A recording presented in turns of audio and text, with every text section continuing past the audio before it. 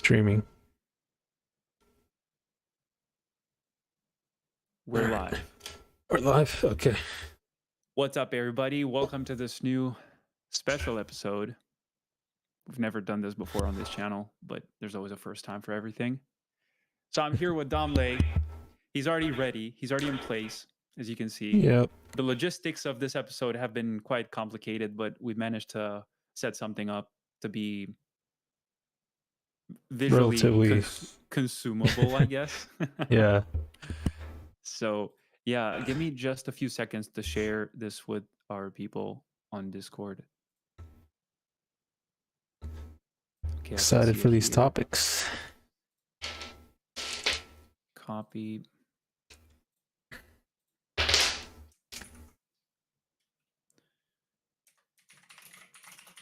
We're live. I like the thumbnail, even though it's like a Yeah. like a thumbnail from a previous episode that YouTube is just choosing for this one. It's all good. Quite accurate. Self-control, gamer rage. Those might be topics we could get into. But yeah. Without further ado, let's just start working.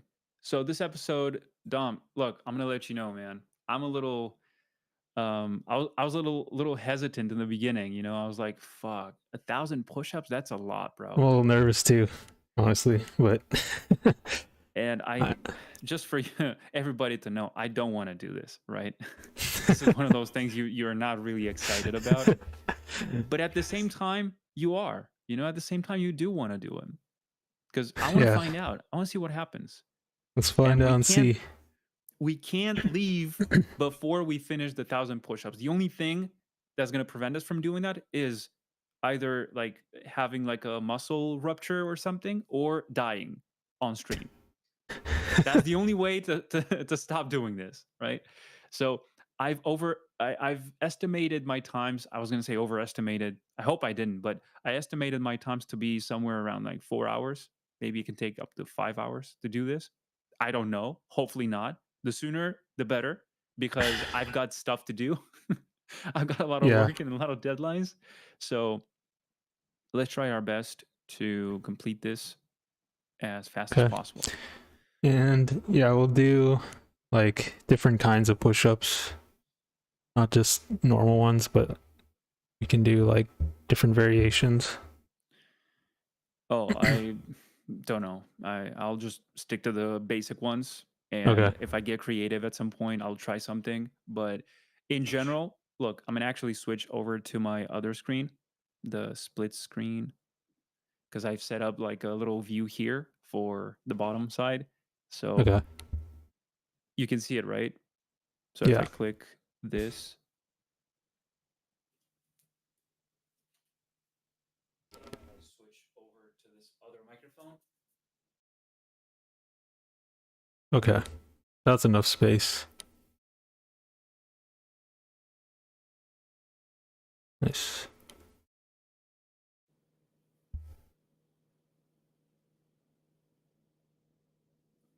All right. So yeah. Oh, sorry, wrong microphone.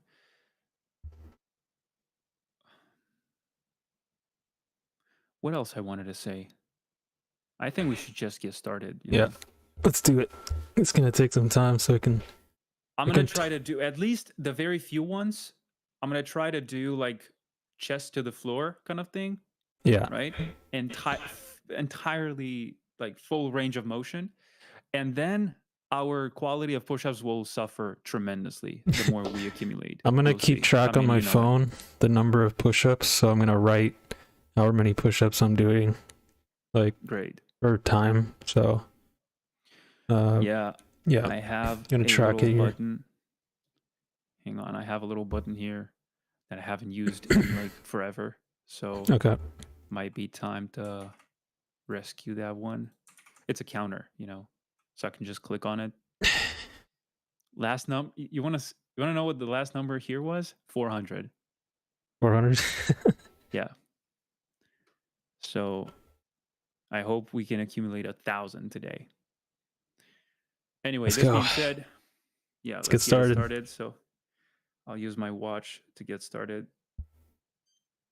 It's on.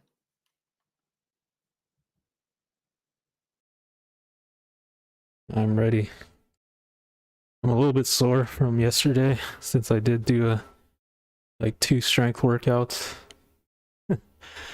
but I'll be okay.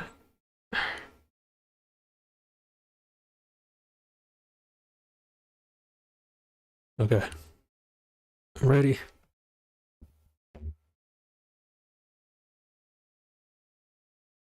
There I go.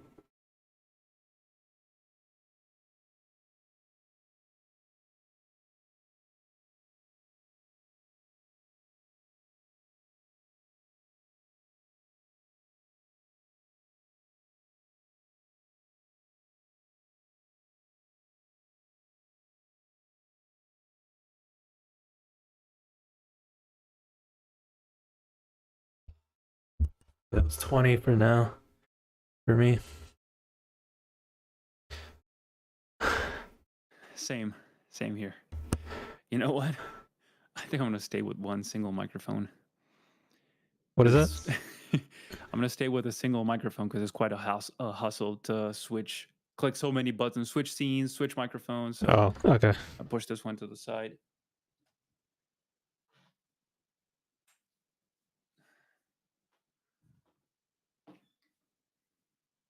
Bring this one up here. And drink a lot of water. That's for sure. Yeah, I have some water here. I'll do 5 more.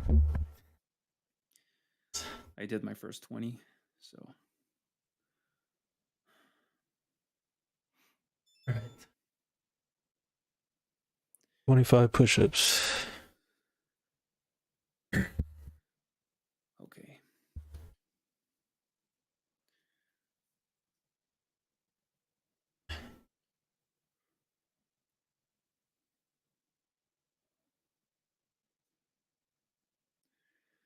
$30 push-ups.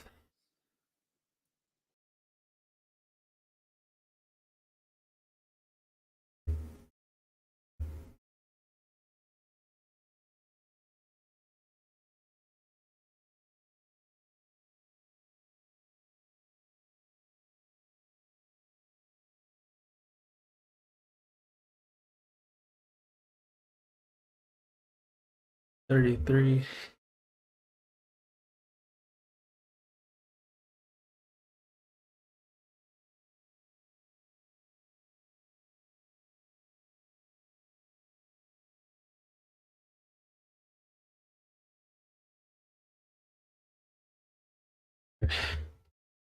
I'm at 40 now. Yeah. You're at 40. I'm gonna try to do them in like pairs of like sets of 20 at first. So the 20. Okay. No, it's 40. It's 40 now. I got 40 down. Yeah. I don't know how we're gonna do this, man, but I think you should just have the microphone down there. no, because I can't hear you. Oh, does the headphone not reach? You would be playing through the speakers and you would get feedback from the microphone. Oh.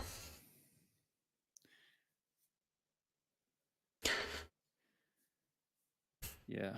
I'm not sure how to pair one of those wireless earbuds or something. Not yet.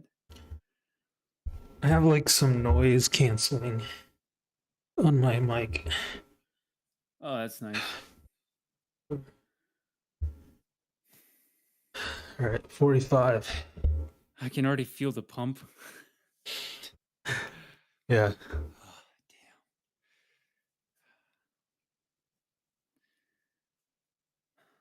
So, what topics could we talk about? What could we start with? Self-control? I'm just looking at the thumbnail and it says self-control. So, what do you think about that? Because I haven't prepared anything. This is a very spontaneous episode. Yeah. self-control. Or what about getting opportunities, I guess, since there's this whole like layoff thing happening right now and people are so worried. Sure, it's a I good idea. guess like Yeah, it not should being work for afraid. any situation in life, not only for Yeah, being work. prepared. Yeah, it's opportunities in general. I mean, we're Okay, preparing our then. bodies right now. Yeah, I was just gonna ask you, like, okay, then, how do you prepare? How do you prepare? Mm-hmm. How do you Uh, do it? well, build a strong body and mind first before you take on other challenges. And that way you'll be confident in yourself and you'll have the ability to succeed at your daily tasks because you're already building that discipline. So that's what I think. What about you? I'll tell you after the quick break. Okay.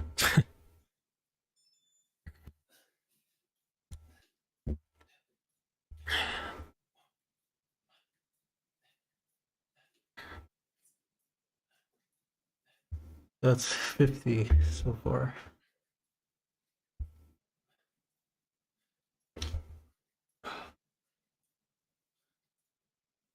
50 push-ups. All right. So I think that everything starts in the mind. I think your thoughts are, in a way, the only thing you really have control over.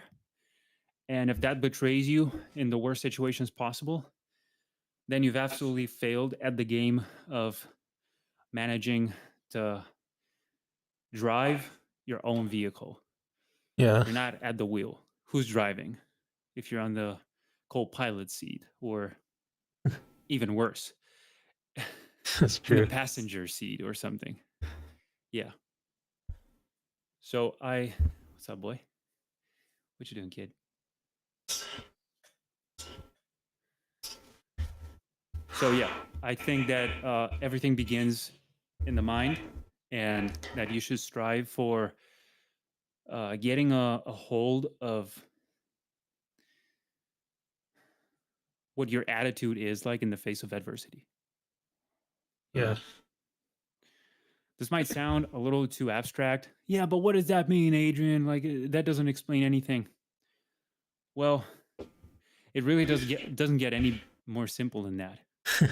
You know, whether it's you doing push-ups, Yeah. whether it's you facing the death of a loved one, whether it's you facing a you're being fired from work, whether it's you facing a great loss of some kind, whether it's you facing some kind of pain, it all Yeah. starts with the choice of what do you want to do?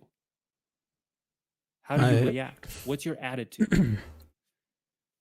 I came across this guy on LinkedIn and he said that he was going to give up art entirely, completely.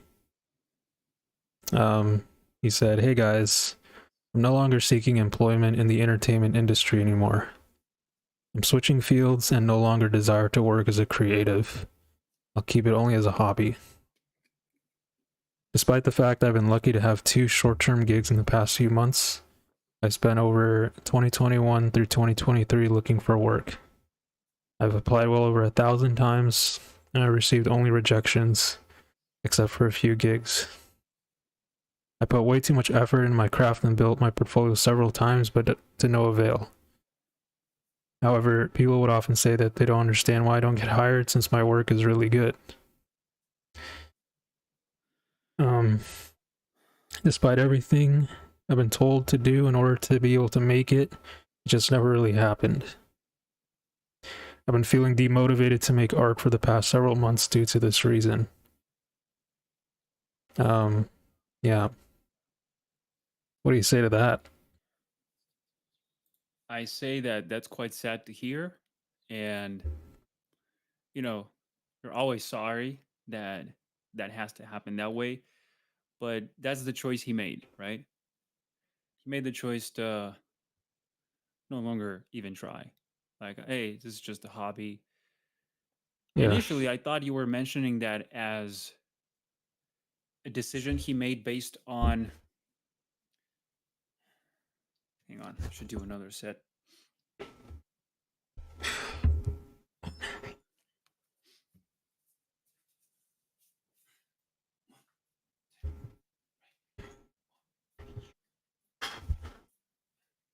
Right.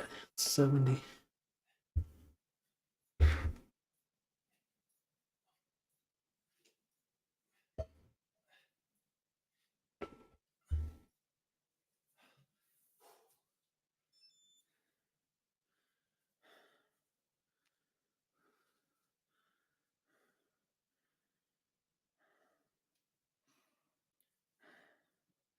All right. So I thought that that was like a choice he made based on a desire to no longer work for anyone, but to simply do art for himself. Uh-huh. And I thought, huh, that's nice, right? But if he just does it because it's too hard or because he thinks he can't find another gig or another job or whatever, Yeah. then yeah, it's It's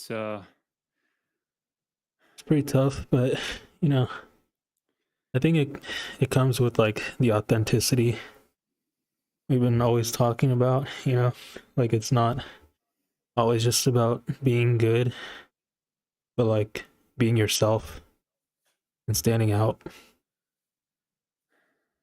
it's about building your own brand, right? Your inner self, yeah. Your mark. But what do people say about, "Oh, why do I need to build my own brand? Why can't I just, you know, do art for the sake of art? Why does everything have to You be monetized?" and you have to. I mean, you should. Yeah.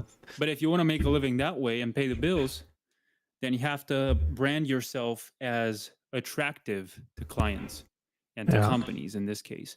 Or be a freelancer, be a one man army, one girl army, and simply work directly with clients without companies, with nothing, you know? There's many people out there doing that. Exactly. But in order to get there, you should have crafted a very accurate and very, don't know how to describe it, branding, a sense of your own personal brand, who you are, your name. What style is that attached to? What kind of work ethic is attached to? Yeah. Gotta remember that stuff. Because like we said, everyone can be good these days because there's so many tutorials and programs out there to make the workflow easier. But now it's like, what about you as a person, as an artist? What can you show to clients that's Yeah. being yourself, you know? Because a lot of people copy other people and just think like, oh, this is the right way to get in. But Right. it's like, what's your path? What's your journey like? Well, it works to a certain extent, right? Copying others and following their path, that Yeah, general formula. Yeah, okay. Once you get in, what are you going to do? What's the next step? Who are you going to copy now? Let's say you reach the summit in the most optimistic case scenario. You reach the summit of that mountain. You used to copy others for following their paths, right? So you climb the mountain, you get up there to the very top. What's next? yeah, You're going to be looking around, seeking someone else to copy. There's no one else. What's left? exactly. The next mountain, the taller one. Uh-huh. Oh shit, no one went there. What do I do now? Have to carve my own path? Yes. It's too scary to carve your own path. And that's where the journey begins, right? It's that Exactly. fear of like, Dom, I don't think we should do this 1,000 push-up challenge. Many things could go wrong, you know. Yeah. We could face some physical injury. I've got stuff to do. There's Same. 1,000 excuses you could think of. Yeah. So hang on, let me do another set. All right.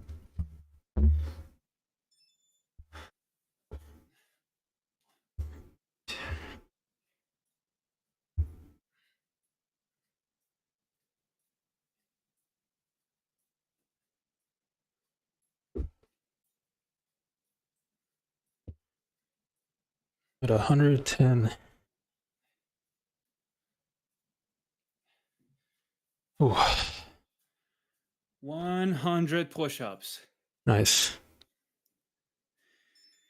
We're about the I'm actually same. quite surprised I got 100 push-ups I in know, right? That already. went pretty fast. Yeah. How many are you on? 110. Damn. So I'm just going like 5 sets, 10 sets. Slowly climbing. Okay. Okay. Yeah. I could have done that too. I just refused to Yeah, do it's a 7 little bit hard to. push-ups or Yeah. 16 push-ups. You know, it's like some. I want to. The fact is that this little thing I'm using them to count the push-ups Uh-huh. goes in 10, right? Sets of 10. Right. So I do one set and I click it twice. That's 20 push-ups. It says 100 now. So yeah, doing like some odd number of push-ups would be weird for I me. get you. And it helps me to stay on track. Right. So I do 20, 20, 20, 20, 20, 20. I get faster to the final number.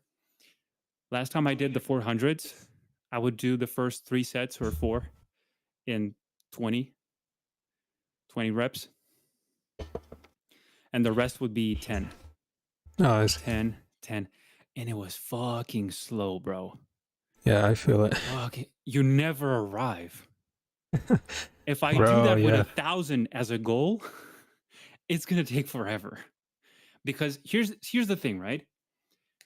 In case you guys have not noticed, when you aim lower, it's gonna feel hard anyway. Yeah. Then aim higher. It's gonna be hard anyway, and you stand higher chances of reaching a higher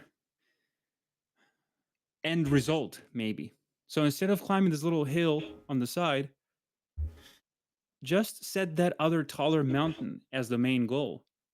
Even if you don't get to the very top, even if I don't get to the 1,000 push-up mark, I will still perhaps land somewhere close. I don't know, 700, 800. Yeah. But that's way more than if I said to myself, okay, today I'm going to do 500 push-ups. Guess what? 500 push-ups is going to feel very hard by the time I reach 200, 250. Right. Whereas if I say, okay, I'm going to do 1,000 push-ups, by the time I get to 500, that's more than twice of what it used to feel hard with the first example. You see how you shift the psychological kind of thing in your mind? Exactly. So, You have yeah, to like find it's the ways. ambition thing. Yeah, when I was doing the 400, I was not taking as many rests as this, which this allows me a little bit more time to recuperate. Same here. Yes. I'm calculating somewhere between 2.5 and 3 minutes between sets. I'm at Yeah. 3 right now, so I'm gonna hit another one. Just keep telling them. But yeah, that was still brutal on me because at the time I weighed 165, so I was pushing a lot of weight. But I think now that I'm a bit lighter, should be a little bit easier. But we'll see. We will see about that. It can still get more challenging and difficult.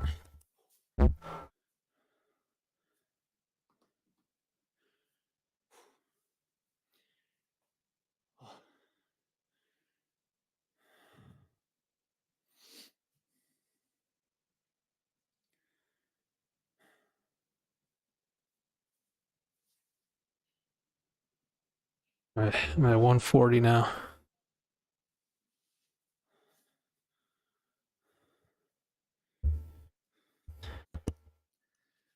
Uh, Now I'm starting to sweat a little bit. I'm slowly getting there. Yeah, I'm at 140. I'm gonna check to see if there's anyone in the chat, just in case. Oh.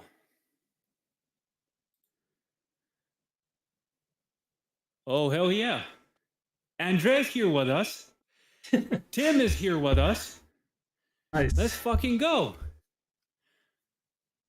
What's up, guys? You guys Welcome coming to in? the arena. Tell him, Dom. Is Andre coming? Andre's in the chat. Oh, you Tim is in the spectating? chat. How are you guys You doing? got this, guys. Good luck, boys. Thank you, thank you. Thank you, guys. Yeah, join us anytime.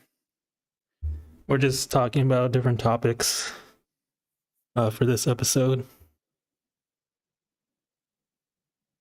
So, Yep.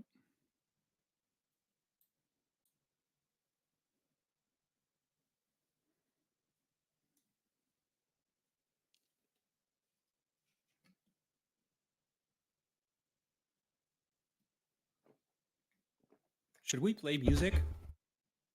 yeah. Are we able to play music? Yeah. You can go to streambeats.com. It's something a guy called Harris Heller created. So it's like a music platform for safely playing stream beats during your Oh, stream. You can choose from a whole variety of different genres and stuff. So if you want, even though it's going to take a little bit of like you're going to interrupt the connection between what people see on screen because you're the one streaming. So just go to I think. streambeats.com, click on anything there, set of low volume Oh, if you want to play music. I think. All right, let's just do it without music then. Maybe someone else wants to listen to their own music. They don't No want to. trouble. Yeah, it's fine. Okay. This helps me to concentrate actually, because Yeah, I was just gonna ask you, do you usually work out with music when you're running, when you're riding your bike, or doing your stuff outside, or even indoors? not too recently lately. Maybe sometimes I'll like, I don't know, because I just don't like my headphones getting all sweaty. So I just tend to run without anything. Or like Yeah, do push-ups. I just turn something on the computer, maybe like a podcast or like a workout video. I feel you. But what about you? Oh, obviously, I don't think you play anything, right? I don't. I used to listen to music when I was out running and stuff. That's like 2 years ago. Then I decided, you know what? Fuck that. Mainly because I was tired of carrying my phone with me all the time. Oh, but Adrian, you can get like a little MP4 kind of music player. Yeah, I know, but I just figured it was better without music at all. So, yeah, I like to be not depend on music because the only reason you're listening to music while you're working out is because you want to feel motivated, distracted, or something. And I didn't want that. I don't want to rely on something else for motivation or drive or anything like that. So I started to harness that power from inside of my own mind, right? The same thing I was doing like a decade ago when I was coming back home and I was just recapping the whole day. All right, Adrian, what happened today? Tell me. I was like just talking to myself. Yeah. Well, she said this, and then I did that, and then those guys said this, and they happened to be there while we were going, and blah blah blah, and they got mad, and I said this. I was like recapping. See, what troubles you? What troubles you today? What happens? What's happening? So I was just like self therapy in a way, right? Mm, And music would do that for me as well with the lyrics and everything. Oh, I can relate to those lyrics. Yeah, that's yeah. exactly what I'm going through. But at one point, I wanted to let go of that and just see what happens if I no longer depend on some external good. validation kind of thing. Yeah. And that's how we ended up here, bro. That's why you see all those videos in my channel and your channel and on this channel Oh on yeah. Lightshare, talking about all these nuances about those darker aspects of our minds and stuff. Yeah. Hang on, I gotta do another set. If there were more people in the chat, I would want to ask them like how their lives are going. Like how's Yeah, everyone feeling? before I go, Tim said, "Shirley, just sing out loud to yourself on the run like you're in a music video." And the sunglasses, the sunshades emoji. Depends on the song.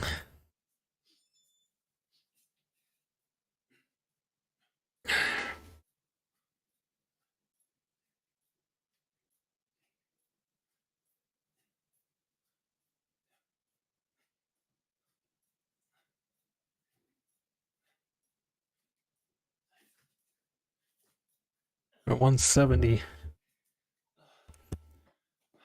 Keep forgetting that I moved the other camera. All right. Dude.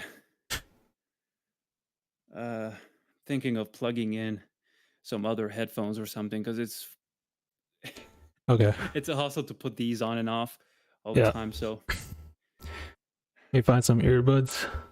yeah, I'll find some.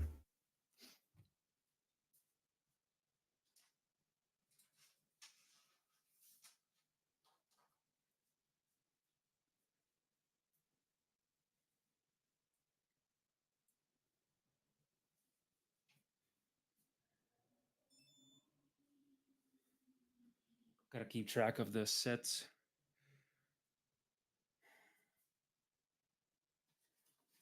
Because that's something that used to happen as well. Oh fuck, which set is this? How many did I do? I don't know. What do you do in that situation if you're not sure? What I do is like I nullify the previous set and I do it again. Yeah. So let's You say could this just is do your extra. 7th set. You messed up the count. You no longer know exactly if it's the 7th or the 8th. Then it's the 7th, right? You never add more, to get away with it, with doing less. Yeah. So instead of risking that, what I do is like I reset. I said, okay, one more. So in reality, you could have ended up doing more push-ups than you initially wanted. And that's the same mindset that I applied to It's pretty to smart. this workout regime, workout routine or anything else. If you're not sure of how many miles you've been running or how many reps you've been doing, then start again.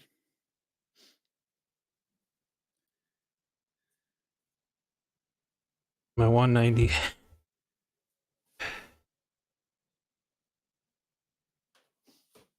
Hang on. I need a cable to make this longer.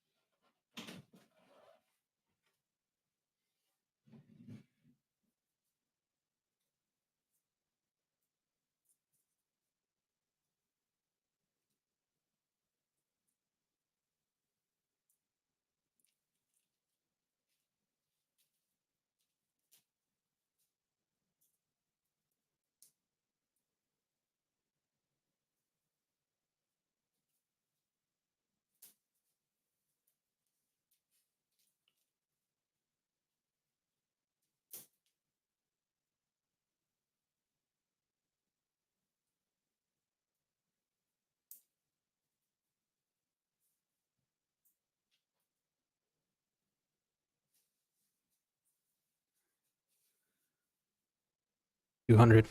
I just hope this works.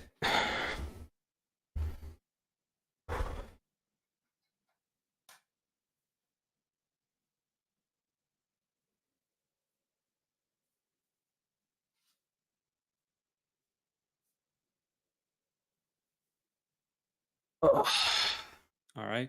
Can you say something? it works. Shit.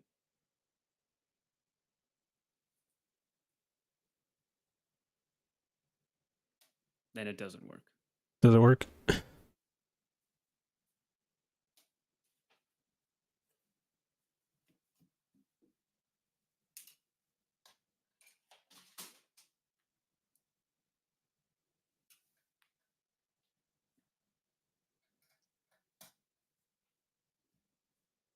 All right. Do it this way, even though it's a little shorter. I can take one off, put the other one on. If you said anything, bro, I was not able to hear you. No, it's all good.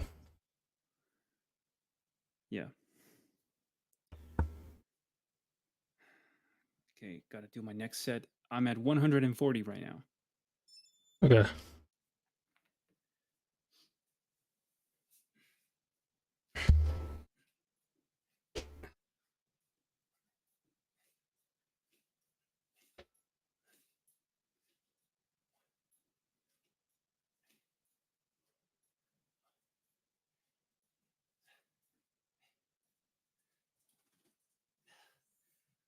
Ugh.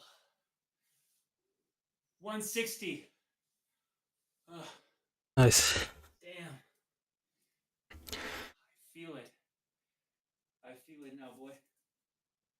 Yeah, 210 right now. 210.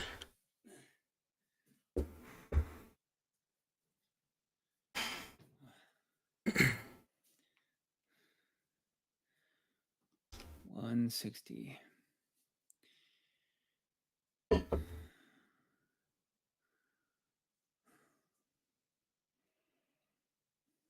Oh, but this is not funny. This is not fun. It's not enjoyable. All this pain, all this suffering. It's boring. Who else is You in guys are the not saying anything, chat? not talking. In the chat, it's quite empty. Empty. Yeah, It's okay. nothing new. But that's the thing, right? You do this to empty your mind in a way. When I Yeah. work out, that's the only time I actually find that peace, I guess, which is quite ironic because you're supposed to be kind of going at war with yourself, right? Yeah. Like, I don't want to do this, but I have to do this. That's Exactly. the discord being created between those two concepts, right? I don't want to do it, but I have to do it. So I do it, but I We don't do want to it. do it, but I do it anyway. Yeah, even if there's no audience, you still do it. Oh, that reminds me of those people working out at the gym who are Yeah. like kind of making sure left and right that someone's watching them, and then they start the lift, right?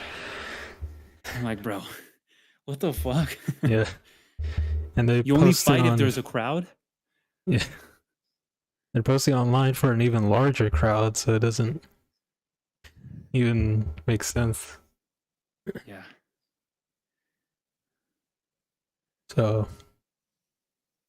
Do it for yourself, yeah. you know? Do it for not for the crowds, not for, to please anyone. Do it because you know you're getting stronger.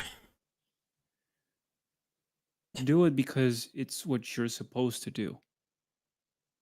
Yeah. So,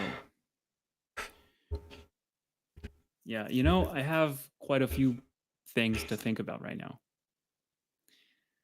I'm like, this is not feeling as hard as it used to. So, That's what I'm wondering. That's what I'm thinking is it too. me? Is it me that really changed that much in the last few months? Or is it that, I'm kind of being entertained right now, like time's passing me by a little faster because I'm speaking with Dom, I'm having a conversation? Or is it because, I'm I'm waiting longer between sets, which is not true because I used to wait for the same amount of time. And my Right. sets were shorter in reps. So it's even worse. But it's not. It doesn't feel as bad I think as all months that ago. effort you've been putting in is accumulated to this point where you're now capable of lifting that same amount of weight with less effort. Yeah. So I'm thinking too, Let me do like, another set. we're already at 200. And it doesn't even feel like that much.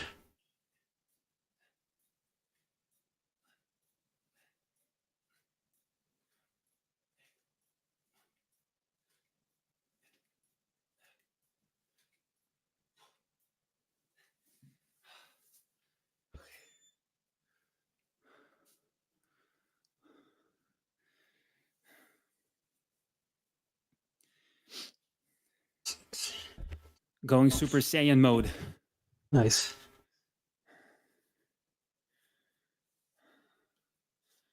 All right, 235. This is nothing. Make sure to drink water. I'm on it.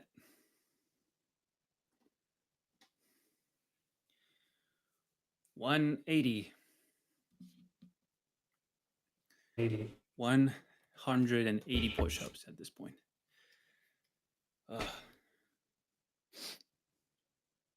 How are you feeling, bro? I'm feeling fine. How many have you got? 200? 235 Damn. right now. Bro, you're fast. Just going like sets of 5 to 10. Okay. I see. That's good. I'm waiting for about 3 minutes between sets and doing a consistent 20 rep sets. That's fine. Go at your pace. Oh.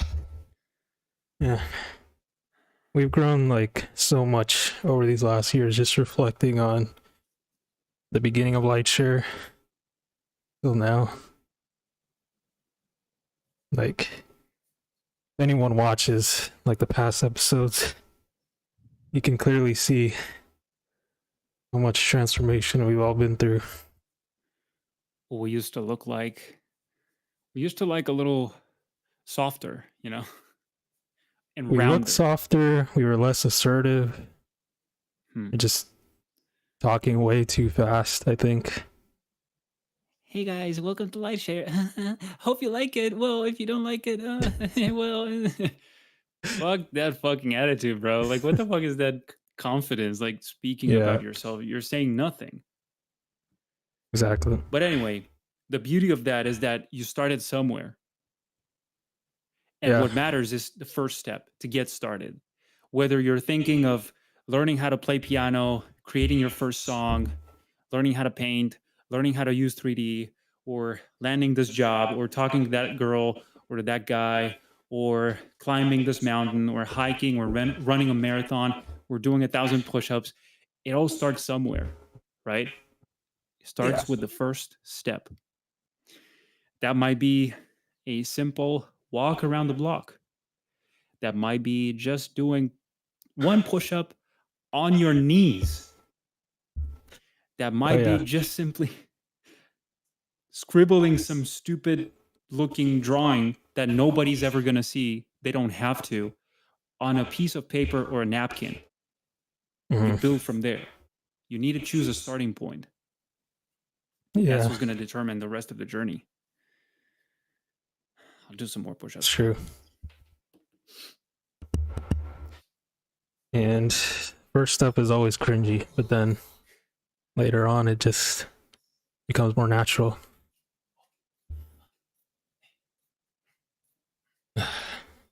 Yeah. Not gonna lie, I feel a little bit sleepy. Not tired, just sleepy. Probably because I've just woken up. I'm like,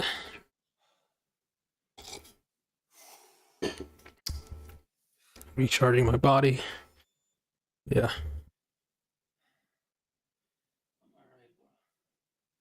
I'm all right, kid.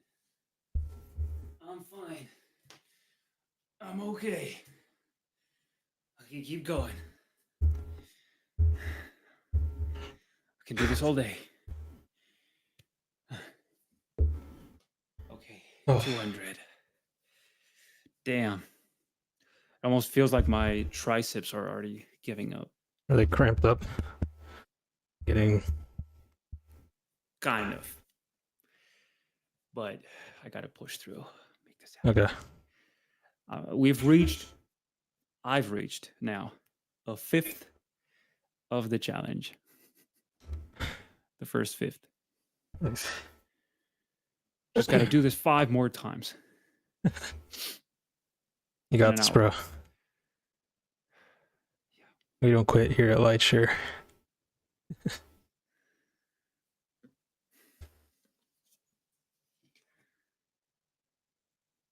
What other things could we talk about? Dom, how do you manage your time to combine so many of these different projects in your schedule, ranging from client work to personal stuff to posting online?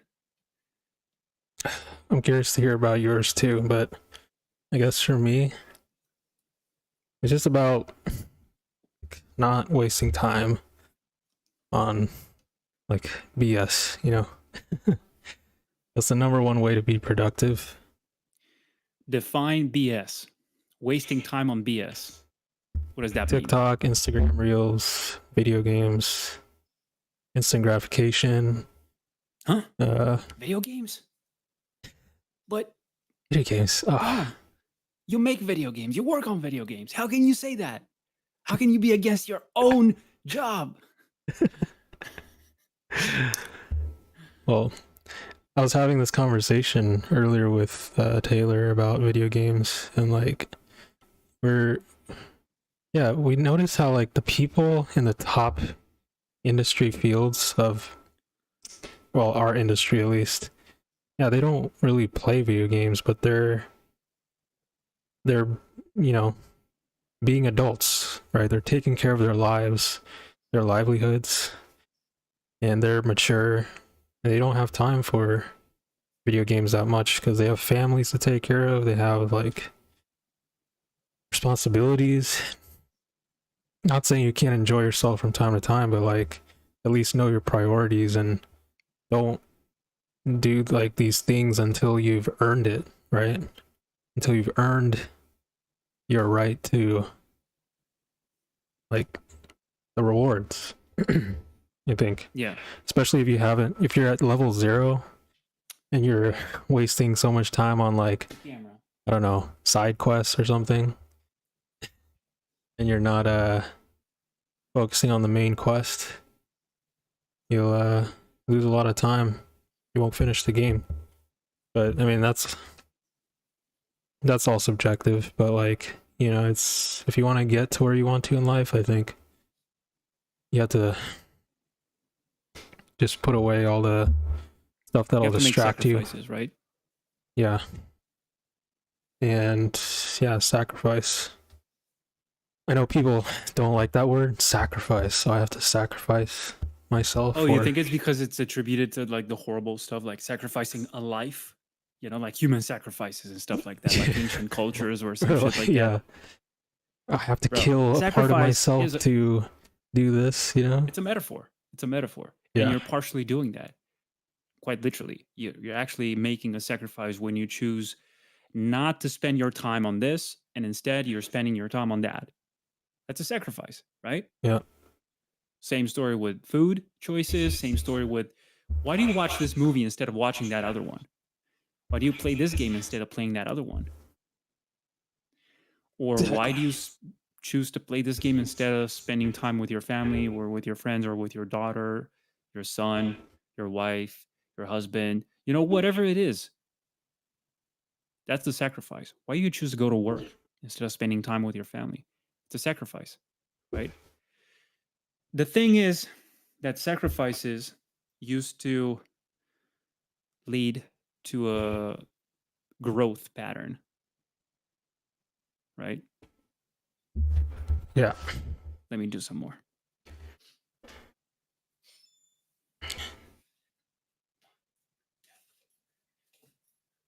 That's true. Sacrifices do lead to growth.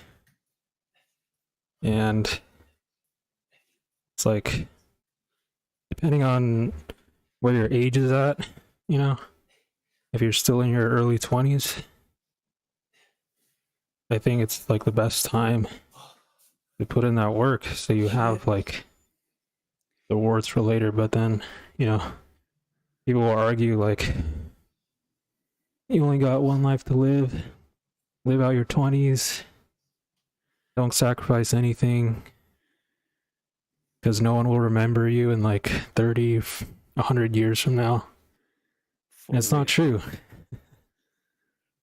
People still remember all the greats of the past, you know?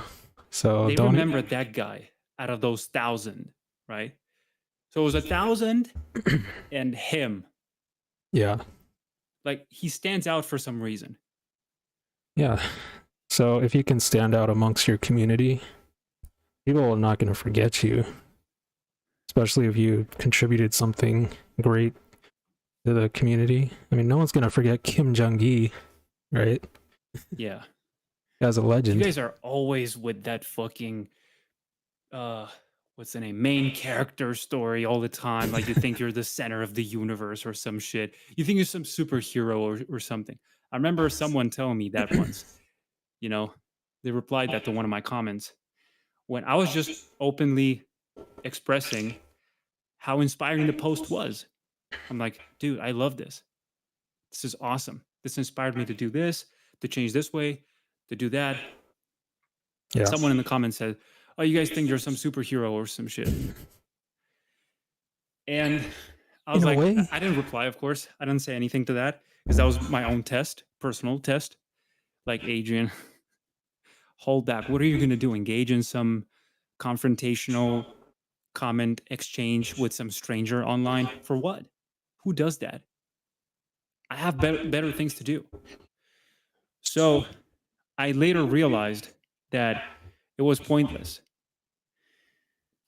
And you have nothing to gain from that, from doing that. So what happened was that I realized that you actually should be the main character in your own movie, which is your life. It's your own book, it's your own story. You're writing it, you're designing it, you're living it. Who else is if it's not you? Right? Who's your main who is it character gonna be? if it's not you? Exactly. Your dog? But I feel like people say that, well, that's only if you're Adrian Virlan. But the thing is that people seem to be a little afraid of admitting that. They seem to be a little scared because it's complex. Yeah. To become the main character, to take control over those responsibilities and actually own it. Yeah, I get it. It's fucking hard. But that doesn't mean you shouldn't do it. It takes risk taking as a main character, I guess you could say. Exactly. Which a lot of people don't want to do, you know? And that's the same thing with our job industry, our job market. Like, dude, if you're getting rejected from like 1,000 companies, then maybe it's time to like work on yourself to make yourself stand out. You know, it's scary. It takes a lot of risk, but the reward is insane. And yeah, you just got to do something that other people are afraid to do, or that people will make fun of you doing. Because I think the moment you care about what other people think, that's what's going to hold you back the most. But if you learn how to just stop caring completely, that'll put you in front of the race. Because you're focused on your lane, your attributes, your success, and other people are watching you. So you ask yourself, like, what are these people are doing then? Why aren't they working on their lives? So, yeah, It's a gotta whole take bunch those of risks. distractions everywhere. Yeah, You're literally navigating this sea of distractions left and right. It's this ocean of lies and doubt and fear and uncertainty sprinkled with some little, I don't know, little pieces of truth, I guess, with real stuff, with yeah, some confidence. And you feel lost because it feels like no matter how much you swim in any direction, you can't find an answer, you know? Everybody else seems to be navigating on those luxury boats and yachts and you know, those higher, better looking vessels, and you're not. You're just clinging onto this piece of floating debris, you know? it's true. But the thing is that everybody can get there, right? Oh, no, no, no. They were born that way. They came into this ocean with that giant boat. Maybe some of them. Yeah. But some others, they had to work for it and they made it happen. Why can't you be one of those? Because you don't Yeah, want to? Because that's not how it works. Because that's your belief? Is not how it works? that's Is how that what life you think? shouldn't be. You know, life can't just all be struggle 100% of the time. Well, it won't Life is be. not struggle 100% of the time. Life is struggle part of the time. And this is Yeah, that part of the time. and if And you the can same way you go, accept life, you should accept death. Everything comes in duality. Everything has a counterpart. Up, down, far, close, light, dark, yeah, life, death. Everything works in that same dynamic. And this is part of it. So part of the journey is pain, right? So that doesn't mean it's going to stay here forever. Doesn't mean it's going to last forever. In fact, nothing lasts forever. Things are only meant to be temporary. And I'd like to think that the only exception would be you, that you actually do last forever, you know? And yeah, I don't mean your body and your material possessions your spirit, and everything you own. Yeah, I mean you, your your soul. consciousness, your soul, your whoever you are, which is definitely not this name, not that face, not that body, not that uh, amount of assets that you own, none of that. I mean you, right? You, your ideas, your thoughts, your consciousness. So, anyway, coming back to the topic, which is like, yeah, nothing lasts forever. Yeah, And I certainly believe that to be true. Both you and I have found this out. Many of the people in our audience have found that out on their own. Remember when you had it so bad that time and you got through it, and afterwards you looked back and said, yeah, I thought it was never going to be over, but it is. Now I'm over it. You know, I'm done. exactly. And guess what happens next? Boom, another struggle hits you, even bigger. It's the test. That's how it works. It's the test of life. You'll be tested constantly. Exactly. Every day is a test, you know? You guys like to think that life. Can't run. You guys like to say, you like to think that everything's struggle, everything's war, and everything's like meant to be fucking painful and disgusting and suffering. Bro, it's an attitude, It's you like know? not at Like, all. I hate running. I hate it. Yeah, I don't like running, but I have learned to enjoy it a little more, you know? yeah. Same with like doing push-ups. You know, it Yeah. sucks. Which, by the way, I'm going to do a bunch of them. Yeah, it sucks doing this type of exercise, but you know, it's like when you go through the spinach of this horrible hurdle or obstacle, it like doesn't even feel like anything at all anymore. It's like, oh, it's just second nature now. And you grow stronger. The weights don't get lighter. And you'll be able to face in university, you'll build your confidence up. So, yeah. I don't think it's anything we should run away from.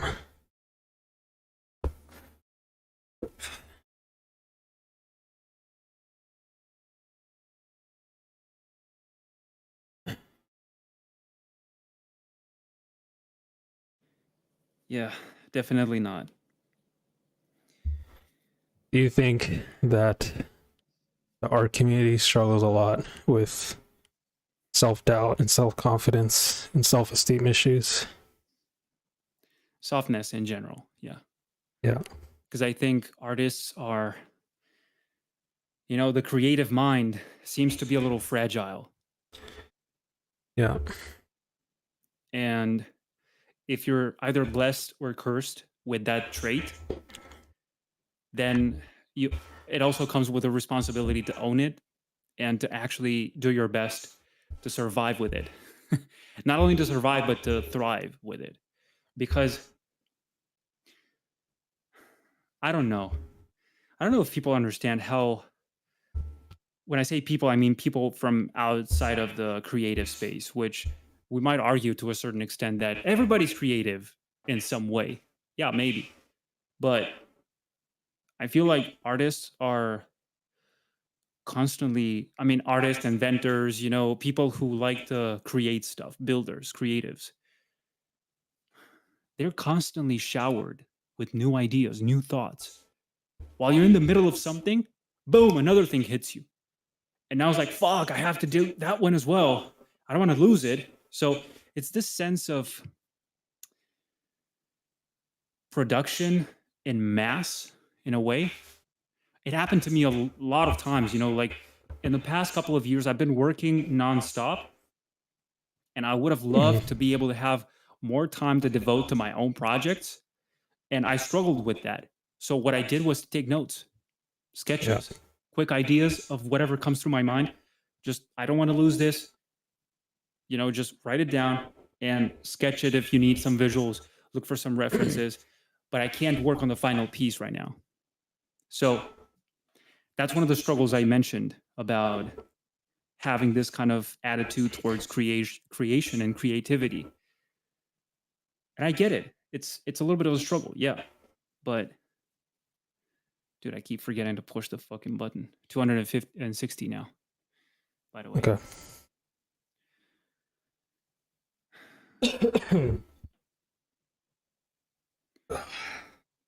Yeah, so I feel that's kind of what happens in the art community. Don't ask me about numbers. I have no idea if it's half of it or 90% of it or just a tiny little fraction of it. I don't know. No idea. What I do know is what I've seen. And what I've seen is just that. People tend to complain a lot. They Yeah. tend to express their feelings a lot, which is something I do as well. I consider myself a very emotional guy.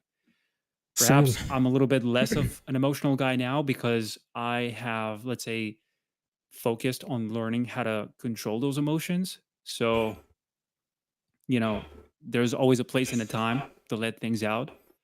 Yeah. And I think learning how to control that, which starts with the first thing I mentioned in this episode, which is controlling your own fucking mind, right? Your own thoughts. Get them under control so you can then give birth to the rest of the endeavors that you want to pursue, that you want to chase in life. So it starts with your mind, with the next step, with the next decision. What do you want to make? What do you want to get done next? And if you don't control that, you're fucked. Very. Because like I mentioned, the sea of doubt and the ocean of like lies and everything in today's in this day and age fights for your attention. All the movies, all the marketing, all the games, all the ads, all the substances, the addictions, the drinks, the sugary foods, the junk foods, junk meal, everything's like nonstop all around you. All these They're all like advertisements. this. Me, Adrian, here, pick me. You look at them, you're like, no, no, no, go fuck yourself, man. Like, I'm not gonna consume that shit. I got stuff to do. But I'm good. I'm good. Yeah, I bet you are, bro. I bet you are. So, Exactly. what are you talking about, Adrian? Some people in the audience might be asking. What I'm talking about is living in the age of overcrowded digital advertising, I guess. Consumption or just It's everywhere. marketing in general. You can't go anywhere without being suggested buying something. And Yeah. that doesn't mean exchanging money for a good. You see, selling is, you can sell an idea, even a Right. belief, a concept. So everything seems to be just fighting for your attention all the time. And you got to learn when to say no to those things. I'll let you take Yeah. it from here. I'm going to do some more push-ups. I'm just hoping this newer generation learns, like, not to fall into these traps, because it's so easy to like fall down this rabbit hole of doom almost, because the newer generation is pretty much born into technology right from the womb. It's kind of crazy to think about, like, just hoping they don't succumb to all of this tech and they go outside, make connections, make friends, deal with hardship in a productive, healthy way, by not like going to the instant gratification or like the junk food or the TikTok, whatever mind-numbing thing is out there. I don't know.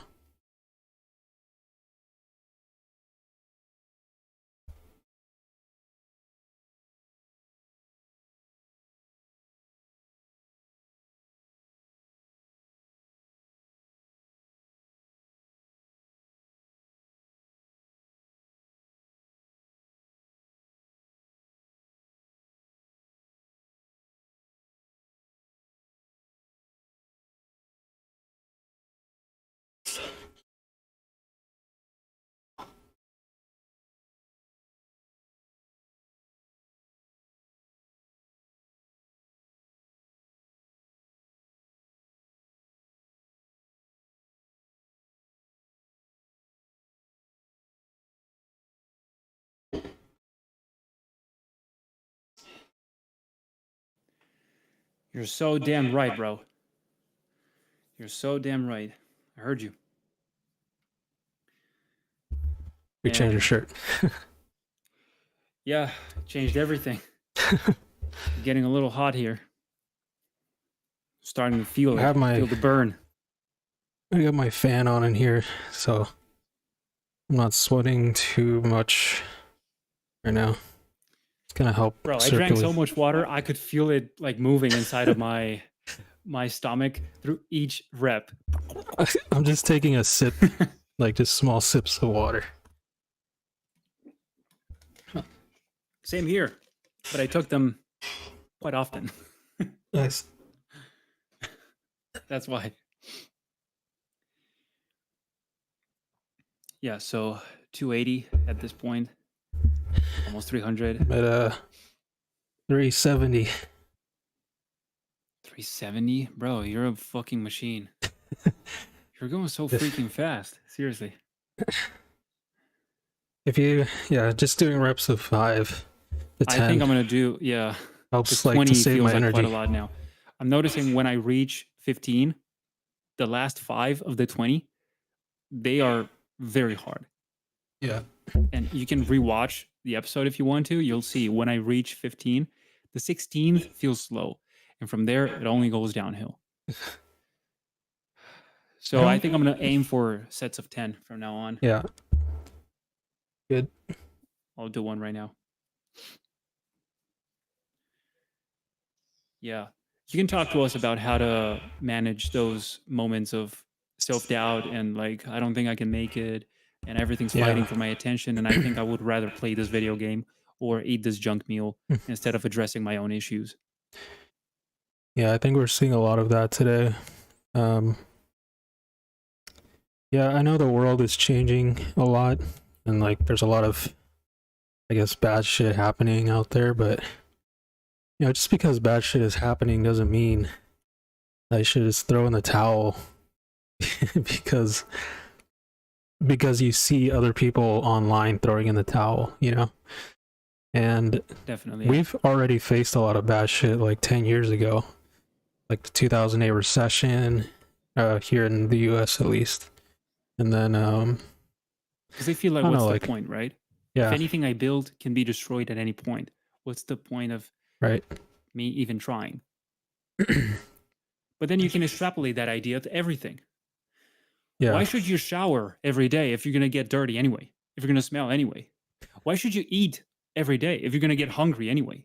Why should you even live if you're going to die anyway? Like, by There's that all these thoughts. logic, nothing is worth it. Yeah. It's like, why are you on this floating rock for then? So you're just existing for however many years? Yeah. It's like, you gotta do something with your time here. You can't just like do nothing. I mean, unless you want to just breathe air on your bed for the rest of your life, but sounds pretty But also, depressing. think about it. Why don't you apply that same logic to the very things you do enjoy doing? Why watch those movies? Why play those games? Why smoke those cigars? Why watch porn? Why fap? Why, enjoy all these guilty pleasures of life if you're going to die anyway? That's if there's true. no point in suffering, then there's no point in enjoying either, right? That is true. The main beauty of suffering and pain and all that stuff, when it's deliberate and it has a purpose, is to make you appreciate the value of those good things, right? I'm sure people who work out enjoy those cheat meals a lot more than if you consume them every single day with nothing to pay for it. Bro, when I was eating junk food every day, my dopamine receptors were shot because it didn't taste good anymore, Yeah, it's just another day at the office. And that's how these people, I remember this once, I never thought about it, but like the people who watch porn, especially the gruesome, very fucked up, twisted kind of porn, like I don't even know, I don't have words to even describe it because I can't even imagine. There's a lot out there. The awful things. Yeah. These kids are watching. Yeah. I've heard that the way you get to that point is because you start with something normal, basic. Then you need more. The same way you describe your junk food story, right? Yeah. So you need something else. You need something else. You need something else. Another level, and you keep expanding until you get to that point where not even that fucked up thing is enough anymore. So same story must happen with drugs and all the other addictions, right? Gotta get the next good type of drug. Yeah, it's very dangerous in the long term, which is what always kept me at bay from even trying in the first place. And I know we've just discussed the issue with this, but you can see now how you can apply that to everything, both the good and the bad. I want to tell you a little story right now. Give me half a minute.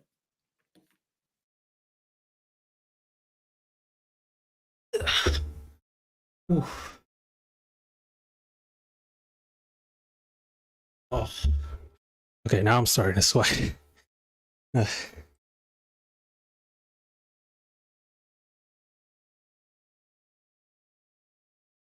300. Nice. Go. 300 Spartans. So, I don't know about your story with drugs, but I have absolutely no history with drugs.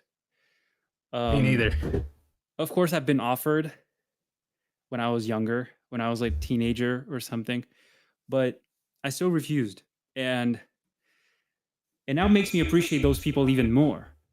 The guys I was hanging out with, people in class you used to feel cool for being around because they're the bad guys, they're guys who like sometimes they get in fights and sometimes they smoke, and not only cigarettes but they some other stuff they put in there.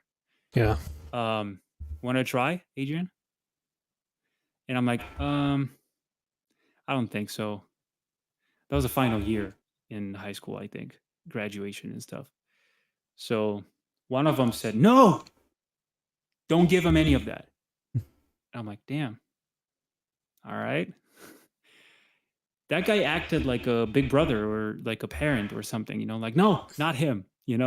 So I guess they must have seen me. They must have felt that energy of like, not, guys, I don't do this stuff, right? I don't even belong here. So I told my dad once, we were coming back home, walking down the street, and he's like, smells like marijuana, right? And I'm like, yeah, yeah, don't you smell it? And I'm like, I don't know how that smells. I genuinely didn't know what weed was Yeah. like.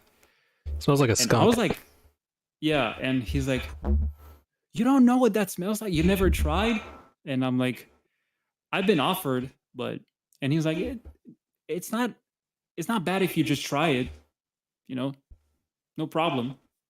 And I said, no, because, it can lead to addiction, and like same story with cigarettes and every other thing. So it built this attitude in my mind of like staying away from things that you might regret trying. Because if you try it and you like it, then you're going to regret it because you're going to get addicted and you're going to regret trying it. If you try it and you don't like it, you're going to regret trying it in the first place. Oh yeah. So That's the thing. I don't know. I just stayed away from all of that. And yeah, me too. Somehow that was the main point of this story. Somehow that mentality is extrapolated to the rest of things. They follow through with your story, in your life. Right. And you start applying those same decisions to many other things. Yeah. Just being able to develop that mentality of discipline and resisting these things that are thrown at you throughout life. Because I've had that happen too, like being offered drugs in art college because everyone was smoking weed in art college. When you're around types of people that try to influence you, you have two options. Like it could either influence you or you follow your moral compass and you stick to your morals and your values and what you stand for. So I stuck to my values and what I stand for. And I actually got more respect from the people who smoked weed. Because they're like, damn, he's got a tough mind. He's not caving in, the peer pressure. You realize how it takes big strength to say no? Yeah. Because the easy thing is to always say yes, take it. Yeah. And Definitely. regret later. So knowing when to let go, I would say, is the big deal here. It's true.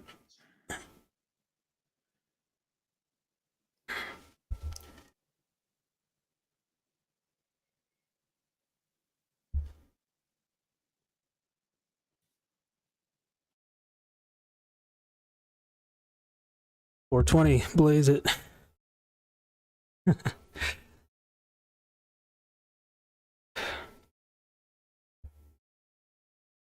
Nice, bro. Keeping it up. Good job. Thanks, bro. You too. 320. I'm 100 Nice. behind. It's okay. These are going fast. Like I'm actually too much. Nah, you're saving energy. So we just passed the record again. 400 push-ups last time. Yeah. Remember what you said that time? You said 500, bro. I think we can do it. Let's do 500. And I'm like, yeah, we will do 500 next time. And a few months after, here we are doing 1,000. Yeah. That's crazy. Like old Dom would have thought he would never be able to do this. You know, that's impossible. I don't think could go that far. But let's try anyways. Yeah. Yeah, fuck it. What do we have to lose anyway? Self-limiting beliefs are very powerful if you tell yourself enough. Hell yeah.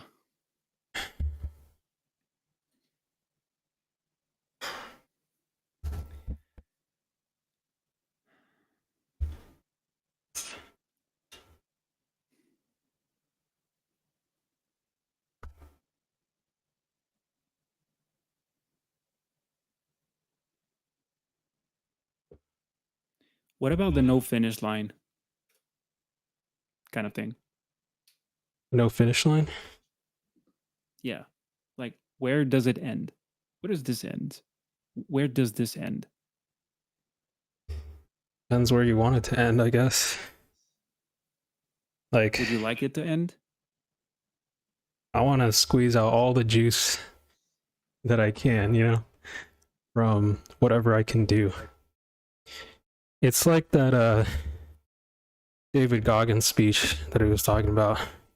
You know, like when you finish your life and you go to heaven and you come before the feet of God, and God looks at your life and he pulls out a list and he tells you, you could have been this, this, this, and this. And Dude, I think that way too. yeah, I think about that a lot, you know? you Like getting to never, the end of whatever the story is, yeah, and then looking behind, looking back, and remembering that you didn't finish that, you didn't try this, you didn't have the balls to even try that. right, And now you're never getting that chance back. So exactly. it all ties up with time and how you can never get it back. It's like the most precious currency we have. And how we choose to spend it says a lot about our future outcome Yeah, and the results that we bring with it. yeah, Which is what leads me to what you said earlier about not wasting time on bullshit, yeah, right? Because a lot of people might mistake that for never stopping. Oh, but I can't be doing things nonstop all the time. They think, well, I'm going to have to stop at some point and take a little fucking break. Don't you think, Dom? Do you want me to stay here forever just working out, doing push-ups nonstop? I don't think that's what we mean when we're saying yeah. that. What Not that means, saying that at all. It's just, what that means is to find a balance between work and rest. That's the exactly. magic of life. That's how everything works. It works in these cycles of active and inactive, right? Oh yeah, That's why we sleep. But you don't sleep 2/3 of the day, right? Well, you shouldn't, at least. You only sleep for a third of the day, and the majority of the day is spent awake doing things. hmm, You see the proportions? You can see this in design as well. yeah. Everything works in this, this beautiful proportion, I would say. Everything connects. It's Yeah, all meant to be. it's present across everything, like all the realms of existence and everything. They all share the same type of composition rules, maybe, I would say. Be it Exactly. music, be it, visuals, be it buildings, anything, you know. Yeah. It's in our industry we call it big, medium, small, right? This distribution of elements, Uh, like the perfect correlation between how something is built and it that's true. works. And I think it works with this as well. Yeah. Like life or art imitates life, and life influences art in a way. So if you don't think two and two connect together, then I think it's time to think outside the box. Right. Same with workout and exercise, how these two are like tied into each other. Right. You get big muscles by doing this every single day. You get good art skills by doing it every single day. You finish a new PR by working up to it every single day. Like, You know, something I thought about? If you can keep going, why stop? yeah. Oh, no, we should stick to a schedule, stick to the plan. I get it. There's going to be a moment for that too. But Yeah. I just had this very recently. Do you know what sissy squats are? I forgot. Guys, go to my channel, check out my ATG workout video. Halfway through the video, you'll see me doing it's something that looks like Matrix, you know, like the Neo kind of thing, leaning Oh, yeah, backwards. yeah. Okay, Yeah. I know what you're talking about. So that engages the quads big time. Now, I used to do like 8 reps of that for some reason. That was my max. And one day I did 8 and I felt okay. And I said, why stop here? I don't know. I just always do 8. Yeah, but you can do more. So I did 9 and I said, all right, that's it. Is it? Can you do more? Yeah, I can do more, but you know, I never gone this far. So, and I'm like, well, today is the day then. Do 10. So, do you also have that sometimes where, you know, you feel like you shouldn't go over those boundaries that you've like unknown territory in a way? Like, ooh, Yeah. this is scary now. Never been this far before. But Happened to me that's- with like running distance. Oh Yeah. shit, I've never gotten this far. Mhm. I should probably turn around and go back. Yeah. Why should you? Are you feeling okay? Are you okay? Yeah, I'm fine, but you know, it's just unknown territory. Like I've never been here before. Right. So this is the chance. This is the time to do it. This is the time to find out. Or do you want to Exactly. turn around, go back home, and remember this moment as the time you gave up and you had the chance to find out what was on the other side and decided, no, I'm going home. That's a cowardly way to live, I think. It's the same thing in art, right? When I was trying to try out this new style that isn't as popular in the industry, this kind of like watercolor look or like abstract sort of thing.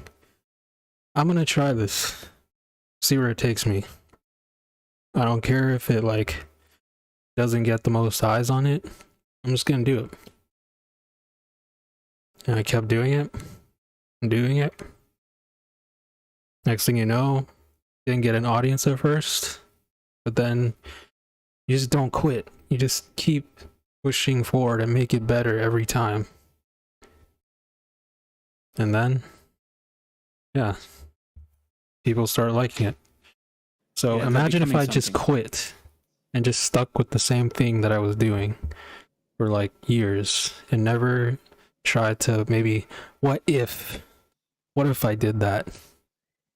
Bro, isn't that Right. the same mistake everybody makes when they start something? Uh-huh. Don't you see all these YouTube videos, thumbnails, and titles like, I tried this for 3 days. Here's the results. 3 days? What do you mean, bro? 3 days. That's nothing. Yeah. That's simply not enough for your body and your mind to adapt to a new schedule. Exactly. Talk to me when you've tried it for 3 months, let alone 3 years. Then you might become the one that's done this for 30 years, 3 decades. That's Imagine crazy. that. How much different does that sound? Like, yeah, I tried that for a week, didn't work. I gave up. Yeah, I once went to the gym, didn't work. Once, bro, once. One time, I went to the gym for 1 hour, I worked out and I saw it didn't work. Because I looked at myself in the mirror and I saw no change. So I gave up. Imagine someone thinking that way. Makes no fucking sense, right? Then why don't we apply the same thing to everything else, every other endeavor, right? Yo, someone else is in the chat. Shun Onigiri. It's easy. You got this, fellas. Thank you so much. Thanks. We're working on it. It's only 50 by 10 twice. Damn right. So let's get it done. 50 by 10 twice. Wait, who's in the chat? The name is Shun Onigiri. Oh, okay. That's the nickname on screen. Cool. Thank you so much. Join us whenever you want. I'm gonna do some. By the way, Dom, how many are you in? 500? 470. 470. Fuck, dude. Gotta catch up. Almost there.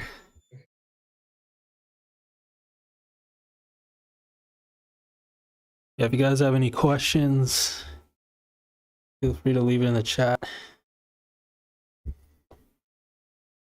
Oh.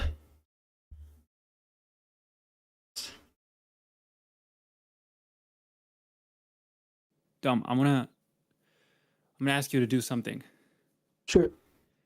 You could go to OBS and create a text and put like a little disclaimer here.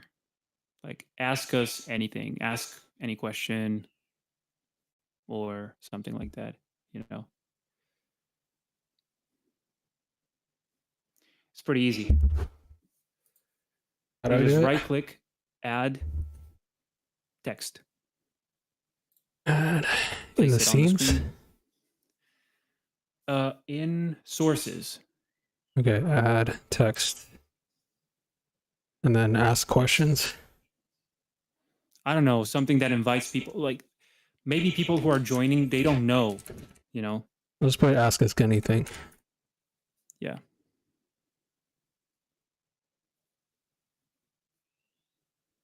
Properties. They say it's all about mental perspective, 50 reps times 10, then do one more set. That's it. Perfect. Perfect. I couldn't have said that better myself. That's exactly it. It's all in the mind. It all starts here, and that's going to define the rest of the journey. So you might as well start it with the right attitude, right? Like our friend here in the chat. So thank you so much for that comment, by the way. We really appreciate it. We wish more people thought that way about things in general. True. Do one more. See, right now, I don't know if I pressed it or I didn't press it. Oh. So, yeah. Anyway, I'll figure it out. Let me do one more.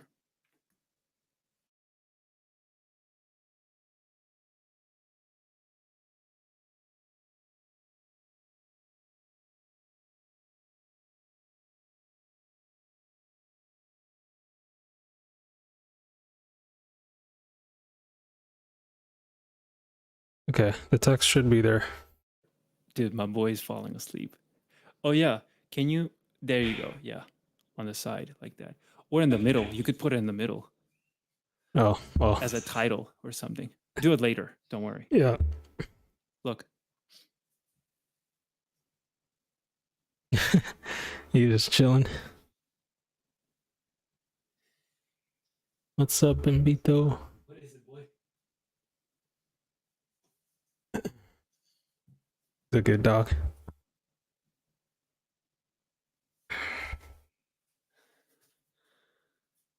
Okay.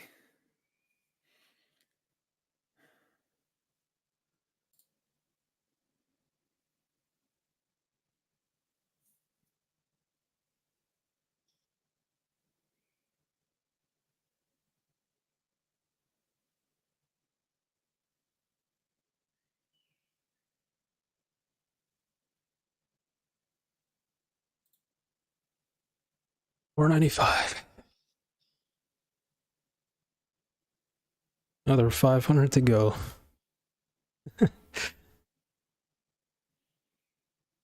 It's almost there, bro. Yeah. Almost halfway through.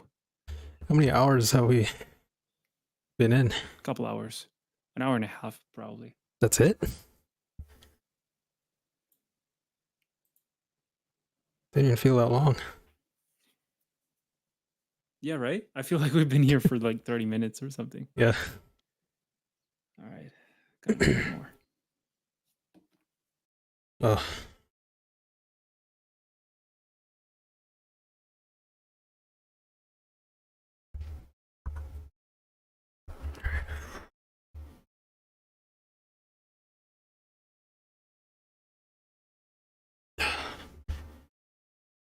It's 500.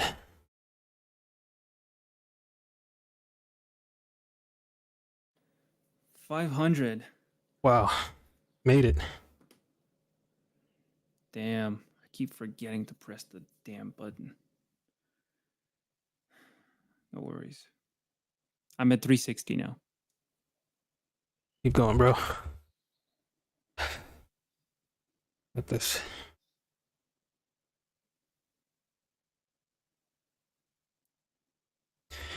It's crazy to think about. Like, I've been doing push-ups almost every day since like 2021. Every day? Yeah. That's when I first started my fitness thing. Like 2021, you said. at the beginning or so, Mm-hmm. when I was doing like really crappy push-ups. Yeah, because I had no types of equipment. I just had push-ups were the only thing I knew about. So I was like, I'm just gonna do these for 30 days straight. Then that 30 days turned into like a routine now.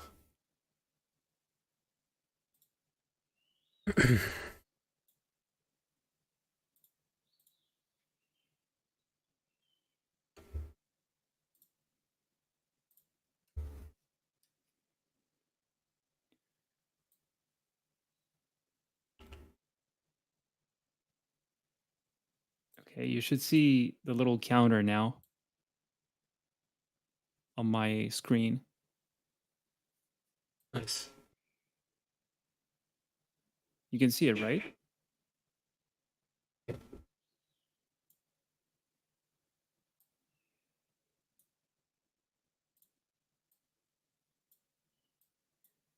Okay, I'm gonna put it there. Sorry for doing this live, but I really never had the chance to to test this. And while I'm here, I'm gonna do some more push-ups.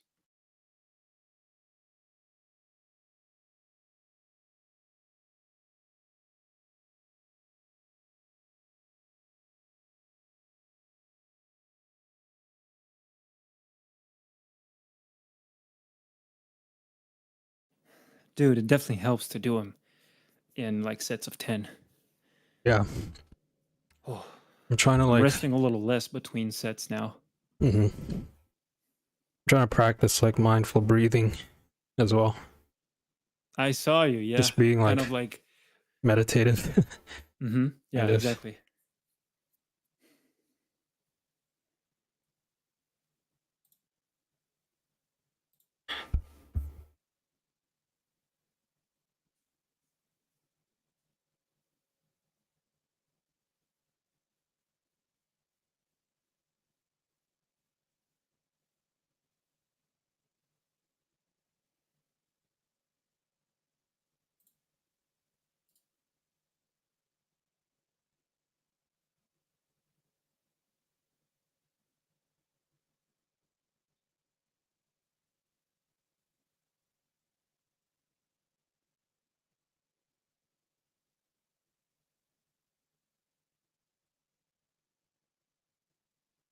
Trying to see if I can add some shadow or something for the text. Like a drop shadow. Yeah, inside of OBS.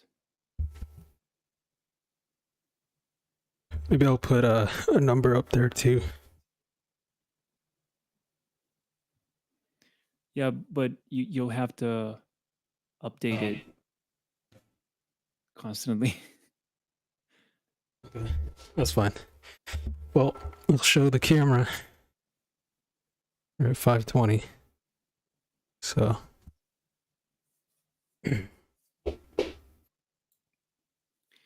We can talk about food.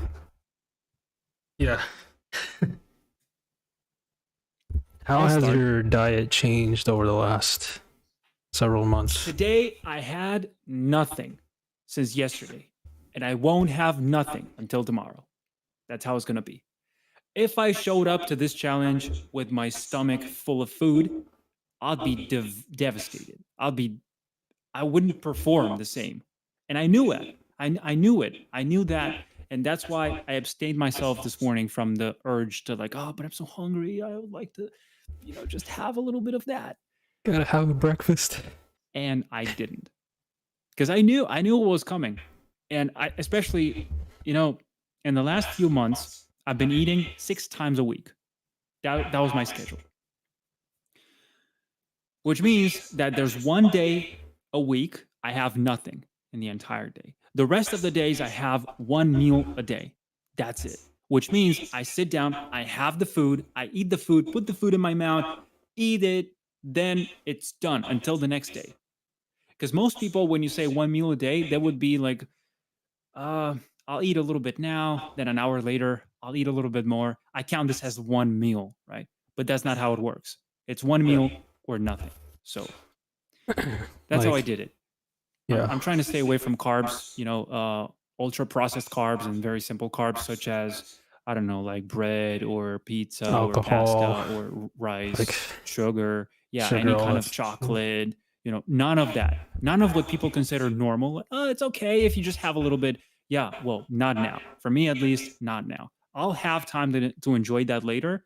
But for now, this is how I'm doing it. And it feels a little hardcore to combine these things because it feels like almost like a keto diet with an OMAD, which is one meal a day. Yeah.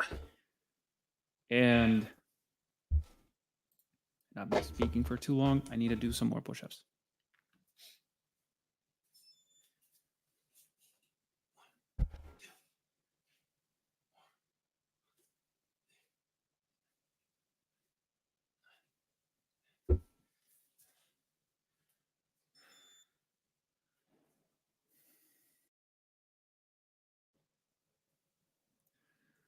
All right, 380.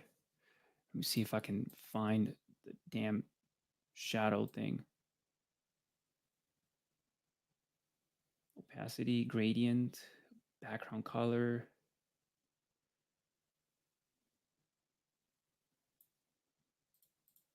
Outline. I think I'll do this. Outline.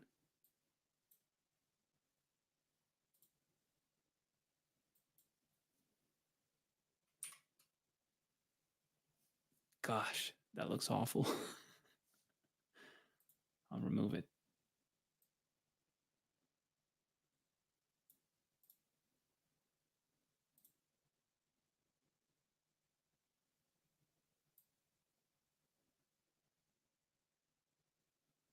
Watching the live on my phone.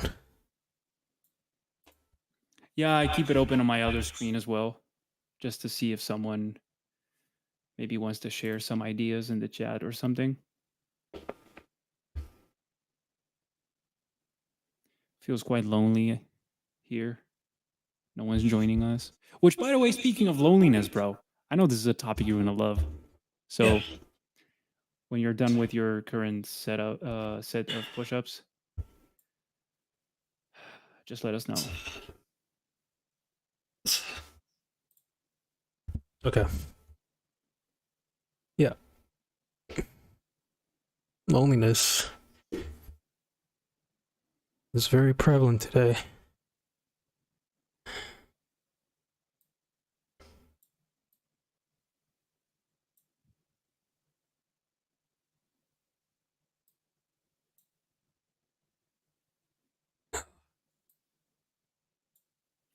What's the difference of feeling lonely and feeling alone? Or I forgot exactly what the. There's like the feeling of being lonely and the feeling of just being alone. The difference is when you feel lonely, you're not okay with being by yourself. Like you feel uncomfortable or you feel sad or depressed. But when you're comfortable being alone, it just means you you can still talk to other people and still be in other people's company, but you don't need to be with other people. You can still have fun on your own and be your own best friend. But yeah, Let me counter that. Let me counter that right now. all right. I'll say it's absolutely necessary that you surround yourself with like-minded individuals, and that we're social creatures, and it's simply a biological spiritual need, right? But Yeah, you don't deserve them if you don't own yourself first. If you're nobody without them, then you don't deserve them. yeah, exactly. And what that means is, I don't mean to say like, oh, you're better than them, so you don't need them. What I mean to say is that you somehow complete them and they complete you, right? In a way. But Right. at the same time, you don't rely entirely on them for your existence. And the beauty of this connection is found within this relationship on how you complement each other somehow, right? And I'm talking about a relationship between two people or a group of people, a group of friends or something like that. Then there's the other layer, like a um, wife and husband, for instance, and then Yeah. there's like a bigger community kind of thing, like the Lightshare community. Then there's more and more, right? So there's layers to this. But I think it all starts inside with the individual. Then Yeah, you join definitely. forces. Then you connect with other people. It's true. Yeah, sorry to cut you off. Please keep going. Yeah, it's really important to have like a social connection with people. Yeah, because as humans, we're not conditioned to be alone forever. We have to thrive with like-minded people, and it's okay to like trim the fat. I think people are just afraid or terrified of being by themselves, that they tend to like cling on to people who are toxic for them, even though they don't want to be there, right? Or they just cling to people whose values are completely different from theirs, but they just want that sense of closeness. But yeah, instead they don't want to find or risk finding other people who are like them, because it's too much work or it's too much effort. So they'd rather just stick with what they have, settle for less. You know?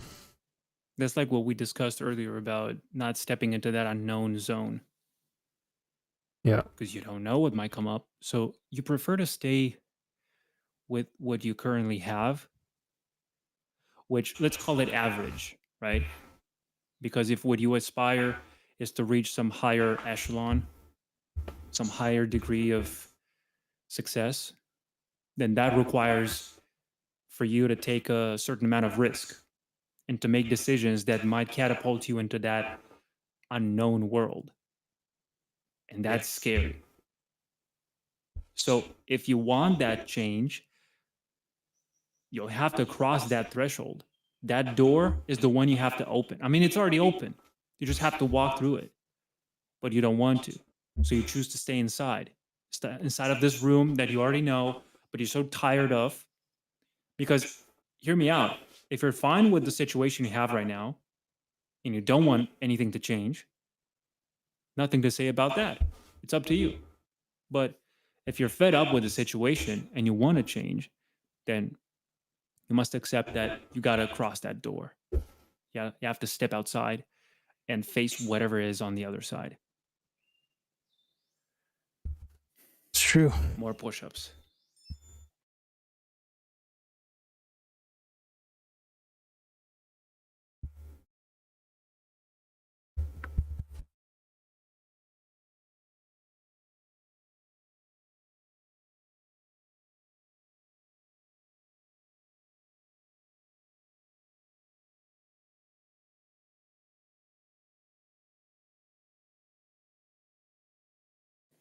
See, that's the answer.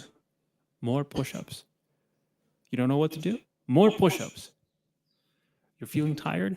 More push-ups. It's all in the Hey, mind. I know that was meant as a joke, but think about it seriously for a moment. Isn't workout that time when you can find clarity inside of your own busy, noisy mind? Very loud thoughts and all that stuff. They try their best to survive, but when you shower them with that degree of intensity, they just quiet out. They Oh just yeah. shut up. And all that's left is that tiny little quiet voice in the background that you've been ignoring for so long. And now you're starting to pay attention to that. And boy, they speak volumes of truth. That's right. Those quiet voices in the very back that you've been ignoring, that are drowning within all this noise you keep pouring over you with all the distractions and all the entertainment and everything, those voices are now finally speaking. And Yeah. what they say is nothing short of epic and legendary ideas. That's how I feel. When I work out, that's what I feel. I find myself in a way when I'm in those tough situations, Yeah. you know? Because we're not, these days in these modern times, we're not going through enough struggle, I feel, compared to our ancestors who fought in wars, escaped genocide, or, under a dictatorship or something. I mean, there are still countries like that out here, but if you're in a first world country, then, dude,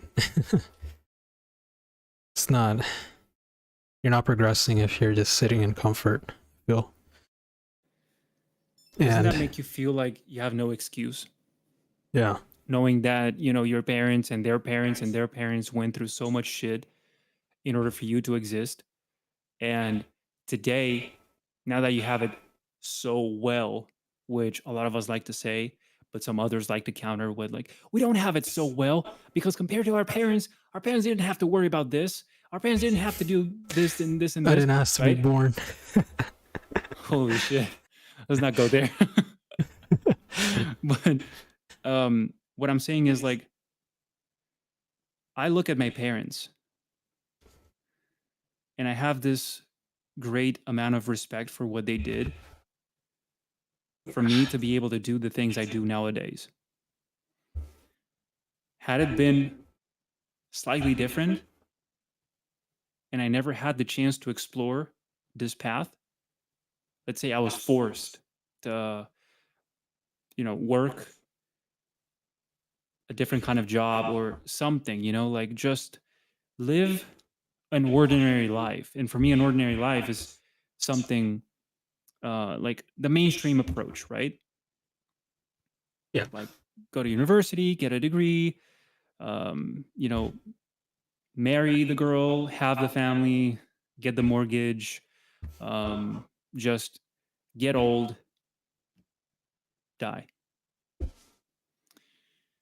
I know I oversimplified everything a lot there, but for illustrative purposes here, I'm saying that we've been given this opportunity to do with it whatever we want, and you choose to what? Waste it? Squander it. Yeah. Waste your time playing games, watching movies, vapping the board. Your grandpa would be so upset. Imagine they're watching, right? Imagine your ancestors are like this, like from wherever they are, and they're like, he's doing it, and then all of a sudden you pull off that fucking awful addiction kind of thing, and they're like, wait, no, not like that, not like that. Wait, you think that makes them proud in any way? Hell no. Yeah. That's why I'm gonna do more push-ups now. There's a lot of this talk out here in the world of, I don't know, it's like people don't want to build legacy. I think a lot of people see that word as like cringe. Oh, why do you have to build a legacy for? We're already overpopulated anyways. Why do we need more kids to pass down our legacy or What do I have to to be pass down remembered? Yeah. our trophies or whatever? You guys are narcissists. You guys are egomaniacs. You think everything's about you and you alone. That's what a lot of people think when you're talking that way. Yeah. All I'm saying is like take control of your life, of your mind, in order to, because your mind controls your body, right? Yeah. There's a thought that forges the path for your neural connections to make your hand move, to grab the muffin, put it in your mouth, and then eat the fucking whole muffin and then get fat, because that's what you do every single day. Change muffin for anything else, and that's how you get to the degree of fucked upness that you're at right now. So if instead of that you chose, you just make a little change. Remember, it all starts with the first step. So you want to get rid of this addiction? This is your chance to change it. Exactly. Watch yourself. You're about to do the same thing you've been doing for the last 1,000 days. This is your chance to change it. You're sitting down, about to open that video game that you want to stop playing. You want to stop playing. You know you're playing too much, right? 5-6 hours a day, bro, that's not healthy. Unless that's your fucking job, of course. But what I'm saying here is like we're talking from the perspective of some average person, right? Just sitting at home. I don't know what to do. Let me play some 4 more hours of this game. Like, be it League of Legends or Valorant or whatever it is, I don't care. Some online competitive game that leads nowhere, has no story. Well, no story. They all have a little bit of a lore, but it's not This is consumed. battle royale. Yeah, it's not consumed directly through the gameplay, because the gameplay is mostly about like game mechanics and just keeping you hooked. Like, you lost this match. Oh, you sure you don't want to play another one just to see if you can win? And if you win, you're still stuck within the same wheel, because it's like, you won. Don't you want to win again? So you play another one. So that's how they keep you hooked. Yeah. So true.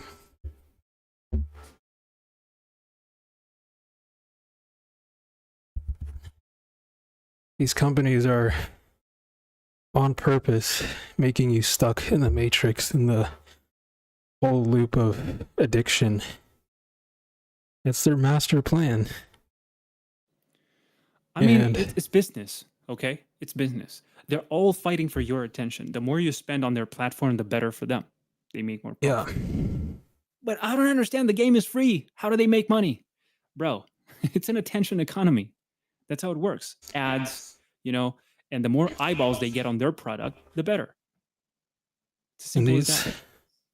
These are the same people who lay off their employees, so think about that. So right. Can't trust these corporations. Yeah. No loyalty. Like these suits or whatever. I really don't understand what's so wrong with having personal individual sovereignty over yourself, owning your because own. It's selfish. It's so egoistic. It's so self-driven for personal gain.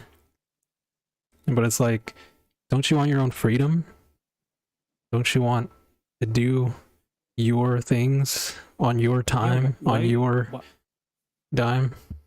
Why would I want to clip my own wings, Why would I want to imprison myself in that pointless, let's say, jail of pleasure? Because that's what ultimately all of that is.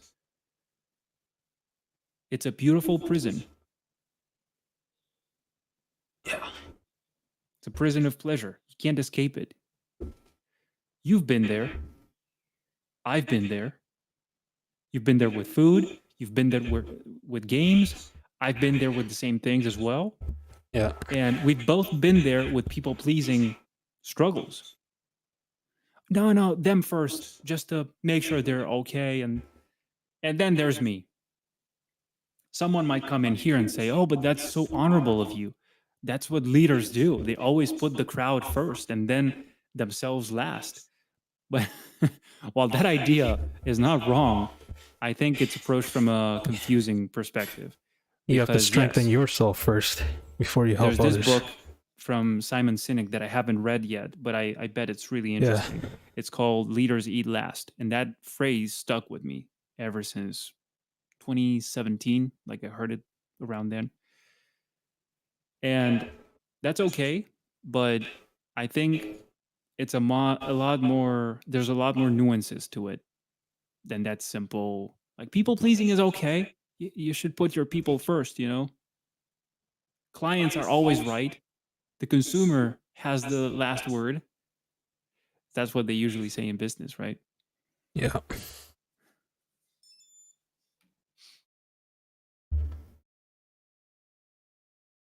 Yeah, it's important to make sure you're not overextending yourself for people.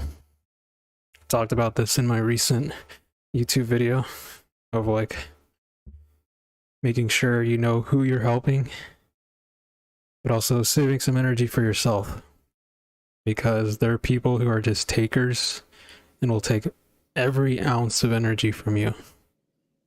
So if you have none left, you're pretty much a shell of yourself, and they ran away with your services, whatever. So you have to be a little bit selfish with your time, your energy. You have to be logical, I would say. Yeah. Yeah, there's a place and a time for emotion as well. But look, you have to learn how to think ahead, long Yeah. term. Not only about today, but tomorrow, the next week, the next year, the next decade. But what's the point, Adrian? What's the point? You don't know when you're going to die. A bus could run you over tomorrow, you know? What's the probability of this happening? If like you go out into the streets or something every day. I think the best thing you can do is to mind your own business and work very hard. Yeah. And all doors Mind your own business should is important. start Yeah. opening. Yeah. Just focus on yourself so you can take care of the people around you. Because if your own home is dirty, like your temple, your body is not calibrated, let's say, your mind is not balanced. And this is somehow like the stoic mentality thing, right? Yeah. Like you should be calm, you should be thoughtful, you should mind every decision you make before you can actually start to even attempt to take care of someone else. So yeah, it almost Absolutely. comes full circle back to the, you know, if you don't believe in yourself, who else is going to? Like, what kind of image you think you're putting out there for other people? How are you marketing yourself? They hate these words, right? Marketing, you know, Branding. business, branding. Yeah, it's all like, so because it sounds very capitalistic, maybe. Yeah. And there's a negative attribution to that, connotation to that word But it's like, if you ever in the want eyes to, of many people, you know. But if you love freedom, the free market, and all that stuff, as free as it can get, then I think you should stand for something like personal responsibility, self sovereignty, self control, impulse control, and all those things. yeah, definitely. Yeah, I noticed that a lot too in our community. Like, there's artists on one hand of the spectrum who like vilify branding and say we should just make art or expression and for art's sake, you know, like it should just be our personal voice and what we put out into the world and inspire people. Like, it doesn't have like to, not everything has to be we a business. shouldn't have to brand ourselves because that dumbs down the art. And like, it's like, not really, because you're Also, marketing yourself. Well, if you want to make art your career, right? That's what like flies over most people's heads. Like, if you don't want to make art your career, you just want to be a hobbyist. Yeah, And sure, isn't like that your main intention, like to make a living as an exactly. artist? If you want to make a living, then you have to do the branding You and have to sell yeah. your So style, your ideas. I just find it funny about people who complain about the branding stuff. And they're like, why am I not getting jobs? Why am I not getting opportunities? Like, dude, yeah, you gotta wake up and, do the stuff that's needed for survival in your career. Because if you don't, then you're just not gonna market your art then. And that's okay too. You don't have to. But like, just don't complain that you're not earning income from your work. So yeah, it's like ironic in a way.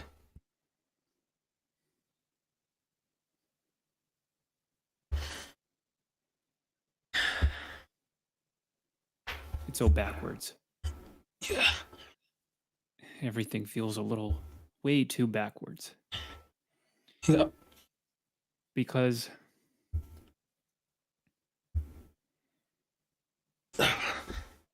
running away from one idea or one dangerous idea without knowing exactly where you're headed might lead you down a path to the next wrong idea, an even worse enemy, or whatever you want to call that.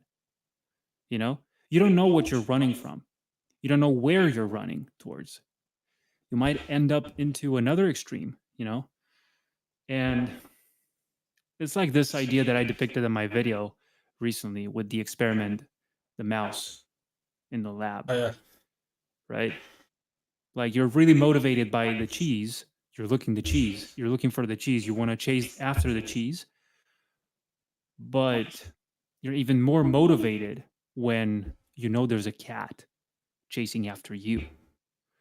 So, chasing after your dreams is cool, but running away from the worst possible case scenario is seems to be even more motivating, right? So seeing all this pain and all this suffering and all this pointless degenerate stuff going on around you might actually motivate you to take those next steps and move towards the opposite direction of that, right?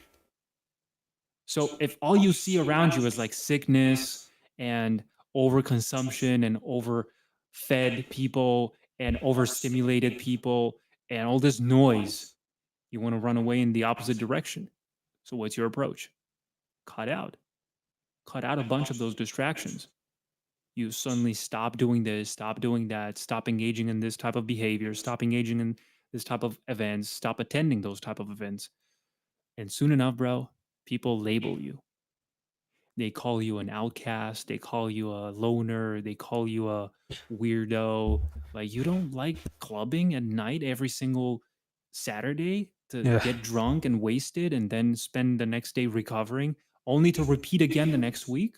You don't like that? You're such a weirdo, bro. What do you do then?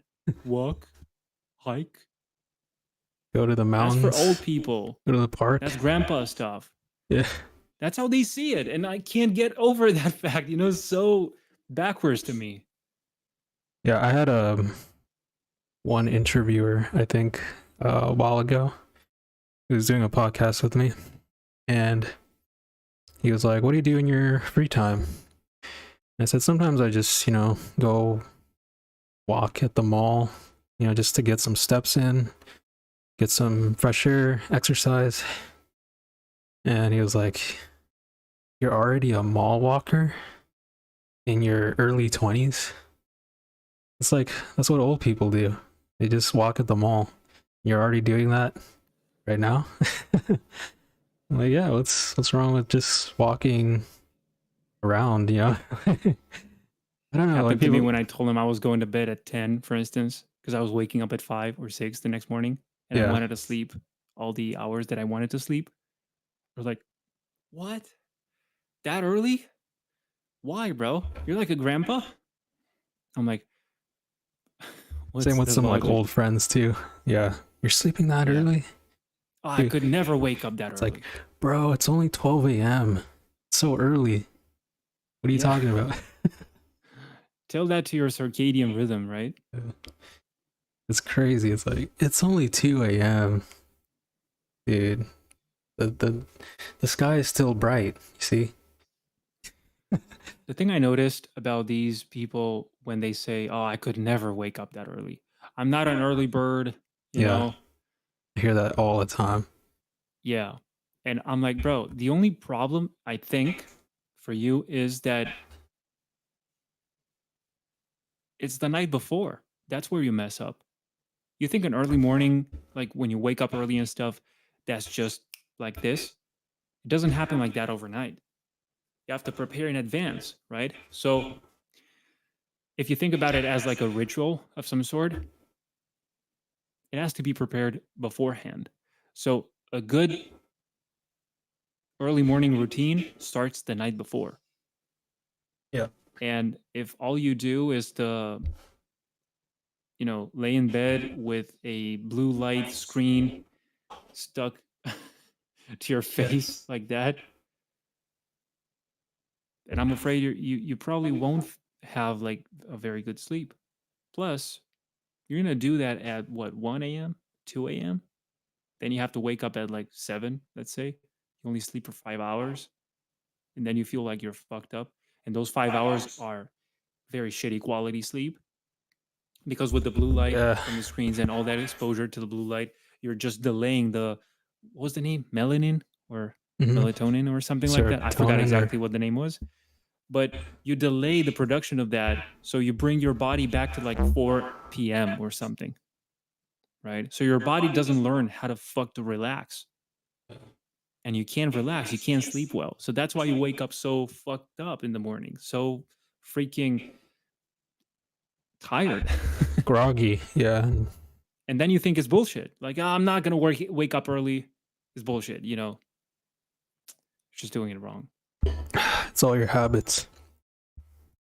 Your habits all influence what you do the next day.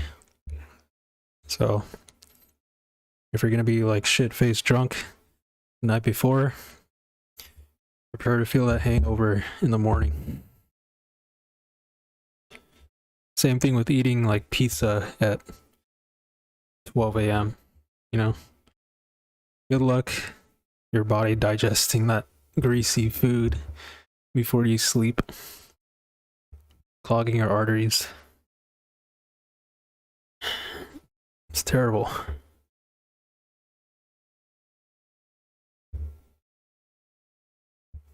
Yeah. That's why I don't usually eat at night. Yeah, I don't eat at night. It's like I used to. I used to have like a huge meal at like 11 p.m. Oh yeah, me too, and bro. then I I sleep it would off. have if actually people think this OMAD thing, like one meal a day, is crazy, right? Yeah. And whenever I say that, they think, yeah, he eats once a day, but I'm sure he snacks on some other stuff. In the morning, maybe late evening. I'm sure you can't survive on one meal a day only. When the real thing is like just a math problem, calories in, calories out. It's not really that simple because a calorie is not a calorie, as you may learn once you get more into like the nutritional aspects of the very, very different foods we consume. You'll see how loaded they are with all these components that you can't even pronounce the name of. All And that processed, there's ultra processed a lot of junk. sugar and a lot of salt and a lot of chemicals that are just not doing you any favor, and is just keeping the inflammation going on and on and on. And the more you eat, the more frequent you eat, the more you raise your, what Insulin. was the name? Insulin. Thank you. Yeah. And if that stays up, your body is in a constant storage mode, right? So I was raised up with this, not by my parents, but by society in general, everywhere you went, school, conversations at a restaurant or whatever. You should eat a little bit very frequently, you know, tiny little quantities, but more frequent, which is why eating 5 times a day became such a norm. And I was like, all right, Yeah.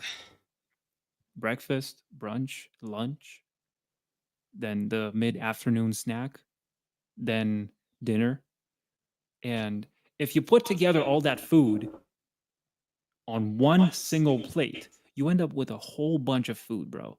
That's what you eat in one day. And a lot of times, most of those meals will be exaggerated, overloaded. That's how you get fat because you don't get to spend all that energy you're getting in. So Yeah. it's the calories in are not the calories out in that equation. And that's where the It problem depends of what kind of food. Yeah, because not all foods are yeah, created equal.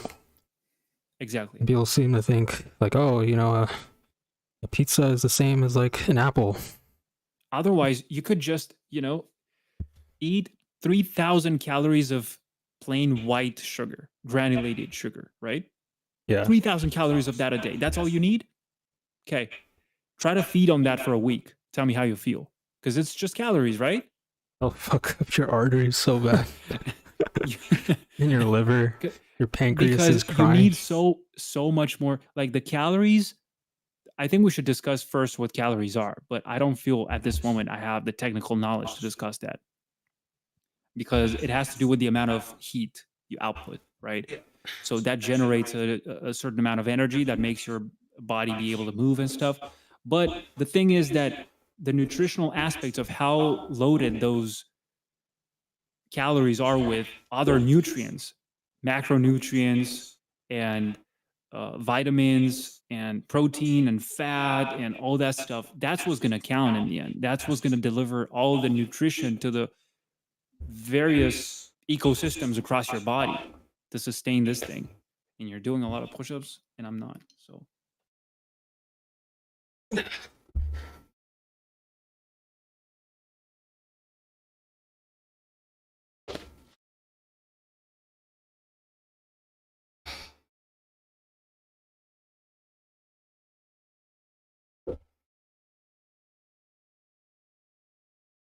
At you must be at like 700. 705. Holy shit. Yeah, Bro, you're crazy, dude. that's right. You're almost there. Yeah. Take it easy, like slowly, surely. Well, I'm 2 hours in. 2 And to be hours. honest, It's not bad. I'm not Yeah. going faster or slower than my other pace. Yeah. But the main thing, bro, the main takeaway is that instead of feeling extremely exhausted and my muscles giving up, I feel good now. Bro, same. Like, I'm actually not even heaving for air or anything. Like, Yeah, I feel like this is not even fair. You're It feels keeping a like I'm good pace. cheating or something, Yeah. It was nice. Wish We Andre could do could have this joined again. with us. The next time we're doing this, we're painting as well. Doing the Painting? sets. Yeah. Like, Sharing your screen and painting something during the stream. oh, I thought you And meant you do do. push-ups. Okay. Instead of talking like now face to face, just sitting there, just standing here, we're just Oh, painting. you mean like doing a painting and then doing push-ups and then doing a painting? Yep. Yeah. That would probably lag my PC. And that'll be a lot more engaging for the audience as well. That's true. Because this is more of a listening episode, Yeah. We'll think about it. Yeah, I wish Andre could join. Do some push-ups with us. I still wanted to like hear you guys debate and battle on different ideas.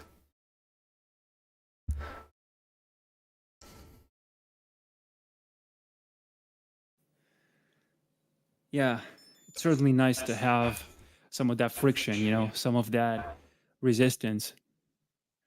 That's how we train right now. Isn't that what we're doing? We're facing that resistance. Our Yeah. muscles are learning to deal with that pushback so you can grow stronger. And again, it brings me back to the pain thing. Don't you see? Life is that. Look at how you're born into this world, bro. It's all struggle, It's not right? pretty. Yeah. It's bloody, messy, crying. There's tears. There's like blinding light. Yeah, That's true. it's a crazy experience and a lot of pain. Yeah. So I don't even remember like that event, but I don't know. I mean, I don't remember any mine either, BBs but remember, but imagine it. Think of it. yeah. Think of what happens, right? Like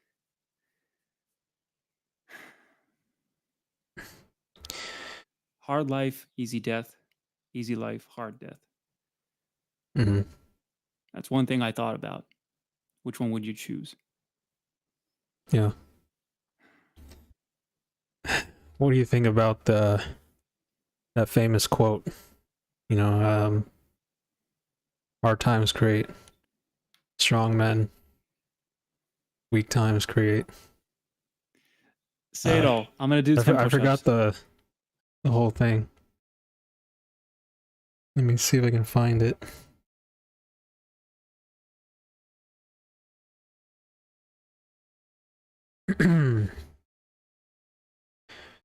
Hard times create strong men create good times create weak men Bro, you men had to create search hard it. times. It was not that fucking hard. What I think about that But phrase is that that's the full cycle. yeah. That's what I've been talking about when I mentioned the nice times kind of thing. And I've lived that myself in my Mhm. experience in the last few years Yeah. through my journey. Same. Because during the winter, I had the hardest times because it's cold, it's dark, the sun doesn't come up as early as usual. And so you're faced with that cold, with the dark, with the I don't want to do it today, that kind of mentality. And it's that struggle that makes you push harder and like to improve. When I don't have that, which is in summer, which is when everything tends to be rather pleasant, nice temperature, it's nice and warm, there's plenty of sunlight. I don't tend to perform as well. So without that pressure, as you can see, you underperform. Exactly. There's nothing to motivate you. Isn't that how evolution works? Like Yeah. there's some resistance, some degree of like a struggle that's meant to make you motivated to change. If I can just stay the same with no consequences, why do I have to change?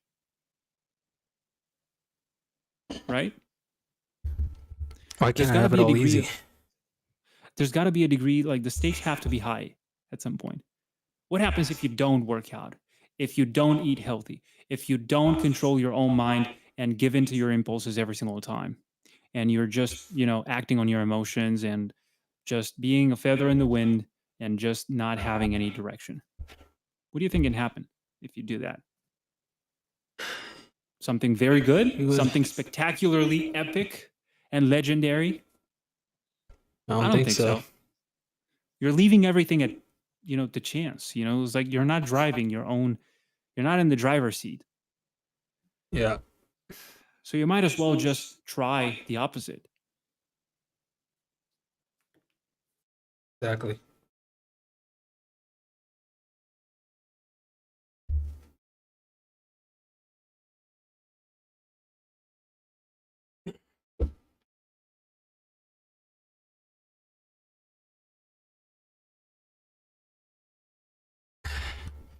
Yeah, it's like what we talked about, playing video games with infinite money or infinite resources.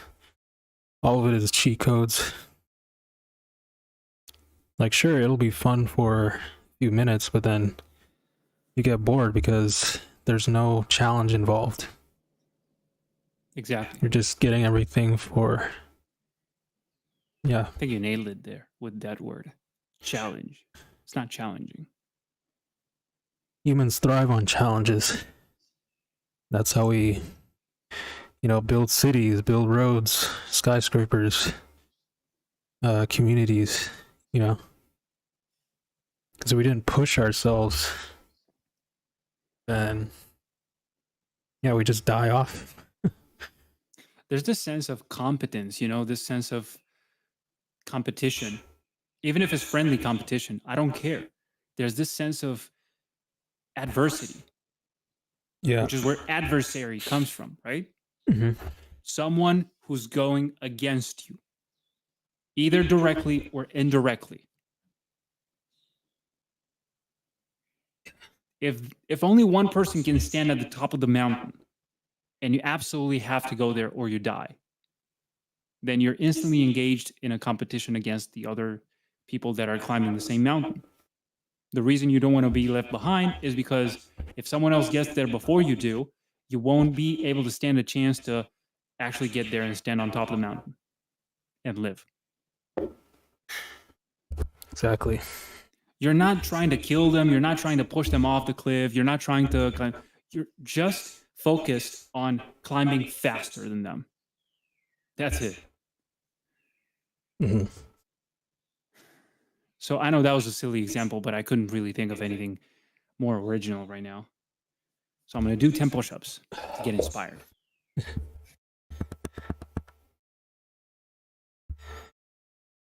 There's this study that was talking about this link between exercise and creativity.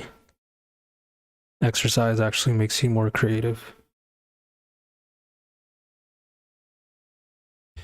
I don't know, it like boosts some kind of chemical in your brain that allows you to just explore outside the box, more ideas.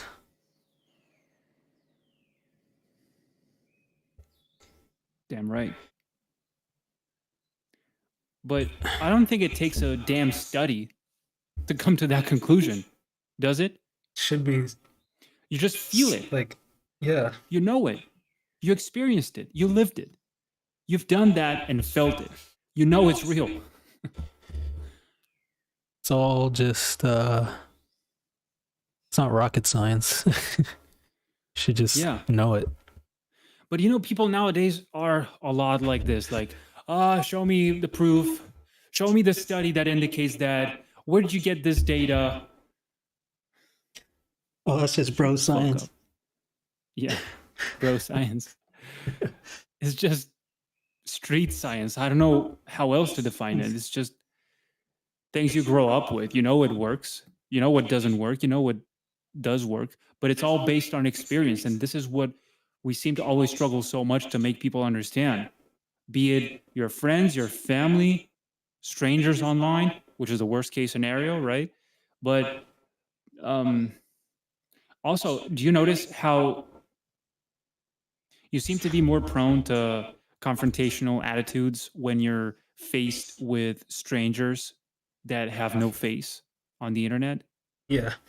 Because I know people like to do that a lot, which is why we hide behind like nicknames and stuff like that with our accounts. I know there's a lot of people who do that, right? Which is why the ones that are using their real name on their accounts and stuff like that tends to stand out. The ones that they have content, they have pictures posted, videos. People you know who they them. are. It's not a dude posting memes, random person. You don't even know if it's a bot or not. So I see that people they like to hide. They're likely to become more vocal about their opinions when they know for a fact they can do it from the safety of their anonymous position. That's true. But when you see their face, they're like a weasel or something. Or, That's why I think people who show their face tend to get more opportunities. I'm not saying that as like, oh, people who show their face are better, but it's just like there's somebody to trust to give that opportunity to, you know? And I understand how most of them do it for safety reasons. Maybe they don't want to involve, yeah, their inner circles, their family, or something like that in a bigger scandal or struggle or a fight or something like that. They don't want to get in trouble. So I understand that. But, there's an expression that says, like, you throw the stone and hide the hand, yeah, which is like you're very brave at like doing things and saying things, but when it comes down to you becoming responsible for your actions, you kind of hide from that. You don't want to know anything. You no longer want to have anything to do with it. So that exactly. might happen to us, because everything we're saying now, all this attitude we're building, all this mindset about like being tough and taking control of yourself and your own emotions and getting in shape and becoming the absolutely the best version of yourself. This might come bite us back in the ass when When someone yeah, gets in trouble based on something we said on an old video in our initial steps, you know, it's because of them. Adrian said I should eat once a day. I didn't say you should eat once a day. I Dom said I says eat you once a should day. exercise. Yeah. That's it. Dom, no, listen, Dom said I should spend my time alone. I should be a loner. Now I have no kids, no family, no wife, no nothing, no life. It's because of Dom. Dom said it. I did what he said, and now I'm lonely and I don't enjoy it. Imagine someone getting to that point, right? Do you think that's comparable? Like that would be your responsibility? Because I don't think so. It's not mine because you chose to watch or you chose to listen. You I know? didn't go there, take you by the hand, and walk you through every single step you took in life to get to that point, Yeah. right? You did it. Take everything Plus, with a grain of I never salt. told you, I never told you to do that. Yeah. You never said that's what they should do. But it's all a degree of misinterpretation, I think, that's Yeah. happening all the time. Like some people will find the advice helpful. Like this is exactly what I need. And other people will be like, oh, you don't need that. Well, yeah, that's why you don't take everything on the internet as like 100% true. You have to use your own judgment and thought process and see if it fits into your life. Then it's like, okay, this makes more sense, right? But if you follow through with 100% of the things that you listen to, it may or may not work. You know, that's why you take knowledge and you save it for later. Save it for future use, right?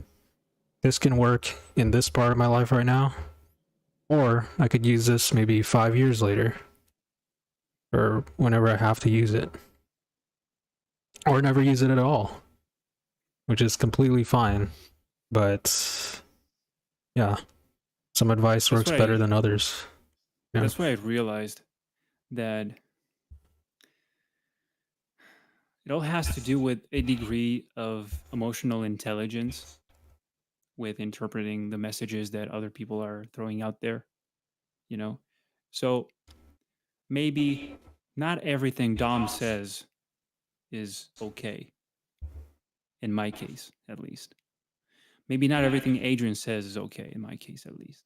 Maybe 60% of what they say I can actually use, depending on who I am.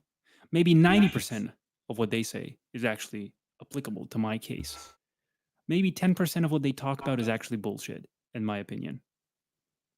Good. Good.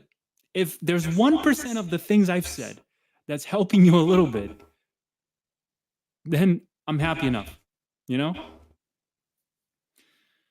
And the thing Exactly. is that, remember the concept of the ocean thing, full of lies and sprinkles of truth?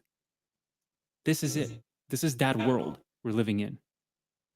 This is where you have to learn how to discern who to listen to, how much do you listen from each of them. You have to be a good judge, right? Listen to both parties and just see what they have to say, interpret their messages the best way possible, and just absorb that knowledge to the best of your ability. And don't rule out certain concepts or ideas just because they create a little bit of an inflammatory response in your mind, because they might be used with a different intent in that speech, at least. So when Dom talks about being lonely and stuff, that's a negative thing, right? It's like, oh, who wants to be lonely? Who wants to be, that's sad. But Yeah. listen what Dom's talking about. Not But lonely like that, yeah, but lonely with a different purpose. It has a meaning. sometimes, yeah, it's like sometimes there's a point in your life where you have to be lonely for a little while, right? Doesn't mean you have to be lonely for the rest of your life. Maybe there's a period where God or whoever you believe in wants you or puts you there in that lonely place to build you up, right? To put you through trials of seeing if like you can just stand on your own 2 feet by yourself without anyone's help. No social interaction, no, gatherings, not even like a one-on-one thing, just you by yourself alone. And if you can handle that, it's like you can take on anything. And it teaches you in that period. But if you can't, well then what are you going to do if you have nobody around? Are you going to cry? Become depressed because there's no one? Or are you going to be comfortable with it? Learn how to enjoy your own company if there's nobody around. You know, it's nice to be a hitchhiker, but it's even nicer to drive. Oh yeah. So I think that being a hitchhiker removes you from the responsibility of what happens at the wheel, Mm-hmm. but you suddenly have no input on like where the direction of this trip is headed towards. You don't know where we're going. You're just riding. Yeah. Plus, you open yourself to many other dangers, risks. You don't know who the driver is. You don't know how reliable this car is. But if you're the driver and you know all of that, you have a lot more experience and a lot more knowledge It's on true. what the hell is going to happen should this situation arise, or should this problem come up, or should we run into this issue.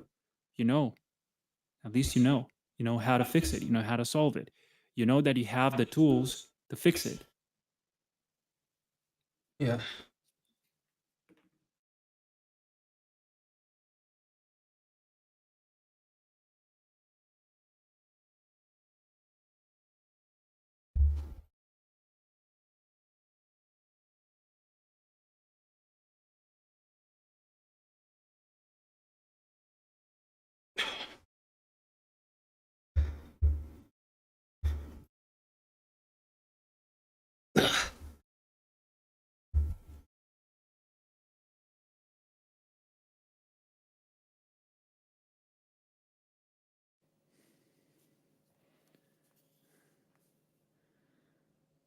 How many have you got? Was it? How many push-ups?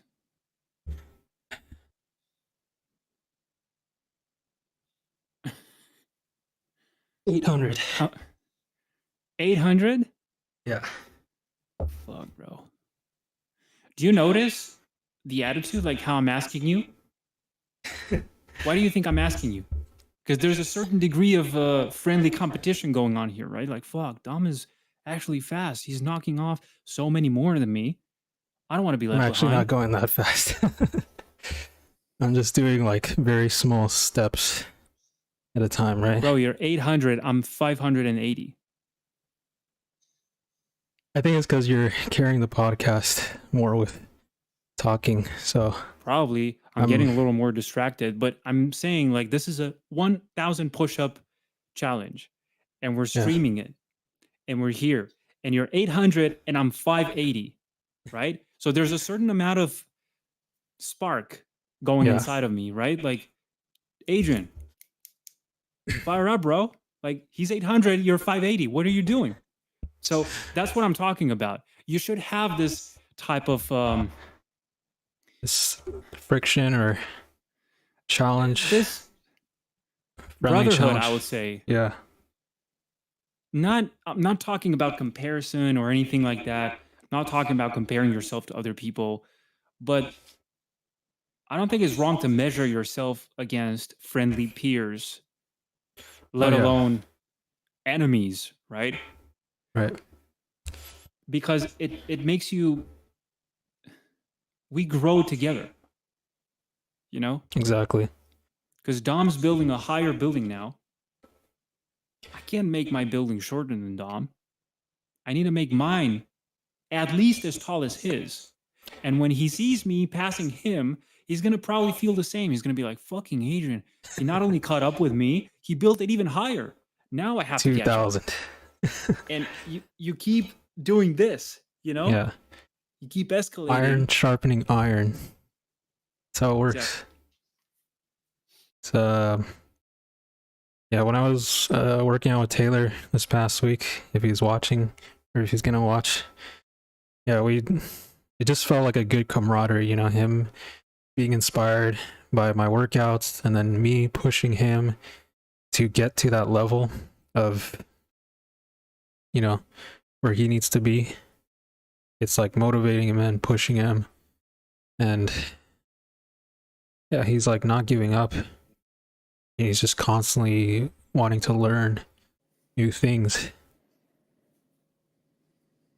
Yeah. It's really good to see like the brotherhood and people are like us lifting each other up, you know, and not, there's not like this ego of I'm gonna put you down so I can like get after what I need to go, or like, you know, I'm not gonna let you beat me or whatever. It's like we're helping each other. Distinction. That's an important distinction right there, because you see how I framed it before? Going up, not tearing yours down. Yeah. Like doing my best to build a higher one, not to tear yours down so I can pretend like yours is shorter than mine. Yeah. Right? And I'm here cheering you on, you know, and saying, you can do it, bro. Keep pushing, it's keep the going. Only way. Yeah. And what you mentioned about Taylor and all that brotherhood and stuff, what amazes me even more is the curiosity aspect of this. That's the awesome part. Actually interested. Like, bro, I want to learn. How do you do this? I want to do this too. Yeah. It's not like this sitting back in quietness and having jealousy and envy. Like, I hate that motherfucker. He's got what I don't have. But it's like, dude, you can achieve the exact same thing that I'm doing. You know? You have arms, you have feet, you have a brain. What's stopping you? You know? You got everything you need. Limiting beliefs. The only thing that's stopping you is yourself. Your own beliefs. Exactly. Just like look at David Goggins. Literally started from the lowest of the low that you can think of. Like, not just rock bottom, but like dirt bottom. Abusive family, abusive dad, dangerous neighborhood, fat, not good genetics. Say something about that, like a comment. Like, for instance, like, he wasn't that bad. What's wrong with being that fat and having a job like that? And from the outside, people see that as like, oh, it's normal, right? Like being fat is okay, or like being 300 pounds overweight. But the person who is 300 pounds is like, dude, you don't even know the battle that I'm fighting right now. You know, you can't see the demons that I'm seeing. Yeah, that's what people are missing.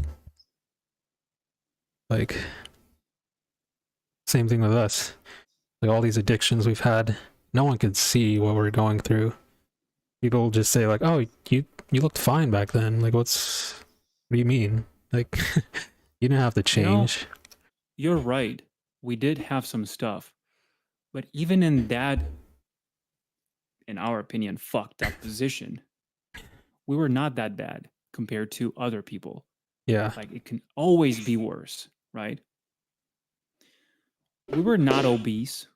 We were not struggling with any of these modern psychological problems or with extreme game addiction or something like that. Oh, I had a gaming But addiction. we were in a position where we wanted to change that because we saw it was stealing our time. It Yeah. was making us drift away, ripping us apart from our dreams and what we actually wanted to pursue. And that became an obstacle and a problem. And we had to address it. And the only reason we didn't address it yet at that time was because of our people pleasing mentality. Yeah. Oh, but my friends, but they're waiting for me to play this game. Oh, but what are these strangers going to say if they see me eating this way or changing my diet like this? Or they see me refusing grandma's, I don't know, cookies in, in Christmas, at the Christmas family gathering or something. What are they going to say? How dare you reject my special recipe or something like that, right? So you tend to become a lot more prone to satisfying others before you satisfy yourself in the worst way possible.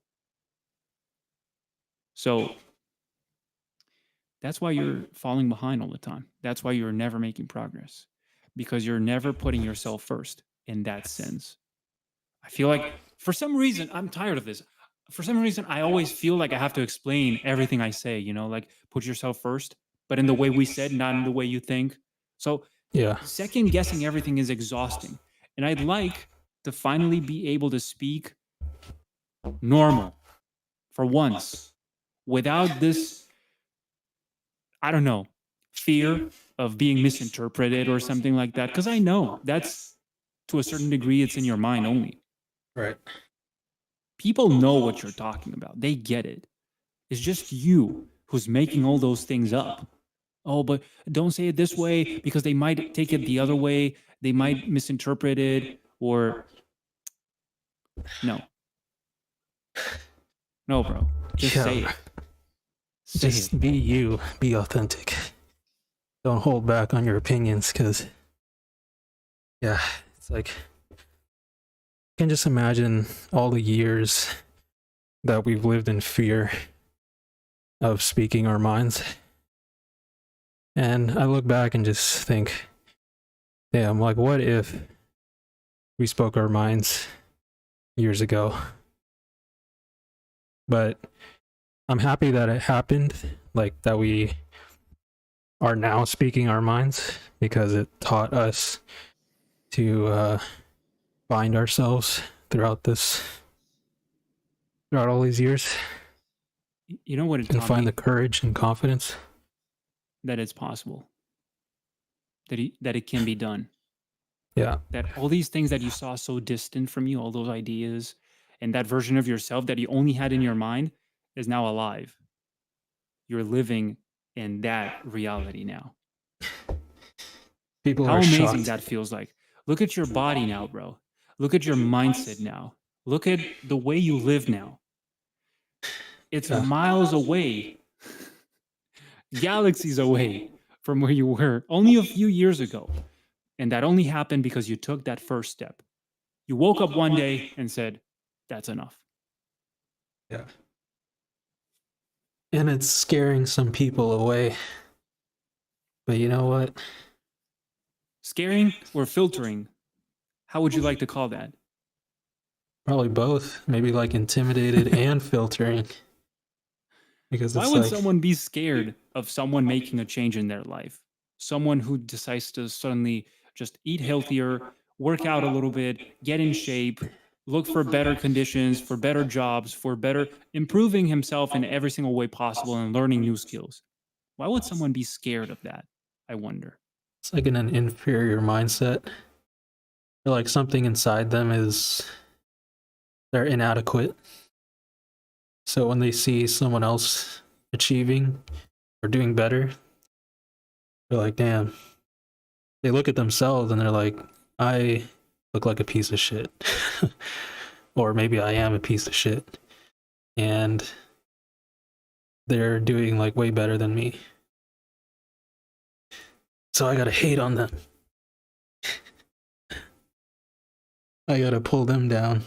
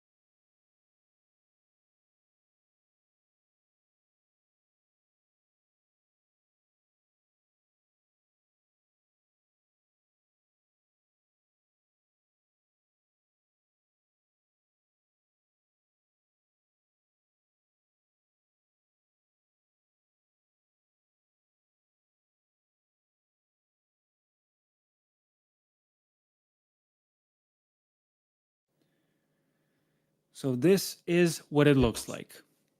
Sometimes it's just silent. Silent space in your mind. Nothing happening. There's no talk, no music, no noise. It's just you. And Yeah. that's the scary part. That's what scares off a lot of people. It's the abyss. They don't want to spend time with themselves, you know? They're scared of that. Yeah. That's why they try to plug some music in, some noise, something to listen to in the background. They're afraid of being left alone with their own thoughts. It's like being in solitary confinement. They're afraid of just being in that box. Someone by said it in the themselves. comments. Someone said it in the comments right now. Silent space is living in the moment. That's so true. That's exactly what I tried to say earlier. When we work out, we tap into this flow state and this higher degree of awareness where you're suddenly just, I don't know how to name it, you're here, you know? Because when you're just immersed in some distracting activity, you're not here anymore. You're somewhere else. Your mind is dwelling on some, drifting away in some distant world and imagining things in the future or thinking about things in the past. You're everywhere but here. And I feel like when you find that silent moment in your mind, you finally have the opportunity to appreciate the now moment, the present. That's 100% true. Isn't that what that turtle character from Kung Fu Panda said? Something like, that's why it's called a gift. Oh, No, that's why it's tomorrow called a is present. the gift or something? Or, yeah. Tomorrow is something, the past is something, Yeah. but today is a gift or something like that. That's why they call it the present. Yeah. So that's pretty beautiful.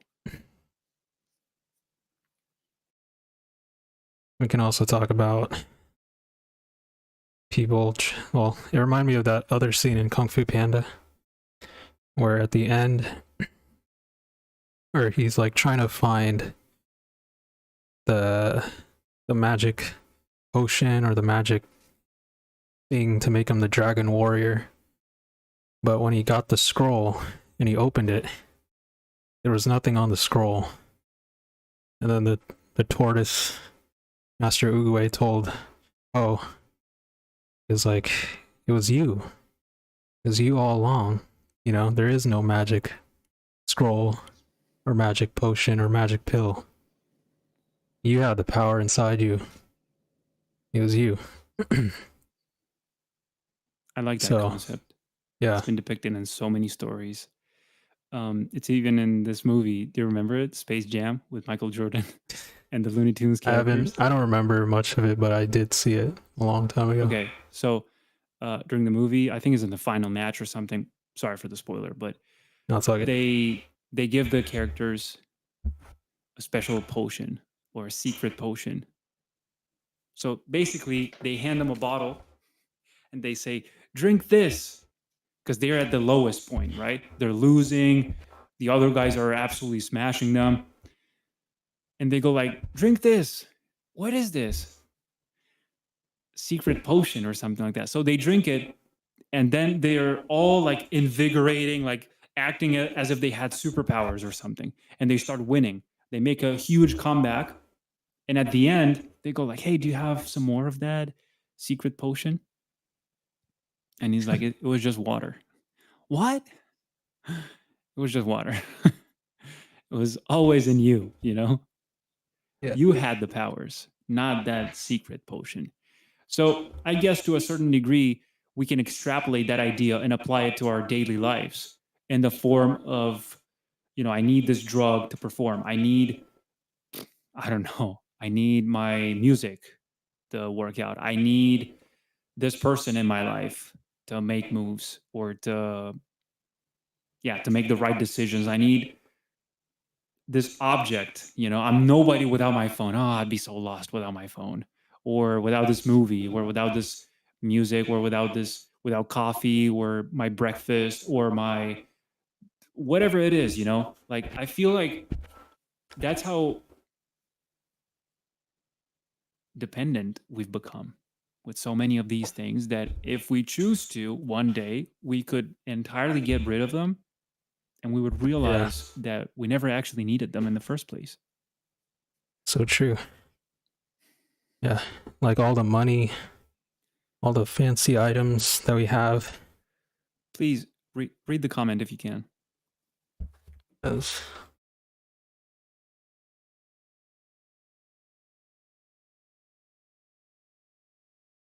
cover from art burnout by focusing on the action, not the fruit of labor. Not focused on the achievement, goal, motivation, or wanting to. These are all fleeting. Working on the art is the only thing I can do that I can control. The other things have their place, but not for the inner self. Yeah. I mean, it's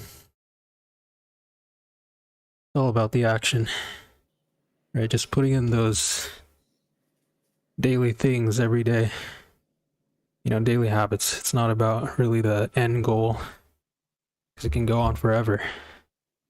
Mostly just about like daily progression,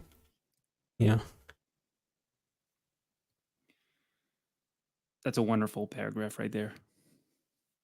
Everything will come in time, yeah. Like as a result of the action that you put in, everything compounds.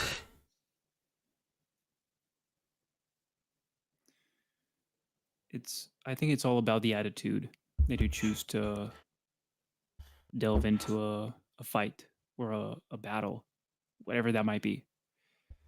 It's facing opposition. We're doing push-ups right now. Yeah. And there's two of us, and one of us might be like, oh, I need to get 1,000. I need to make that number happen. I need to get there. So you're constantly focused on the outcome all the time, the result, the result, the result.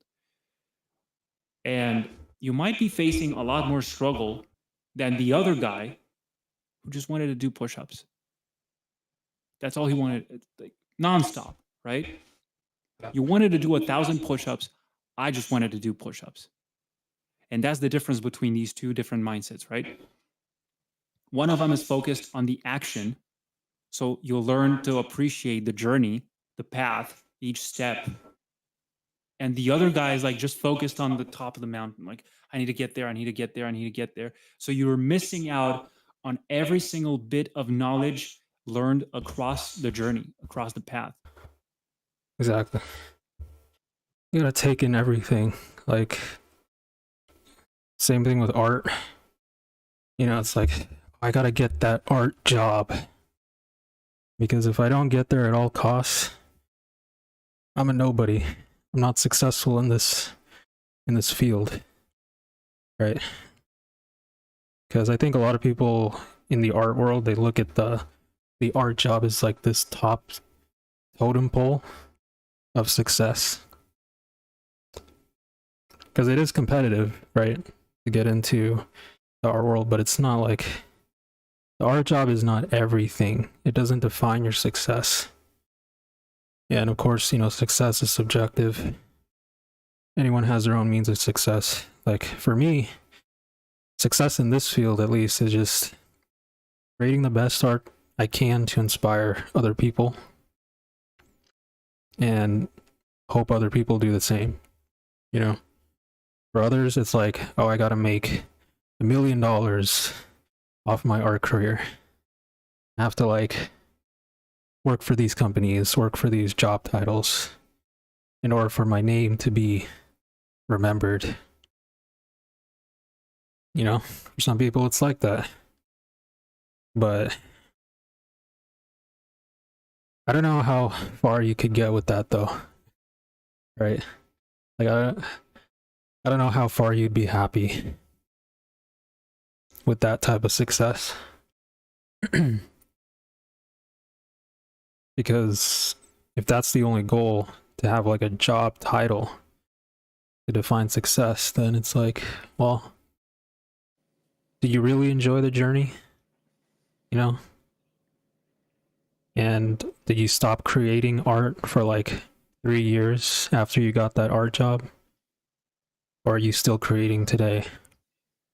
Because we see that a lot, right? There's like professionals who've made it and they just stagnated and stopped creating for like years and years. And they become jaded. So, Would you attribute that to a younger type of generation? Because that was definitely me when I was younger. When I started my career, I wanted to work at the biggest companies out there, hopping from one country to another, live in this continent for a couple of years, move to the next one, you know? yeah, And I think it's like you said, it's how far can that take you? You know, how long can you endure that? Because I feel like it's a part of the journey. It's like the first stage, right? yeah, It's not that it dies off over time. It's just you are growing, you're improving, you're evolving, you're shifting your mentality, you're learning new things like, oh, I never thought about it this way, mm-hmm. but now I value things I didn't value back then. I no Right, longer value these labels and these, like, I'm a concept artist, you know, and that you now care about other things that transcend the size of that label, which by the way is now nothing. It's a yeah. very far little point in the distance. It's like So this shit doesn't that's even why matter anymore to me, you know? Like, that's why I'm saying it's like a little, it's a temporary thing. yeah. Because when you're young, you want to chase like the shiny objects, right? But then as you mature and you grow older, you're like, dude, none of that really mattered in the big scheme of things, you know? Like, yeah, it mattered at a point where I was trying to just, I was this bright-eyed kid who wanted to make my career take off, but then over time you're like, I didn't get those things that I truly wanted, but like I still got something pretty satisfactory too, you know? Like, oh, I didn't get to work at Naughty Dog or Ubisoft, but I got DreamWorks, you know? It's like these things that you don't really know about, or like you really can see at first. You might not get everything that you want, but you'll still get like some big rewards, you know, from your hard work. I'm not It's saying this because I haven't gotten to work on some big franchise or something like that, yeah, but truly, Hivenorian is my biggest achievement, and I'm saying that proudly because it comes yeah, from within. same. And Like, if this is what it took for me to get there, it'll be worth it every single time. yeah, like me creating my first art book, that was like already a big achievement. Not even like being at a studio or anything, just creating that from raw artistic power, right? Like Yeah. that's just Not to from compare you. you with anyone, but Yeah. how many other people do that? Not. Because most people are just focused on getting the job, landing the job. Yeah. Once you get there, you're still hungry about how this artist paints and how this style looks like, and you want to imitate that and learn a little bit from that and apply it to your own. But over time, what do? You just eat, sleep, work, Go to work. and Nothing greater than yourself. Just yeah. Eat, sleep, get bills paid. That's your life. But if you real have something quick, that yeah. just read the last comment. I want to see what you think about that. Because it says, many of us are used to getting far in life by beating ourselves up. We got far in life despite beating ourselves up, not because of it. Beating yourself up is fuel, but not good fuel. It burns fast. What's your thoughts on that? Because that's an interesting comment. Yeah. It almost gives me vibes of like dark energy and how dangerous it is, but how powerful it is, how negativity and how hatred can actually fuel you temporarily. But if all you're striving for is to succeed, just to prove them wrong, like then Mhm. you end up in a pretty dark place that you might regret later on. Oh yeah. It's a typical story with parents. I'm doing this to prove my dad wrong. And then you get Yeah. there and you realize your dad doesn't care. Yeah, And I that think hurts even more. that's true. Like when it comes from a negative, dark place, and yeah, like I think you end up beating yourself up at a point where it causes like depression and pain and like actual painful suffering. It's not like productive growth or anything. Like it hurts you in a way that's like you're almost dying. It's not like a positive energy. But when you do it from a place where you're putting in that, like what we talked about, sacrifice, and it's compounding the growth over time, and you're being optimistic about the future, your goals in general, and I think that's good. Because yeah, dark energy is like pretty powerful if you let it consume you in a harmful way, I guess. That's the dangerous part, right? If Yeah. you let it corrupt you, it leads down a path of self-destruction. Yes, it is You become a useful Sith. if controlled, Yeah. but you gotta be very, very strong. And that's why you're building this mindset where you're building this Mhm. self-impulse control and not self-impulse control. Sorry, I'm messing up the words. Impulse control, self-control, emotional control, just so that dark energy doesn't take over you and it stays within the boundaries that you're using it from. I'm not sure if that makes sense. Yeah. Why am I even saying that? I'm not sure if it does make sense. Of course, it makes sense. It doesn't get any more complicated than that. It's just you learning how to use a prohibited item, like a cheat code or something like that. Yes, you could go down the other way, the light path and the nice smooth road, and see what happens. But I believe that you achieve more things faster when you're just putting yourself through this very bumpy road with very fucked up and dark, twisted turns. And I don't know. It's like when you choose the hard mode, you tend to learn faster, I believe. Yes, easy mode is safer, but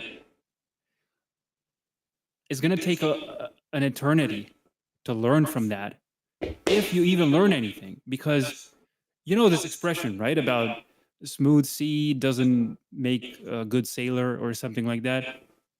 Yeah. Like So yes, peaceful seas don't make strong sailors or something. something like that, yeah. Yeah. Because you've always been out there at sea with like no waves, bright and Calm sunny, no waters. Yeah. clouds. Yeah, calm waters. So What's for you to learn? You don't know what to do when a storm hits. Whereas if you live in the storm, it's just another day. Yeah. That doesn't mean you don't get to enjoy nice and sunny days of peace and quiet and, nice vibes. But another quote, better be a soldier in a garden than a gardener in a war, right? Sure. You know what I'm talking about, right? Yeah. Like, if I have to explain this, it means basically being prepared and not needing it. Mm-hmm. Like, hey, I was ready for war. Thankfully, we didn't go to war. We didn't have to. So I'm just sitting here in this garden, doing flowers stuff. True. Whereas if you're a gardener and you're really good at doing flowers and stuff, but you're not really prepared for a war, and then you're suddenly catapulted into a war, which one do you think is going to suffer more? You're screwed. Right? Yeah. Always got to prepare your mind.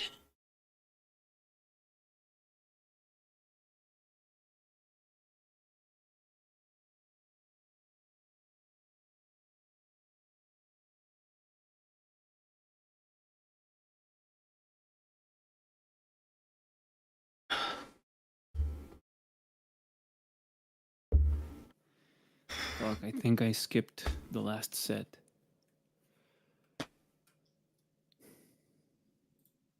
Let me see. This is where we're at right now. Holy shit, bro. You're almost done.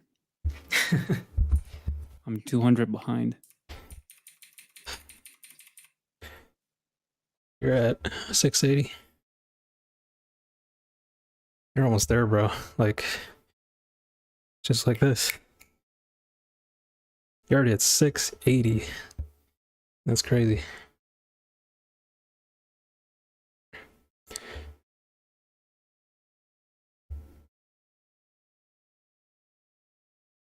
Okay, just checked it out. It's actually 690. I forgot to press it once. 690. Yeah, 690. I'm 200 behind.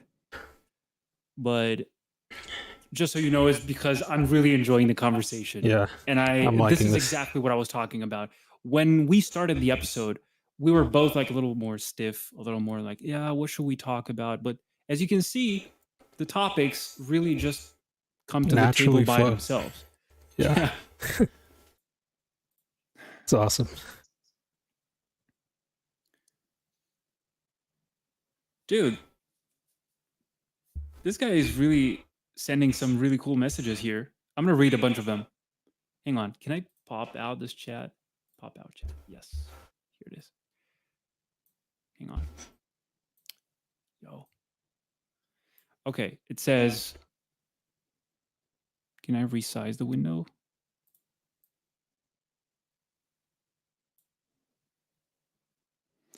Also, you can probably do that too, so we can see it on screen live. Oh. You can display the chat directly. Yeah, I guess people that are watching our stream are seeing the chat on the right side. Okay. But hang on, I'm going to do 10 more.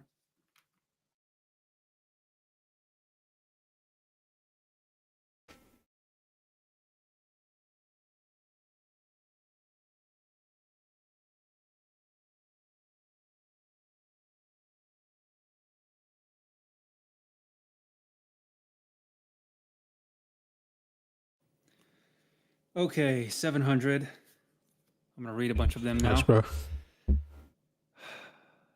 Creating the book was the win. The size of the success is out of our control, even if we poured a ton into advertising, etc. When the creating was what you control and the win. That's right. Next thing. You can toss a ton of seeds. Oh, shit. It just sent another one. You can toss a ton of seeds in a forest. They may all grow without any additional action from our end. Similarly, we can plant many seeds and try to control all the variables. At the end of the day, we can't control the growth of the seed, just the action we take. Damn right. You can water them, you can nurture them, you can shield them, shelter them, from the elements and stuff. But that doesn't mean that they're going to grow into a successful big tree or whatever you're planting, right? However, you stand more chances if you just actively take care of them, especially in the beginning, which is what makes me think of kids and how people nurture their kids from their very young ages, right? Planting their certain ideas and letting them just, I don't know, Bro, run or wild or, yeah, yeah, like it's the same as like overprotecting kids at a young age, like not letting them play in the dirt or play with the bugs or something. Because if you don't let them just explore, it teaches them as they grow older to be more sheltered and more scared of the world exactly. because they haven't learned to fail or learn to get in trouble and get out of that trouble. Yeah. So I think it's okay to warn people about, like, hey, you're playing too close to the cliff. Be Yeah. careful. You can fall to death. I think that's fine. But if you go like, oh, don't do this here, like some safe stuff, nothing bad's gonna happen. Mm-hmm. But you're already limiting, right? In a non-productive way, I guess. You're clipping the wings before they can even fly with them. So you're not teaching them don't fly too close to the sun. You're not even letting them use the wings in the first place. Yeah. Yeah, it's so important to let a child grow through that way of resistance in the world, because how are they going to bear strong children in their future if they're the ones being secluded from danger? Yeah. And they're just going to pass that on. The next comment is exactly that. Like, planting the seeds in the forest might have given you more growth versus the controlled ones. Because when you just live them in the wild, to just let nature do its thing, right? Teach them a lesson. Because that's what we always say, aren't we? Like, we're always saying, like, either you discipline yourself or life will find a way to discipline you. So the next thing is, like, y'all are working out, which is action. You can't tell how much your muscle to grow. Outside factor. Yeah, that's right. Like, that's a nice topic also to delve into next if you want to. But Sure. you can't really control how much muscle you're going to put on and all that stuff, right? All you do is work out. The rest are results. So what most people don't understand when they see you working out or running, because most people tend to do that for the wrong reasons. They do that to lose weight and stuff, right? And that's why they say, oh, but you're already looking good. Why do you need to do all of this? It's the mentality. Yeah. That we're training. What they don't understand is, like, there's so many other factors involved in the decision the reason I made this decision to work out like this, to live like this, to eat like this, to sleep like this, to work like this. It transcends the superficial layer. It's what Goggins said about running in the rain. It's like, it's not about the rain, it's what the rain represents. Right? I don't want to go outside because it's raining. Well, in order to grow, you have to, like, face the rain, right?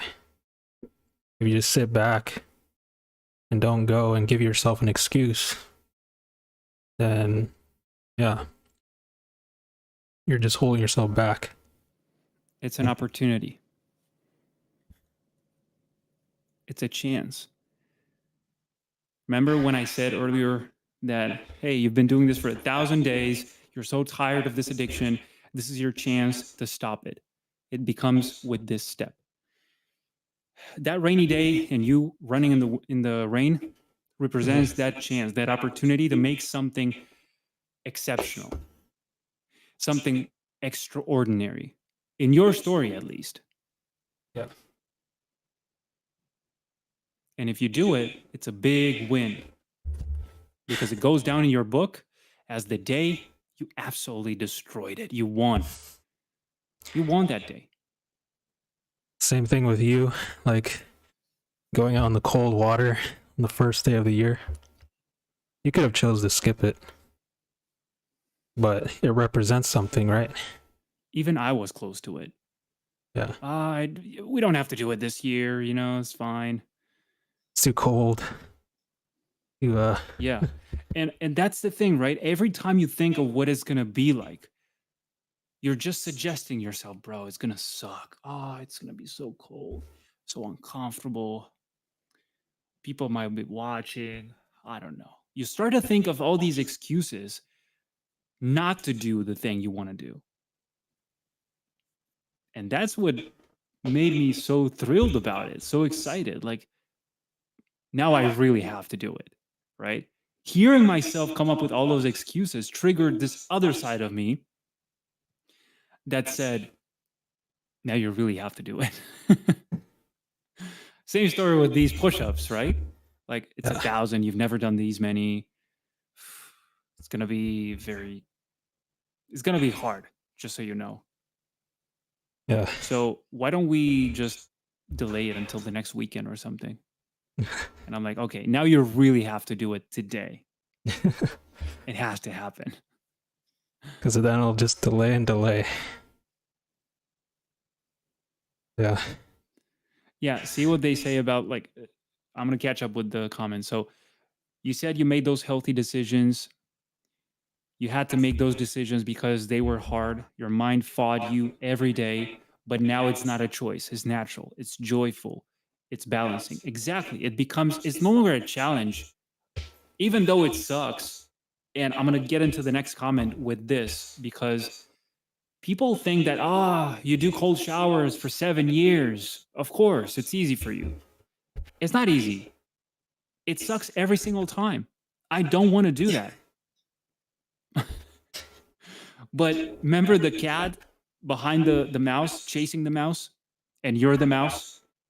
Yeah. More than being excited for, the cheese, the chase after the cheese, you're more excited to run away from the cat. So I'm running away from the weakness I had in my past. I no longer want to get there. I don't want to go there anymore. And this is what's keeping it at bay. And the next comment says, keep it in mind, there's always going to be resistance, but now it's going to be shorter. The resistance of jumping in the pool is always going to be there, but maybe 5 seconds of cold acclimation. And that's right. Same story with, like, running, same story with working out, same story with tackling any task. You really want to write this book, you really want to finish this project, you really want to clean up your house. I don't know, anything that you might think, sucks. I don't want to do that. That's work. That's homework, But the more you train your mind, the more you flex that muscle, I would say, the easier it becomes for you. Not the task. The task doesn't get any easier. It's you, the one who's growing.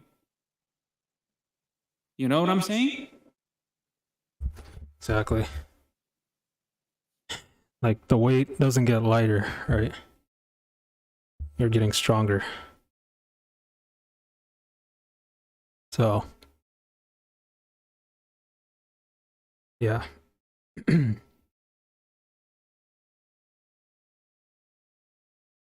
Nothing gets easier in life, right? As a kid, maybe it's easy because you don't have responsibilities and, you don't have society up your butt telling you you need to look this way or you need to earn this amount of money. As a kid, it's all innocence. It's child-free, right? And then progressively, as you grow older, it gets harder, right? Puberty hits, you go to high school, now you gotta find, like, jobs. You know that nail sticking out, standing out from the rest of the nails? That's you. And what society does is it tries to even you out. So it beats the shit out of you until you become, The same lower level. Yeah. So now you have to get yourself back up past the leveled nails by going through resistance. Don't you feel like that's a way of, in a way, abusing power? Your power as Yeah. an adult, your authority, and everything, hmm because you try to impose that authority, like your own ideas, using that tool onto people who are not as strong as you are. So, like a kid, and you're Right. saying, no, that's not how you do things. You do things this way. That's hmm it. I'm not Exactly. talking about jumping off the cliff, like we said earlier, right? The kid playing next to some dangerous thing, or don't stick your fingers in the wall plug or something. I'm talking, don't chase a career in art. That's not going to get you anywhere. That's not a real job. Or I don't know, you want to be a singer? Like, why? It's difficult. You're never going to land. Don't know how to continue this example, but you know what I'm saying, right? Like, don't chase risk. Don't take risks. Play it safe always. And that's what's never going to let you grow. Absolutely.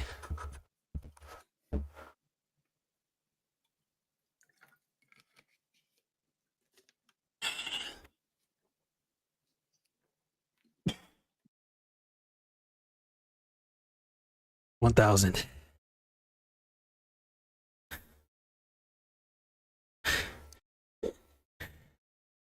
We fucking did it. Let's go.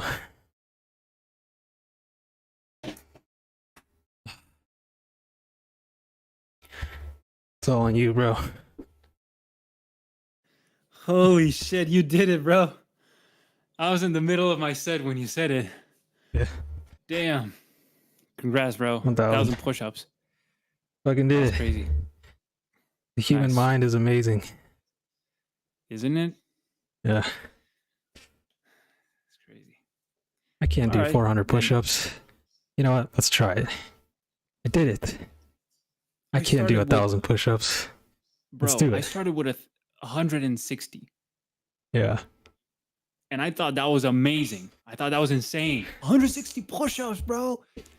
And soon enough, you're doing 200 and then 300 and then 400. And you see that there's more you can do. That all those other deadlines and milestones and everything, they become very possible, very attainable. Absolutely. It's freaking awesome. All right, since you're done, just carry on with the conversation. Yeah. Read the comments and stuff. I'm going to take a quick bathroom break. Real quick. Be right back.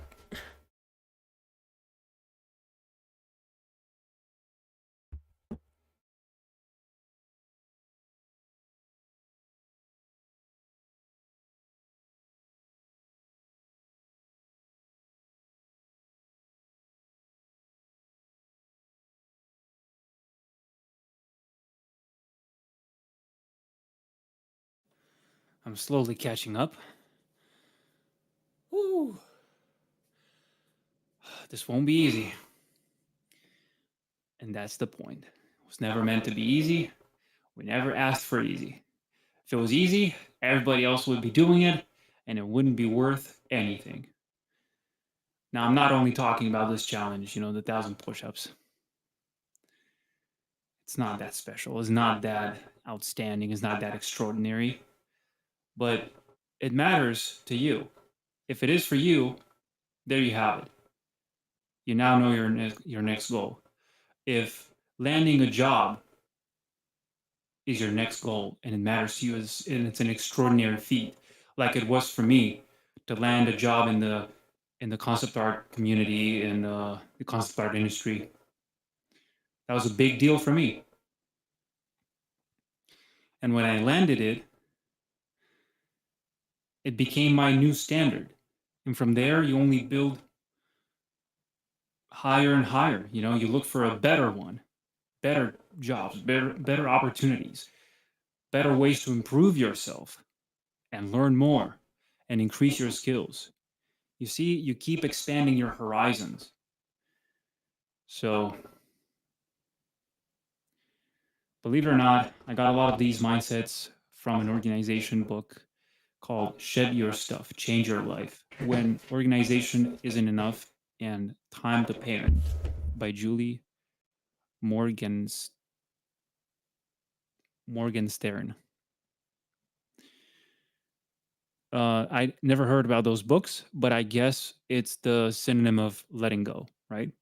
You got to learn how to let go and shed a bunch of weight, like you suggest there in the name.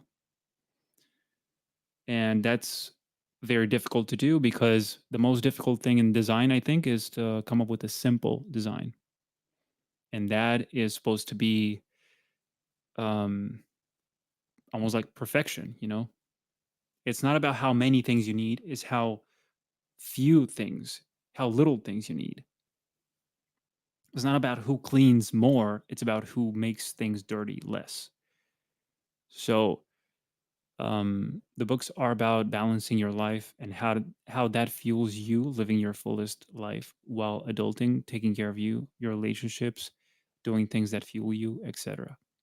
Yeah, I bet those are great reads, and I'm gonna make sure to check them out. And yeah, I think that's a wonderful observation. You know, I really like how we end up reflecting on so many things that are intrinsically connected between themselves, you know. I find it just amazing how life in general exists, you know. I want to do more push-ups.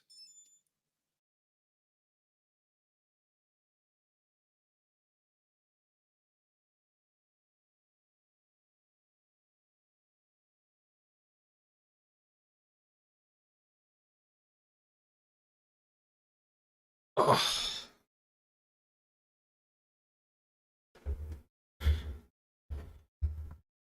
Talking about how existence or something.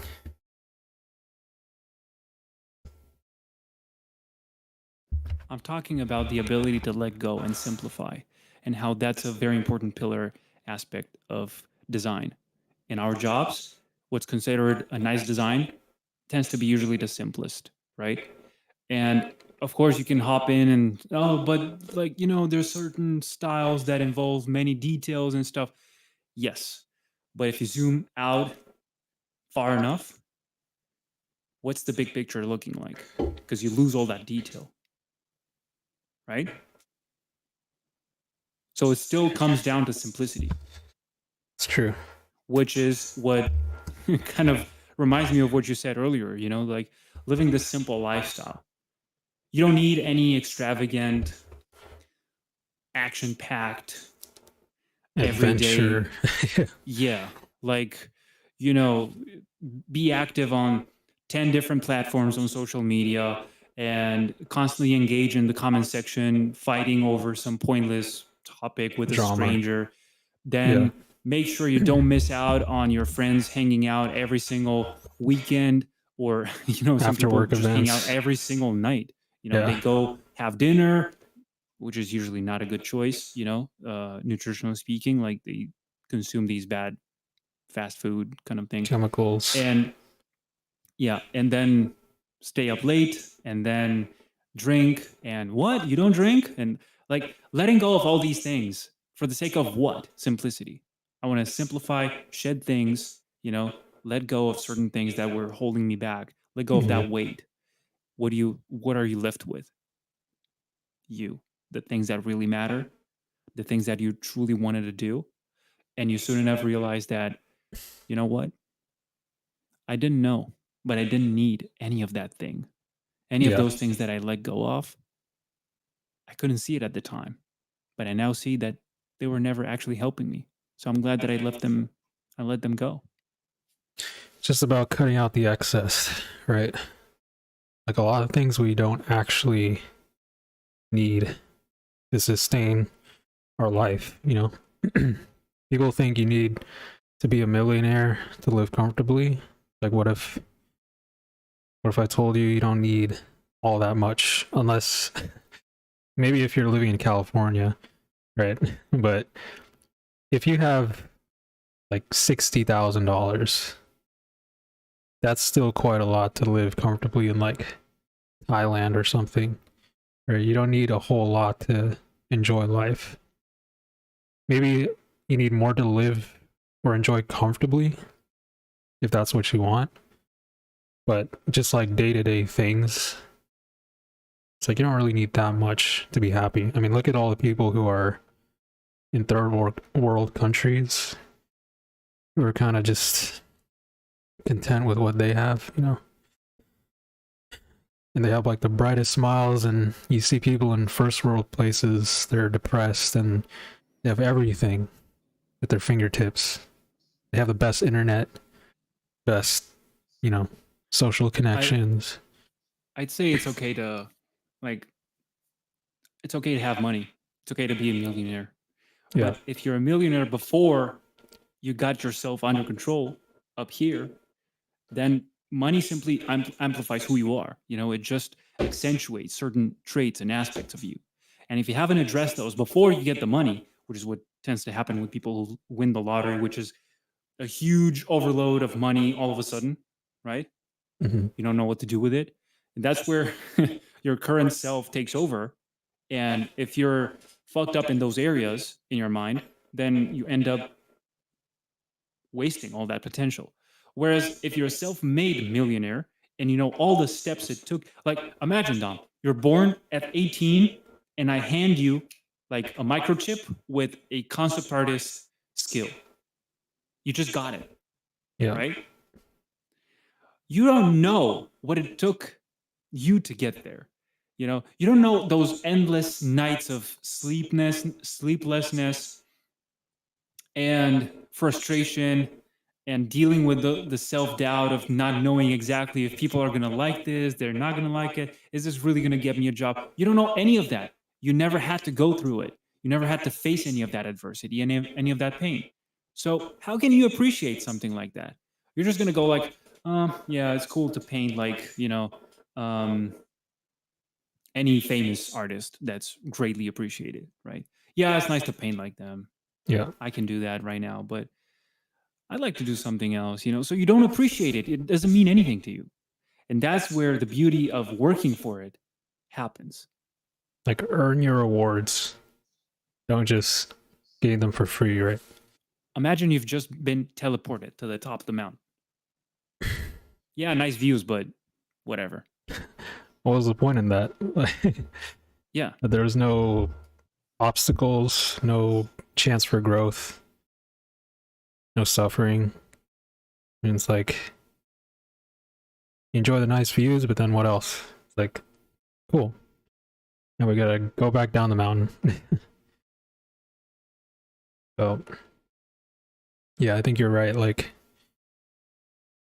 a lot of people want the secret ingredients, secret sauce to get to wherever they want to. But then it's like you're just living life on easy mode, and that gets boring quick, right? Like just having everything, like it's no wonder why there's a lot of rich people who are depressed and like kill themselves, because they have all this fame, all this money, they have everything, but inside they're not whole, they're not pieced together mentally, because they had everything, and now what?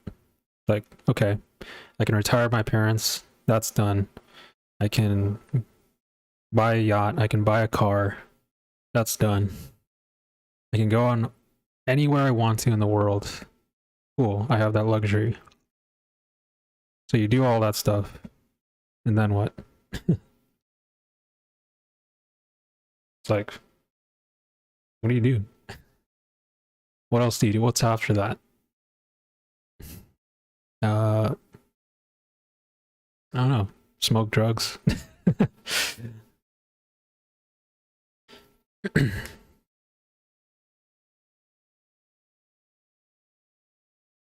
Yeah. That's goddamn right. Remember, Tony Stark and Peter Parker. If you're nobody without that suit, then you shouldn't wear it. It doesn't get any more simple than that. That line simplifies everything to this perfect, deep meaning carrying sentence that's can be extrapolated to everything else. Like we said this earlier, right? If you're nobody without your phone, if you're nobody without your fancy equipment and your computer and your software and your nice brushes and your nice tablet and everything, like if you're nobody without that, without this person in your life, without this object, without this type of food, without this, then you don't deserve to have them, any of them. Yeah. One thing I ask myself quite a lot of times, what would you do if they were stripping you off of everything you have? They just throw you onto an island or something, a deserted island. What would you do? Yeah, with survive or forget about your music, forget about your breakfast, your nice little habits, none of that. It's gone, right? You want your iPad back? There's no iPad here. What do I paint with? I can't even paint with. Bro, a stick in the sand and just you will get creative pretty fast, trust me. But the problem is you never have to face that level of adversity. Therefore, you have no reason to change. You have no reason to make that shift in your mentality to adapt because there's nothing to adapt to. Everything's nice all the time. Mm-hmm. So I might sound like I want something bad to happen in our world or something, just for us to wake up or something. No. What I'm saying is, like, if this is the nice world we've built based on that sentence you mentioned earlier with the 4 steps, like nice times create this, right? Yeah. Then you should at least try to apply a certain degree of slight pressure over you, just enough to get you going. From there on, you can increase it as much as you want. Mm-hmm. But you just can't grow if there's no reason to grow. Yeah. You can't go backwards from that point. That's how we get to like working out. Like, why would you work out? For what? Why would you wake up in the morning early to get everything done first, to take care of your family, your kids, your grandparents, whoever you're living with, whoever depends on you, right? Mm-hmm. Why would you? They can do that themselves. Don't care. Sounds pretty selfish. No there's no sense of responsibility, and it all begins with your own, with yourself, within yourself, right? If you can't take care of yourself, if you're not responsible enough to do your homework, I'm not talking about school stuff. I'm talking about life stuff, life homework. If you don't do that, what can you expect in the future? If you're not strong enough for yourself, then how can you be strong enough for your community? Right? Yeah. It's like people are counting on you, whether you believe it or not, right? Because like if your mom is on her deathbed and she's sick, or like she's passing out or from something and she's at home, who's gonna carry her to the hospital? Herself? You gotta do that, man. Or whoever. You would hate you would hate to depend on someone else to take care of her. And if you don't have the strength, you don't have the strength to do that, it's like, dude, you're a useless son. Or believe me, that's something that never goes away, and that I know for a fact that even happens with people who physically can't They can't. They physically can't take care of others, yet they still feel this degree of resentment towards themselves. If I wasn't like this, I would be able to take care. But imagine if those people feel it and you don't, having all the capabilities, you don't feel any of that. What does that say about you? Bro, you could do it. You could take care of them. And you choose not to? You choose to rely on someone else? Yeah, I don't know. The ambulance would do. I don't know. A teacher would do. A teacher will educate my kids. Or, I don't know, a doctor or a nutritionist might actually take care of my diet, not me. Sounds pretty cowardly.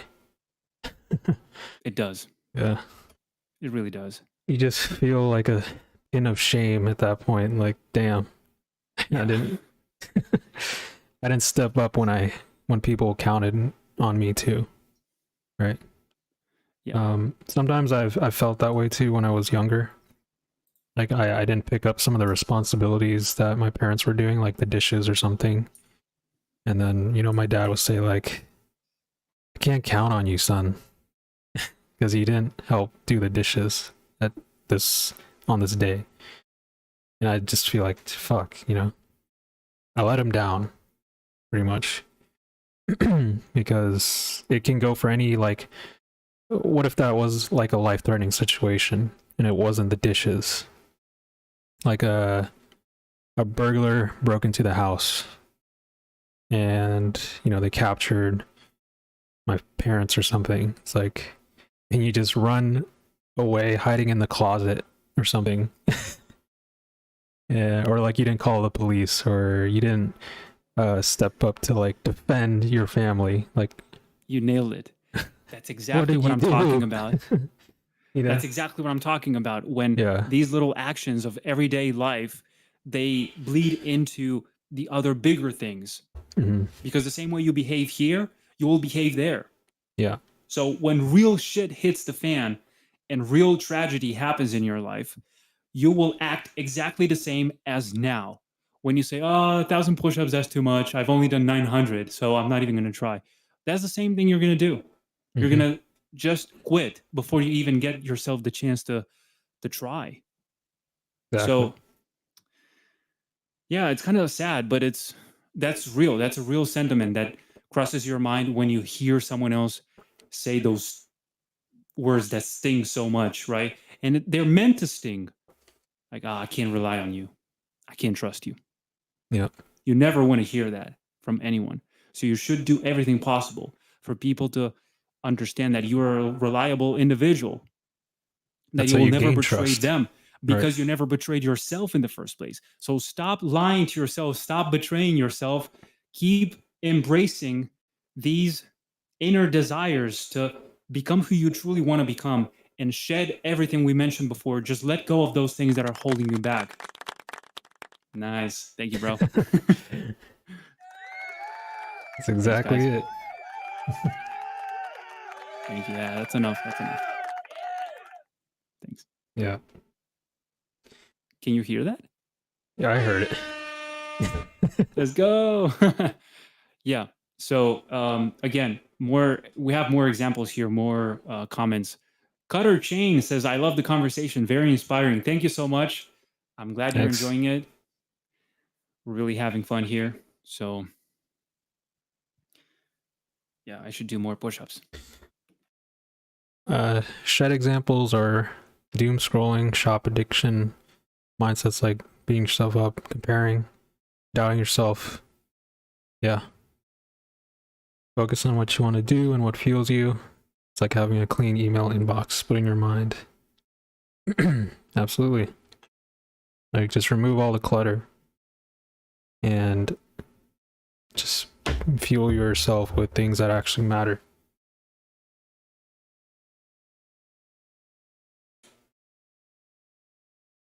I love the next one that says, future you is also depending on you, except future you is only a thought in your head. Current you. I'm getting a little bit of a feedback, bro. Feedback? Yeah. Because you're not using the headphones. Oh, sorry. But yeah, that's exactly it. That's what I tell myself all the time. It's something that I deeply reflect on a long time ago, um, because I'm realizing how important my actions from today are to myself from the future, right? So every time I remember my old self, myself from the past, I'm not resentful for any of those actions that I took, any of those decisions that I made. I'm actually thankful. I'm like, thanks to that fucker from my past, I'm the person who I am today. If it wasn't for him, I wouldn't be here. I wouldn't be doing the things I'm doing right now. Exactly. So, yeah, I'm grateful nonetheless. There's nothing I can actually regret. Mm-hmm. As bad as that may sound, because nobody's perfect. But I tend to believe that each of our failures Mm-hmm. are actually big wins because you learn from them. You learn from those storm waters, from those messed up waves and everything, more than you Absolutely. learn from the calm waters. Yeah. So true. Yeah, life needs resistance. We're just seeing too many people run away from that resistance. And we're just cultivating a generation of people who just don't want to embrace the suck, right? Depression this, depression that. Oh, I have this symptom, I can't deal with life right now because of this. It's like, dude, come on, man. It's time. Most of the time, it's just excuses. Put the big pants on. Yeah. Just hiding behind certain things that you've heard a lot, certain buzzwords, and things you associate a sense of safety to, Mm-hmm. or with. Because no one likes doing hard things. Yeah. We like easy things, which is what led us to today's landscape of quick and easy, fast, overnight success. Take this pill, you'll be fine. So you can see that everywhere, everywhere.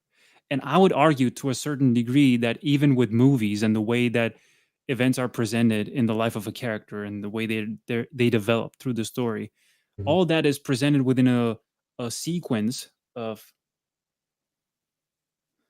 Sorry, dude. Holy shit. My image is like mirrored, and I saw 008 instead of 800, and I thought, what happened here? Don't tell me I'm back to day one. You're good, bro. You're almost to 1,000. Like I'm saying, it's a distorted perception of what growth really looks like. Because what took a decade, it's presented to you in the span of 2 minutes. A quick, nice montage, in the movie, where the dude is learning, sleepless nights, very much a lot of pain and suffering and like frustration, but then he gets better, he fixes the issues, and then he wins. That only happens in the span of 2 minutes, and you're like, oh damn, that's awesome, I can do that too. So when you try to do that in real life, you realize it takes a lot longer, and that turns you off big time, and you think, you know what, I went to the gym once and it didn't work. That's how you end up with that mentality. Right. Yeah, I know what working out is. I once went to the gym. I went to the gym for a week or two. Nothing happened. So it's pointless. Yeah. That's the same thing that I went through with Or diets. Discovering fitness in general. When I first started out my fitness journey, I didn't believe in the power of consistency. Like, I thought, you could just work out maybe once or twice a week. You'll maybe see some results. But I tried that and I was like, why am I not losing weight or putting on muscle? But then when people kept talking about you have to every single day, that didn't process in my mind at the time. Like, every day? What do you mean every day? Like, that's a lot. Can't do this every day. And then eventually you come to a point where you see more and more people do it, and they tell you like, yeah, every day, consistency every day, that's the only thing. And then I was like, all right, I'll try this everyday thing, you know. I'll try this consistency, see if it works. And you do it and you do it and you realize like, oh shit, like working out is actually hard, right? It is actually tough. Like, people aren't just saying it because they're just bluffing or whatever. It works. So Check out the latest comment. It says, "Pro tip on leveling up action: take a good habit and do one less of it once a week. Don't floss one tooth. Do one less minute of a plank. Why? Because your brain will say, we want to, we feel like it. It's our goal. But if you focused on the action that won't matter because we detached ourselves from the wanting to, achievement, or feeling like it, it's the level 1 mob we never fight." I'm not sure if I'm missing words because there's this little heart emoji. Okay, I just expanded the window a little bit to make sure I'm not missing on any word. But yeah, what are your thoughts on that, Dom? What do you think? You could have it. Doing one less thing, like, you know, you're supposed to run 10 kilometers, then run 9. And I think what they're trying to say is that when you get to that 9th kilometer, you will feel like, you know what? Now that I made it up to this point, I might as well just try to finish the fucking race and run the 10 kilometers I was supposed to run. But if you're mentally preparing yourself for, like, you don't have to do the whole thing, just half of it, you know, which is a strategy that I employed myself a lot of times when I wasn't really feeling like it.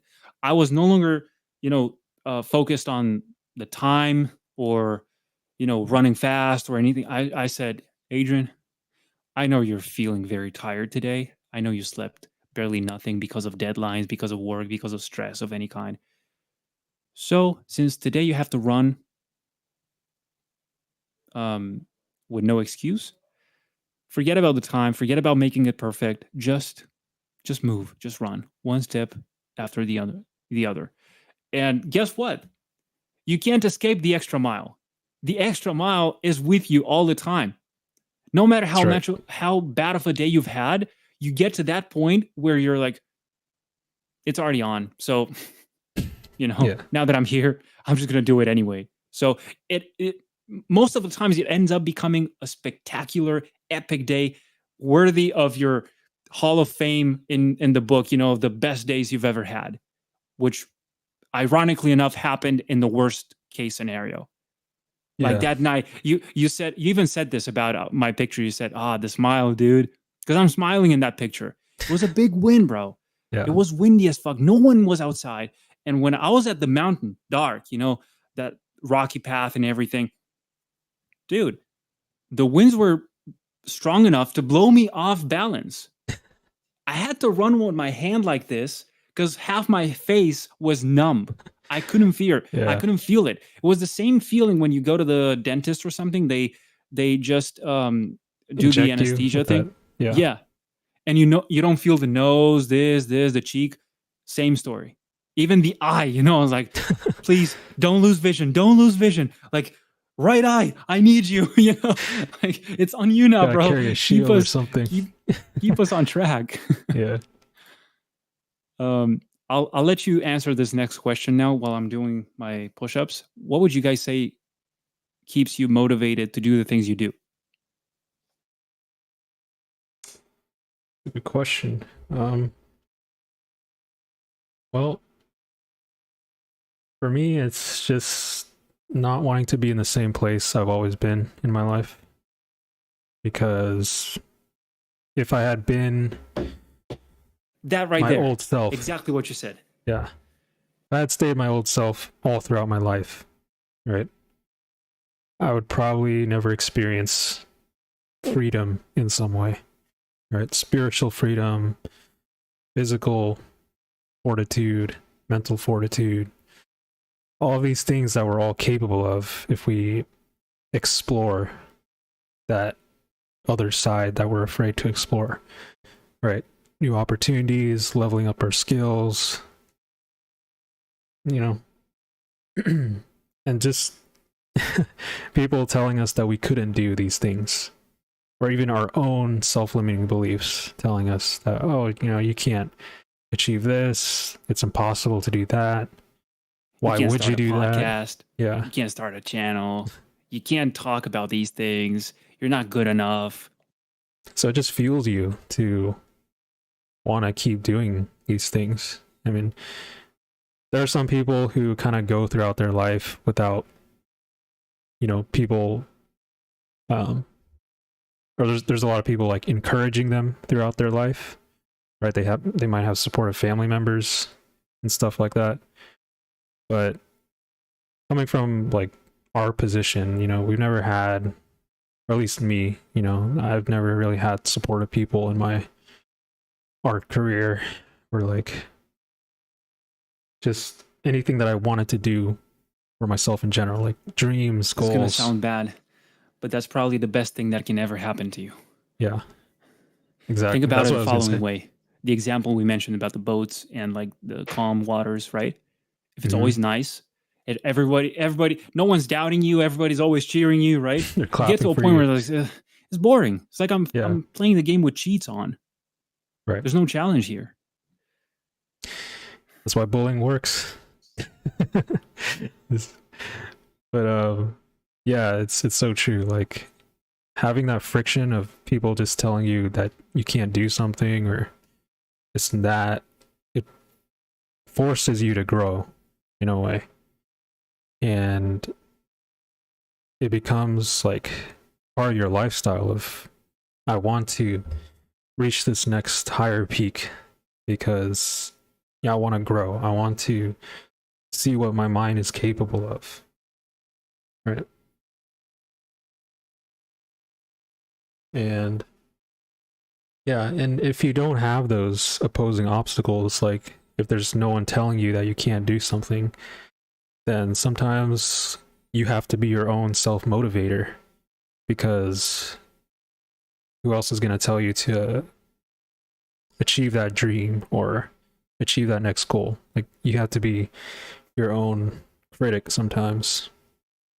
And I know that's hard to do, because if you've been given positive reinforcement all your life, you might not experience that to grow. So you might stay in the same place you've always been in all your life.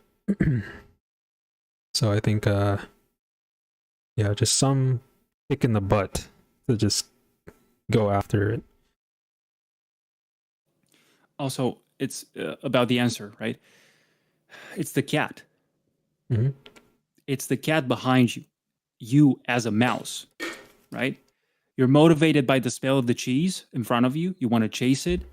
But what motivates you probably even more is the smell of the cat behind you, to know that it's hunting you down.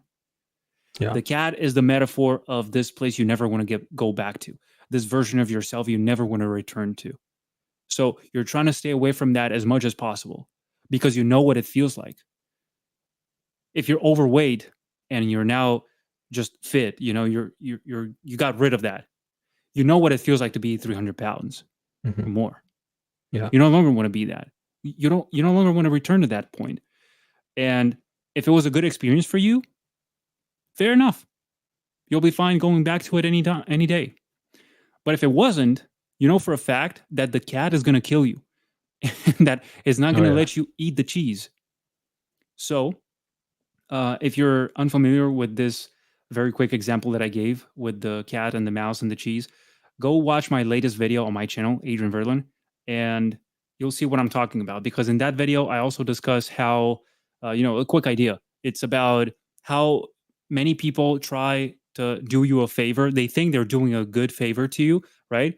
Like their best intention, but they're actually harming your growth, your Absolutely. process. Because exactly what you mentioned earlier, Dom. Like with the kids and stuff, you know, like not letting them explore and just get in trouble and then heal and then fix the wounds. And they never learn if it's not because of those experiences. So Hmm. imagine having a kid in a bubble all his life, Yeah. No which is adversity, nothing. that's also my example in the video with the bird in a cage. Like the bird will never know how to fend for itself, you know, how to find food, how to find water, how to fly even. Because what the fuck can you do in a cage? Yeah, you have these nice wings, but you can't flap them enough, at least not in the same way that the other birds outside are doing. Hmm. So you don't even know how to fucking fly. Exactly. So the day you're let out of the cage, you're done. You're toast, bro. You're just fucked. Or it's that So same analogy of, you know, sharpening a sword inside, uh, inside your house, right? But you never actually use that sword. You've been sharpening it for days inside your room, but you never actually go out and use that thing, right? Like, okay, you have it in your sheath, cool, nice sword, but you're not using it for like hunting or anything. Like, it's just there. But which is what makes me think about the body we have, right? mhm, You have this fully capable body, fully equipped human being. You have all these muscles attached to the skeletal structure with all these organs that you keep messing up with your bad habits. You yeah, choose one, overeat, two, eat the wrong food, sleep at the wrong times, and not move, which is this is like a triangle that I created for myself, you know? It's like eat, sleep, move, or, you know, nurture yourself, recover, exercise. Doesn't have to be in that order, but, you mhm, know, the three basic pillars. yeah, So if any of these is messed up, the whole equation falls, you know, it breaks. so sure. So you should strive to keep up with all of these things, no matter how overwhelming it might feel. Like, dude, you've been doing this, the diet, the workout, at the same time you're getting all these client jobs and everything you're doing with your with your personal stuff, and you never stopped one thing just so you can keep doing the other things. You did Yeah, everything at once. So did I. And it was freaking stressful. It still is. Every day's the same shit. yeah, And I'm not giving up anytime soon. In fact, I look forward to just have a little bit less of this weight all over my shoulders. Imagine that. Imagine being so motivated by you no longer having to carry a ton with you across the, you yeah. know, climbing up the mountain. But it's so You'll be happy with just one less backpack off of your back.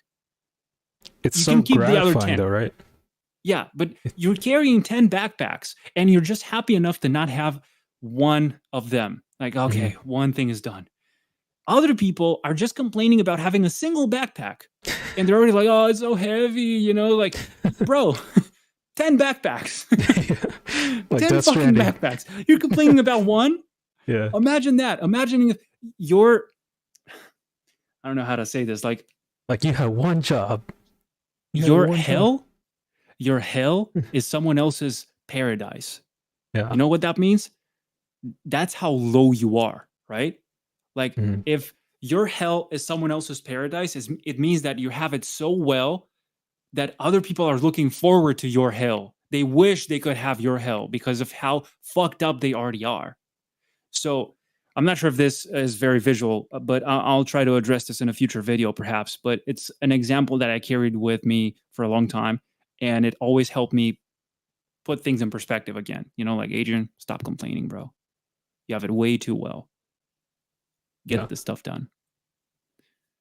exactly. Like that's what I was saying. Like the work that you're putting on yourself is more gratifying, even though it's like stressful and you're going through a lot of stuff and you're taking all these responsibilities. Like, wouldn't you rather have that stress than being somebody who's not doing anything and is stressed out about their future constantly, like they're just suffering from inaction, right? Inaction is a slow death.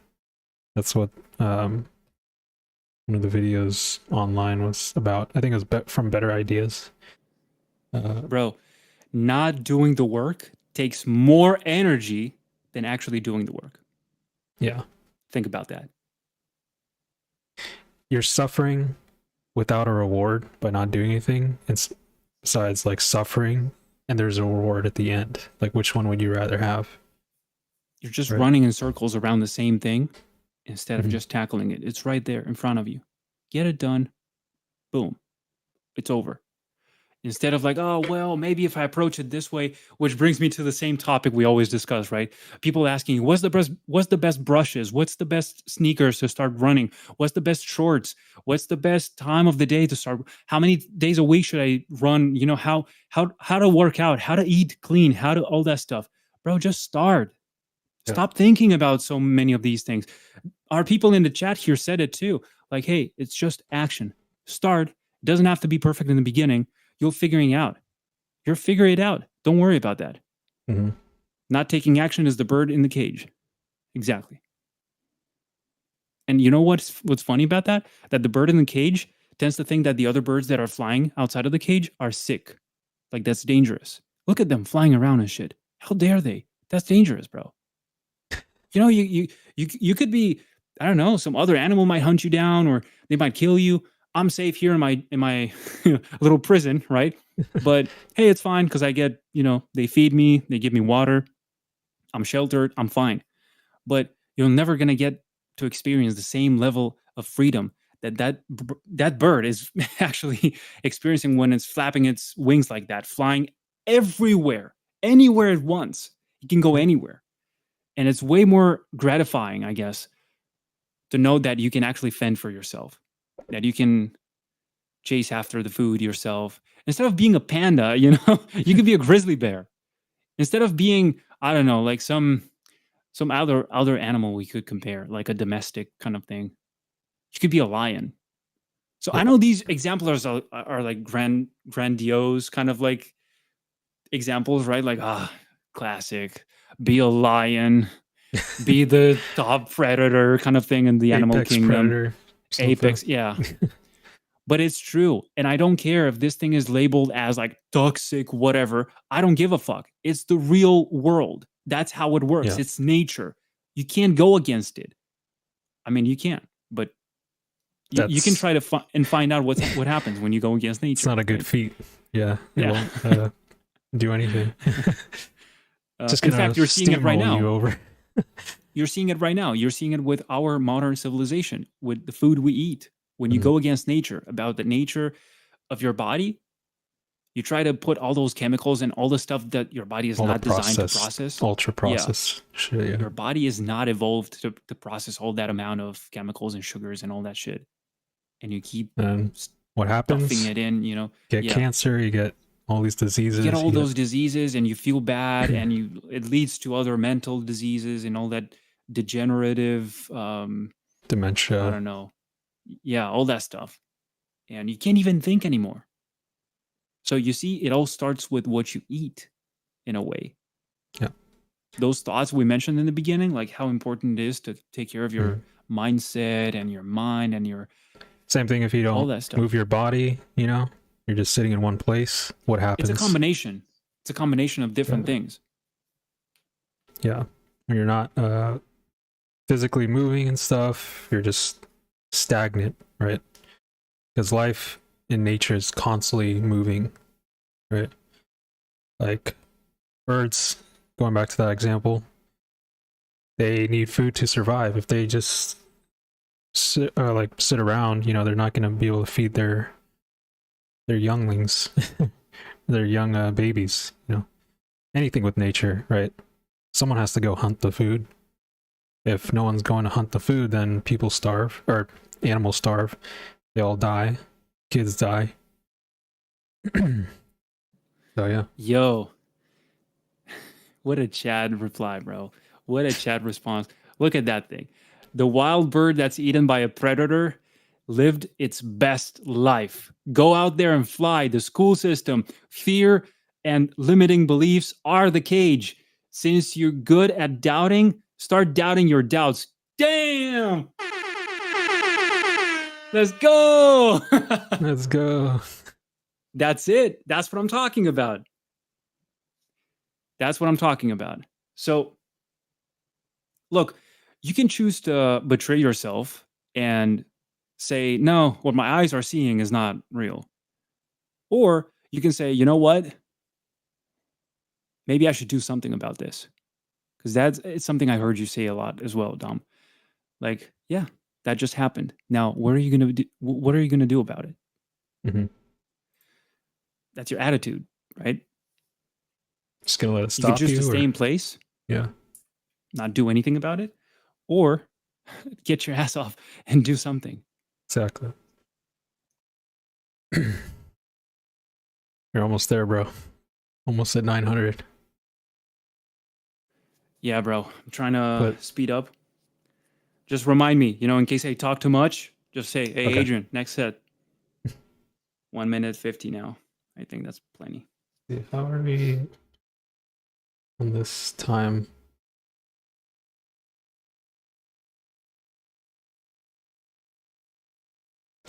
So we're like 4 hours in. Yeah, 4 hours ago we started. It's pretty good for 4 hours. We started. Yeah, I'm kind of staying within my expectations, my estimations about the 5 hours. Mm-hmm. Now I'm just trying to finish it before, in like 20 minutes or so. You got this, bro. Almost done. Yeah. 120 more push-ups. That's it. 120. That's it. Yeah. Remember how easy the first 200, 300 were? Yeah. Damn. I can't believe they were that easy, bro. And they came in sets of 20 for me. Yeah. That's even more surprising. That's how far you can go if you pay attention. Like, look, it's the same example as before. You just want to practice. You just want to do push-ups. You just want to fight. You just want to paint.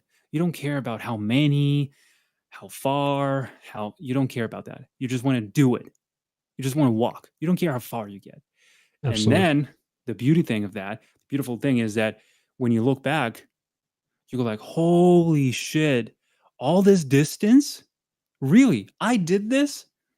Yeah. Same story here, after this practice and this much commitment, you get to this point where you're like, holy shit, it took no effort almost. I can't believe I'm feeling like this. You used to remember Absolutely. the first days. Awful, right? That reminds You can't me. even do 100. Yeah. Now you're adding one more zero to that. Reminds me so much of my art journey, right? It's like at first I cared about getting the job, but then after like all those rejections of the jobs, not accepting me and stuff, I was like, screw it, like I'm just gonna draw, I'm just gonna paint, I'm just gonna do me, basically. I don't care about getting to this goal. I just want to practice, like you said, right? Just get good, get better at what I do. And then 10 years later, you look back and you're like, holy shit, look at all this stuff I've accomplished. Look at all the stuff that came in between all the practice, right? These That's opportunities. The story of my project, Yeah. Orion. At the very beginning of my career, I always saw other people coming up with their own IPs, their own universes and stuff. And I'm like, I want to do that too. So I did this. Think of something cool. Nothing came out. Nothing. Because you were forcing it without the preparation, Yeah. So, funny enough, when you just focus on the path, you keep growing, keep painting, keep exploring, keep learning. One day it hits you. The idea. It's the seed. And boom, you start watering it and it starts growing and you start nurturing it, taking care of it. And it grows into this beautiful thing that you may call your project, your book, your movie, your whatever, So that's the beauty of this, that At some point, results happen. They manifest themselves. But they never will if you don't give them that chance. And the chance is only handed to them by you taking steps, walking, just Just walk. mileage. Yeah. That's what they call it, right? Mileage. Every single day, show up. That's all it takes. Absolutely. It's All like, isn't that what they say about the man that never gives up? right. You can't beat him. Like literally, He in a case scenario where a guy never gives up, you can't kill him, right? and also He can't die. yeah, he's not focused on you. He's actually trying to be his best self by, Yeah. defeating his old self. So if he's competing against himself, you can't beat him. There's this funny example that someone mentioned to me once. They asked me this question: what would you prefer? A silverback gorilla hunting you down and you can fight it, Mhm. or an extremely poisonous snail that kills you with one single touch? And I'm like, what do you mean? Yeah, like, which opponent would you choose? And I'm like, the snail. Okay, but one touch you die. Yeah. I'm like, yeah, but the gorilla's gonna fucking fry me, and he's like, yeah, but think, you can't hide from the snail. It's chasing you forever, Oh, right? that's true. And might catch you in your sleep or something. Which one would you choose? I'm like, damn, that's an interesting one, Never Think thought of about that. Yeah. Yeah. I'll be right back.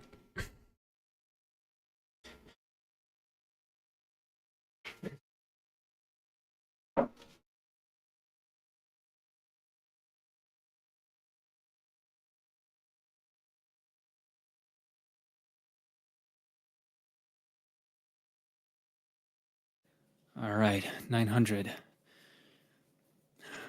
Stop listening to all the first negative thought that flows through your head. You don't click on the first Google search or select the first suggested GPS map suggestion. You double check it. Exactly, dude. This is what most people miss. They miss the fact that, whatever you're talking about, they think that's the first thing you heard. That's the first thing you read somewhere on some bullshit book, or you heard it on the news, or someone told you. They can fathom the fact that that's actually one of the 1,000 different sources that you consulted that same thought with. And you decided that through your own filtering process, your own, don't even know how to, I'm out of breath right now. They can't understand that you actually ran through the whole process of selection. Yet you've become a lot more selective. Bro, what are those? You eating cookies? Eating cookies, bro? These are like 2-gram sugar cookies. They're like really healthy. All right. I'll let you pass on this one just because you did the 1,000 push-ups. And also I finished the 75 hard, so. Okay, that's right. Sorry, my bad. For some reason I keep forgetting that you're no longer doing that. Okay, my bad. Mind your own business, right? So, yeah. It's all fine. I don't blame you, bro. I'll likely do something like that as well on my last day, which is far from now. You know how many days I have left? 60 days. You'll get there. 60 days. It's not that far off, honestly. No. Like 2 months. Considering the fact that, bro, I've been doing this for half a year now. Holy shit, that's a lot. So, anyway, I was just taking a look at the comment if you want to check them out. They're really cool.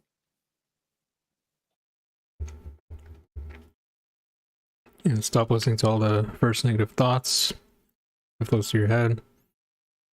And click on the first Google search or select the first GPS map suggestion. Double check it. That's true.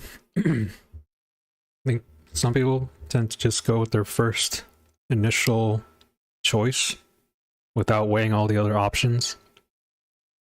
And don't believe the first thing you hear. Don't believe us because we said it. think about it. Consult it with yourself, with your whoever. But think. Think. All I want you to do is think. Don't take anything for granted. Yeah. Like, use your judgment. Don't believe everything on the internet. Yeah. Like, hey, about this last comment, like, all the thoughts on your head are not real. We can choose what to click on. I've heard that emotions, you can't really control them. You can't control your emotions. They just happen. But what you can control is how you react to them, right? Which is where the stoic mentality comes in, I guess. Isn't that the philosophy there? Like, the keep still in the face of turbulent waters and stuff, like when a rock hits the water, imagine the water doesn't move, right? Which is something that won't happen because of physics. But in your mind, when a rock hits your mind, you can actually choose to stay like that, serene. Look at those monks, right? From the Tibet and stuff. What? Oh, the monks? Yeah, monks. Like, monks. They were strapped with all those sensors and stuff, and they put the guy's hand in ice. Oh, shoot. No change. No change, bro. The waves, the brain waves and everything was still the same. Wow. So you can choose to eliminate, That's really how cool. You react to it. Yeah. So it's truly impressive what the human mind is capable of. Yeah. And by extension, the human body. It's also the same thing with, like, when adrenaline kicks in and you're in, say you get like a cut or something, or you get shot, and you don't feel it at first, but then afterwards you feel the pain. Like, your brain doesn't even perfectly process it. It's designed. Like, oh, I can take the hit. It's like, boom, I don't even feel it. Yeah. And then you're like, everything's perfectly designed, bro, to be used, but we don't use it. Yeah. There's so many things we're not doing with our body that we could be doing. We are one of the few, if not the only mammal, I think, that can actually sweat. So what that unlocks is the ability to run farther distances and chase down prey that might outrun you in the short run because they're faster, but they don't get far. That's true. You can run kilometers and kilometers and kilometers, right? They don't. They get tired. They have to stop, overheat, just catch the breath. You just keep going. Which reminds me of this Hadza tribe in Africa. The guys that hunt the baboons and stuff. They run for hours. There's a Joe Rogan Experience episode with David Cho, I think is the name of the guy. Fantastic storyteller. An example of someone who doubts himself to death. Like, he thinks, no, I'm not good. My stories are messy. Like, I don't know how to speak. The dude keeps you hooked for 3 hours telling stories. And one of them is with the Hadza tribe. So I really recommend you guys check that out. It's a really nice thing to listen to in the background. But yeah. I actually forgot what we were talking about before this storytelling thing. I'm going to do more push-ups. We were talking about like, not trusting the first thing that you choose. I think, it was more just like filtering out what you believe in, what you should use for advice and stuff. But also, the thoughts in your head are just not real. Choosing what to click on. So, like, like doing your due diligence with everything. That's what I mean. Like, don't take everything for granted. Not because a dude told me to. I do this because I found out that this works because it's my own experience. I tried it. It worked. And that's why I keep doing it. Right. Otherwise, if it doesn't work, guess what? Fuck off. Like, I'm not doing that anymore. Right? However, this leads me to the thing we mentioned earlier about going to the gym for a week and saying, it doesn't work.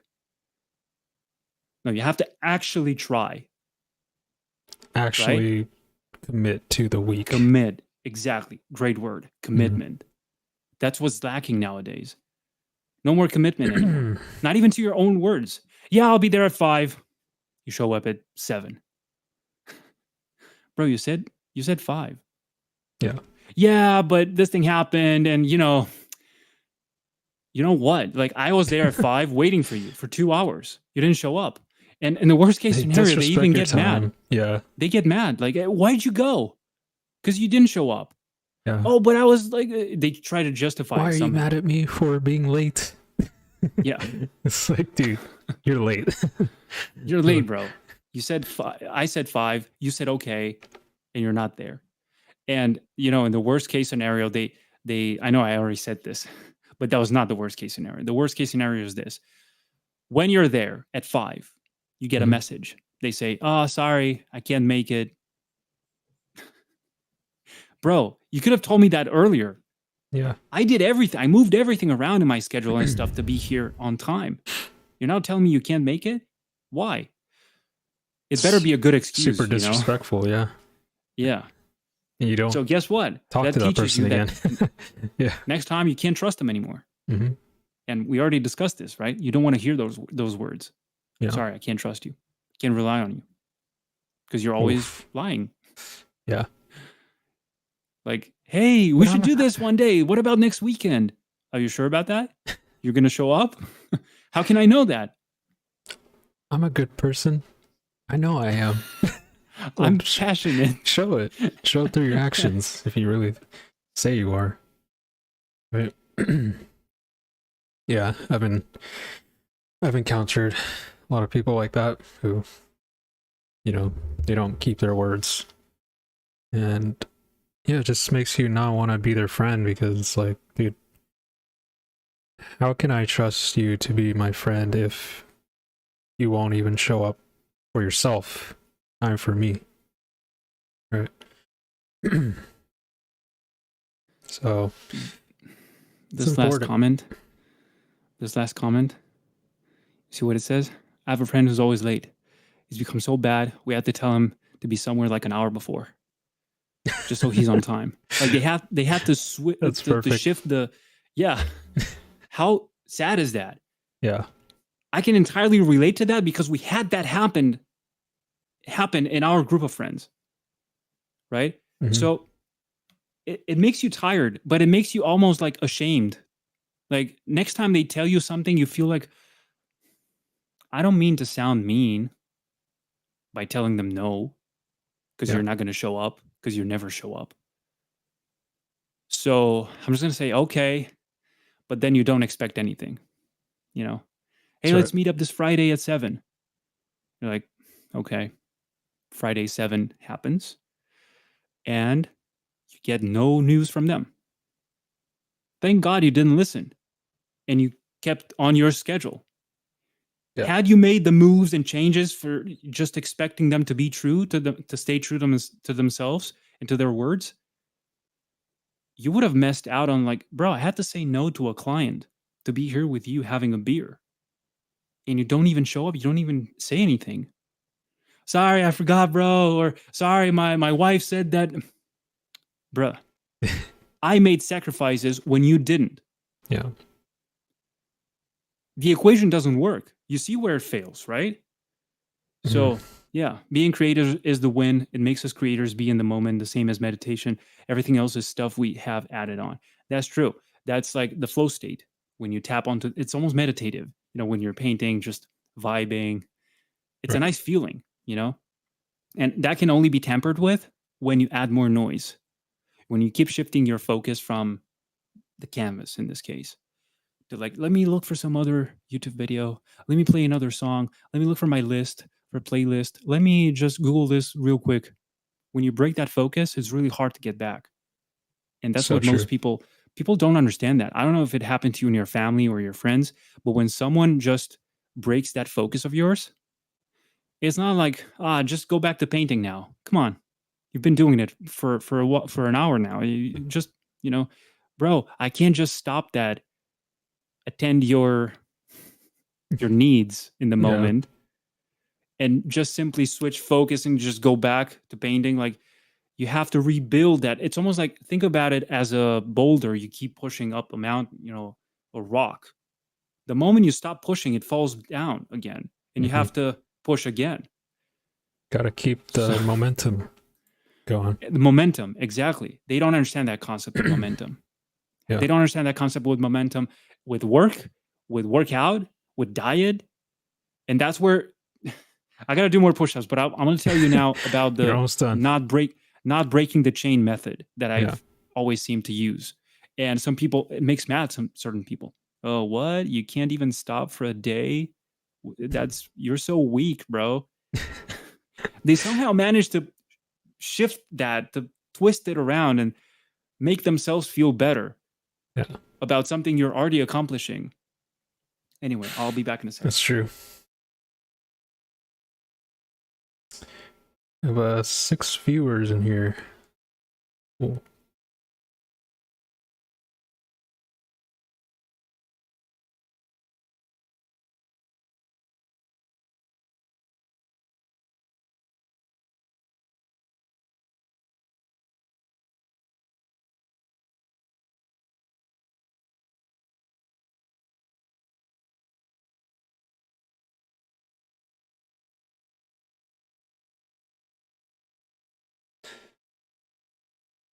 I've been streaming for almost 4 hours still. Yeah, 4 hours. What does it say on your OBS? I haven't checked. But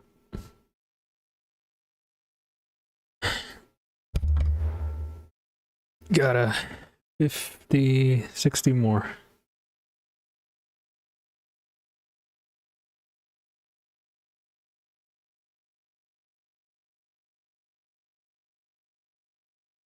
Did I push the button?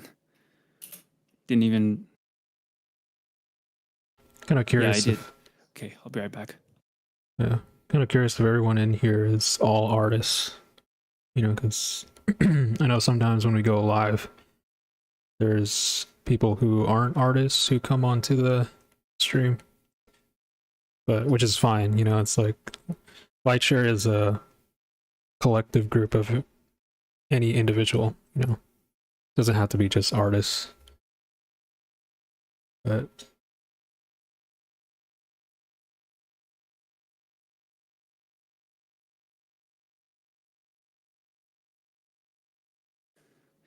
Holy shit, how important that momentum is, bro. If I stop at even 8 push-ups out of 10, that 9th and the 10th are impossible. It'd be super hard. Your arms are giving up. So it's so important to maintain that momentum, like I was talking about, because I call it don't break the chain.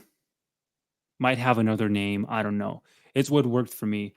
And I already mentioned how I fucking hate running. And a decade ago, when I was starting to get more serious about it, and I got in shape and stuff, I was in my late teen years, right? Or early 20s, I forgot exactly. But long story short, I was running with a friend, and he said,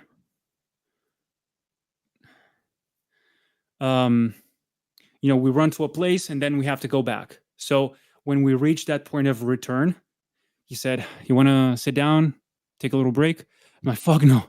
I was like winded. I was extremely destroyed.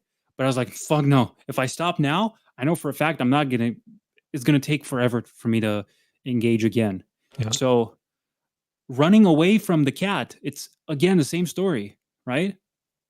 What happens?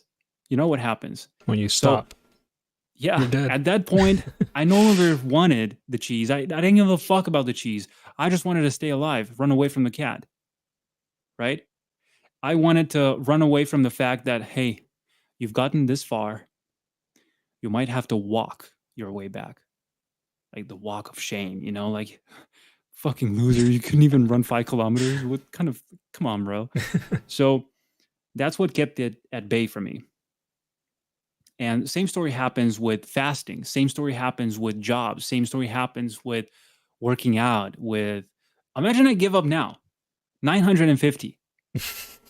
That's it, bro. Bro, why didn't you do 1,000? You were so close. Why didn't you do it? Yeah. I don't know. I was like tired. That's The so fuck, bro? Seriously? You get that far just to say, you give up because of a little inconvenience. yeah. I'm a guitar player and Oh, guitar cool. teacher. That's wonderful, bro. We have people from Awesome. all realms of the creative realm, around here. That's awesome. Sweet. That's great. What kind of guitar you play? Like I'm, maybe you play all kinds of guitars, but I'm just curious because I have classic guitar, I and used to play it too. Like, yeah, it's not like I know exactly how to play it, but it's meditative. Again, we go back to that comment where making music, I don't know, time flies, right? You're mhm. just vibing with it, even though it sounds horrible, maybe. But to you, it's like you're practicing, and that's all you care about. Acoustic and electric. Awesome. Awesome. Nice. Yeah, my uncle used to have a lot of that equipment when I was a kid. Maybe he still has that. Sounds true. Amplifiers, microphones, guitars, especially electric guitars and speakers and all that stuff. Hmm. And only now I'm learning a little more about that, about audio mixers and preamps and the microphones and everything. I've been testing quite a lot of gear lately Yeah, I used to have like regarding, a ton of guitar gear as well. Like, yeah, get the I have like an crazy. amp inside my closet that I haven't used in years, but I played it like on my band in high school and stuff. Those are fun years. That was like during my punk rock years. I was like a high schooler. But now I'm just like listening to all kinds of music. Bro, I didn't know that. Really? That's amazing. That's awesome. Like Blink 182, Sum 41, all that stuff. Like, Hey, is that like learning how to ride a bike? You never forget about it, right? mhm. Like you never forget how to play the guitar. I mean, you may lose a little bit of practice, but I guess it only takes a few sessions for you to get back in, just like painting or drawing. If you Mhm. stopped right now and you took it back when you're, I don't know, 50 or something like that. Oh, it's been 2 decades. I've been without painting, but after a couple of sessions, I bet you can just pick up where Yeah. you left But because that sometimes, knowledge tends to stay, right? yeah, the muscle memory. However, I think if you lose, like we said, the momentum for too long, I think it can really like put you back quite a bit. You'll probably be rusty at first, maybe the first couple of days, but I think if you still remember, you can catch on, but it won't be as strong as like you haven't been doing it for a while. So I think constantly practicing is important.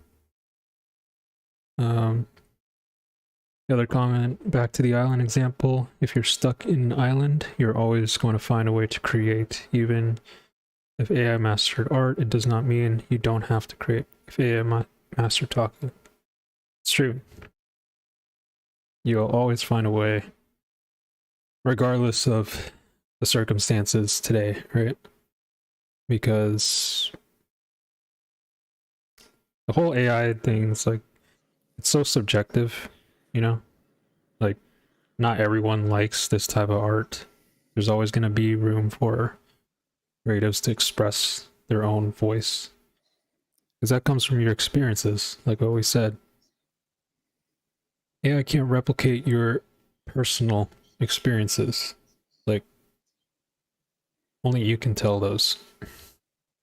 Yeah, I don't really see the beauty in like the AI art produced images. It doesn't even look I do that good. see the beauty in the technology and also the dangers of it, of course, because it's like a double-edged sword. But I believe that if there's a thing that can remove boring work from your shoulders, just so we can free up more time for you Mm. to do the things that the creative tasks that you actually enjoy doing, such as, I don't know, we could argue like detailing a piece. Some people might enjoy that, some people no, some people don't. Some people might be more attracted to like the sketching phase, the creativity aspects of the initial steps. Yeah. And if that's what AI can help you with, why the fuck not? you know Mm. oh, but it's dangerous because it steals artwork. we're not standing for that. You guys know that. We've discussed this in many other episodes. We don't give a fuck about that. We not like we don't give a fuck. We don't support that. We don't support the fact that some dude can steal your stuff and just copy it and replicate it, right? Mhm. But at the same time, that's one of the hidden lines, I guess, in the contract when you're uploading something to the internet, right? The metaphorical contract. You know what it comes up with, what it comes with. You know that when you post something online, it's never going to go away. Oh, yeah. So you're subjecting yourself. It's almost like the bird that's flying free outdoors instead of inside the cage, right? Mhm. Everything comes with ups and downs. So Absolutely. yeah, what I'm saying is like, if outside of the art thing, because I feel like the art community is like a bubble, which is quite tiny compared to everything else, right? Yeah. The other things in the world. But because we're part of it, we tend to believe that this is most of the world in a way. Mhm. Yeah. And because of the ramifications of the problem, right? Like, you don't understand. Like, poetry, paintings, advertising, marketing, movies, everything's correlated. You don't understand, Adrian. This bubble's not as small as you think. Maybe. Who knows? You know, it's just my little opinion here. That doesn't matter. But that's what I believe about this. I believe that if there's something that can help you make your life easier, right? Mhm. Um, not easier. See, because this is exactly what we're against, right? Like, don't go for an easy life, blah blah blah. We're talking about freeing up stuff that you have to spend your time doing in a way that doesn't feel like it's returning that much of a value. Let's say you don't want to spend your whole day laying bricks. You would like a machine to do that for you. You would like to design the wall or the structure or everything, then have it executed by something else, right? Mhm. Now, if you take pleasure in laying bricks, that's totally fine, right? But one thing that I almost always say is that nothing can take away your passion for art. You can always paint. You can always create. You can always do that. And now we're going to delve into a conversation I don't think we have time for it right now, because it's like, oh, yeah, but if I want to make a living and it's really competitive out there and an AI program can outcompete me, then what's the point? I no longer want to paint. I want to give up. This is not worth it. So you end up down that very dark path, right? Yeah. And I don't think that's healthy either. But anyway, like we said, it's a choice you make. It's an attitude. Like, you're not going to uninvent AI. You're not going Exactly. to set it back. You're not going to stop it. It's It's like like trying nature. to lock arms with your people, trying to stop a tsunami wave. Yeah. It's Like, gonna. you either climb to higher ground, or you either learn how to surf it. There's people surfing Mm. that wave, and they seem to even have fun. And that makes you even more mad because they're capitalizing on that power and you're not. Yeah. So, gonna do my push-ups. Yeah, I agree. It's like it's gonna happen whether we like it or not, and it's like the same thing that happens in life, like nature and stuff, right? We can't just stop a tornado from happening. It's gonna come, right? It's gonna come hit the land or whatever it is. Like, we can't stop an earthquake, a hurricane. The same thing with anything that's evolving or like moving within our path. It's like we either adapt, find shelter, build a shelter, and overcome it, or we just stand in front of the tornado and die. It's like, can't really do anything other than to survive it, you know? So it goes with anything. It's like we have to be strong, like build that strength, fortitude. Also, there's always a window of opportunity for people with bad intentions to play Mhm. their role in any major technological breakthrough throughout history, right? There's always been scammers profiting on the occasion of a new technology, something that just came out, trying to fool you just to make a quick buck. And that's the thing about lying and telling the truth, right? Lies have a short life. So you might scam people, make a quick buck, but then you professionally die, basically. It doesn't take you too far. And we've seen that with, you know, it's actually infinite examples.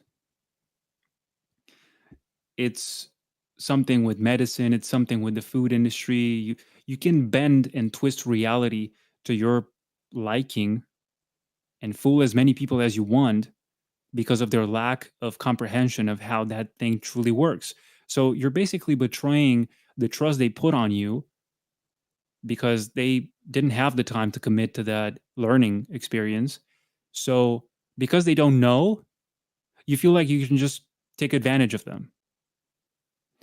And same story here, AI happens and there's going to be a lot of people, a lot of companies, a lot of other individuals trying to take advantage of it in a negative way, right? Instead of using it to help themselves, to help make a better place out of this world, they are going to use it to make themselves, like, not sure how to phrase this, selfishly improved or at the cost of the rest of the people around them, like Yeah.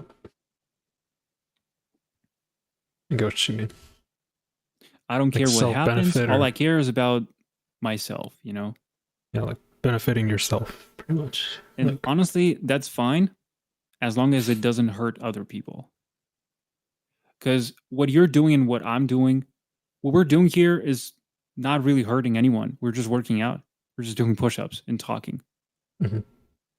But now, if my push-ups caused someone to suffer around me directly, then we would have a problem, right? So, yeah, It's true. more push-ups. I've only got You're 20 more almost to go. there. You think I can do them in one sitting? I'm gonna try. Let's go. Yeah, I'm nervous. got 20. My lower back starts to hurt a little bit now. Got this. Okay, let's tackle this.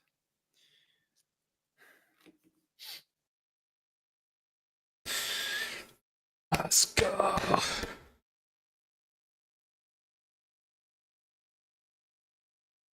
3, 4, 5, 6.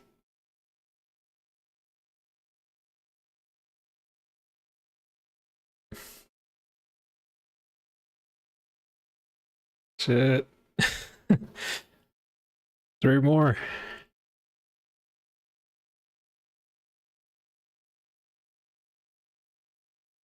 Oh my gosh.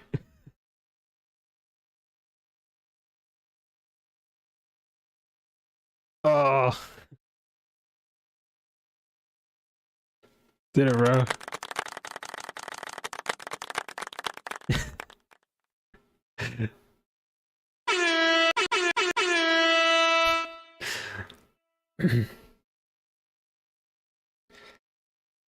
There you go. I got the last one.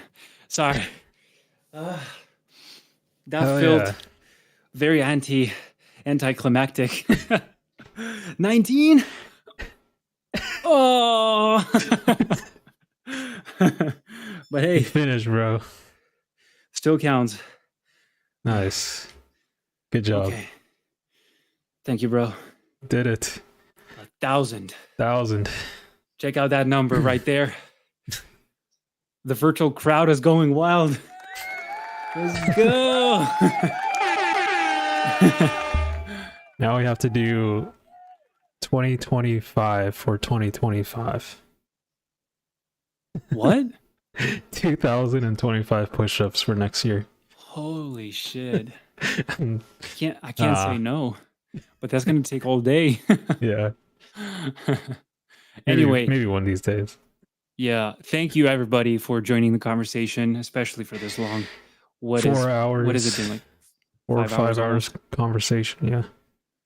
Nice. Awesome. I look forward to replaying this episode sometime because we've been covering so many topics. Thanks Yeah. to you guys in the audience as well, because you've been really helpful with this conversation, just driving.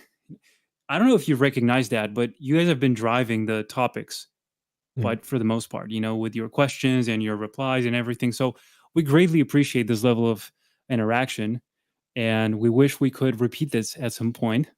Yeah. And yeah, until then, Cool. I guess all we've got left to say is like, live your best life, guys. Do your absolute best. And don't give up. Mind your own business, focus, work very hard, and that's all you need. Yeah. So we just hope to see you in the next episode. Thanks for watching, this guys. Has been the Lightshare team and the 1,000 push-up challenge. Let's completed. go. See you next time, guys. See you guys. Bye-bye.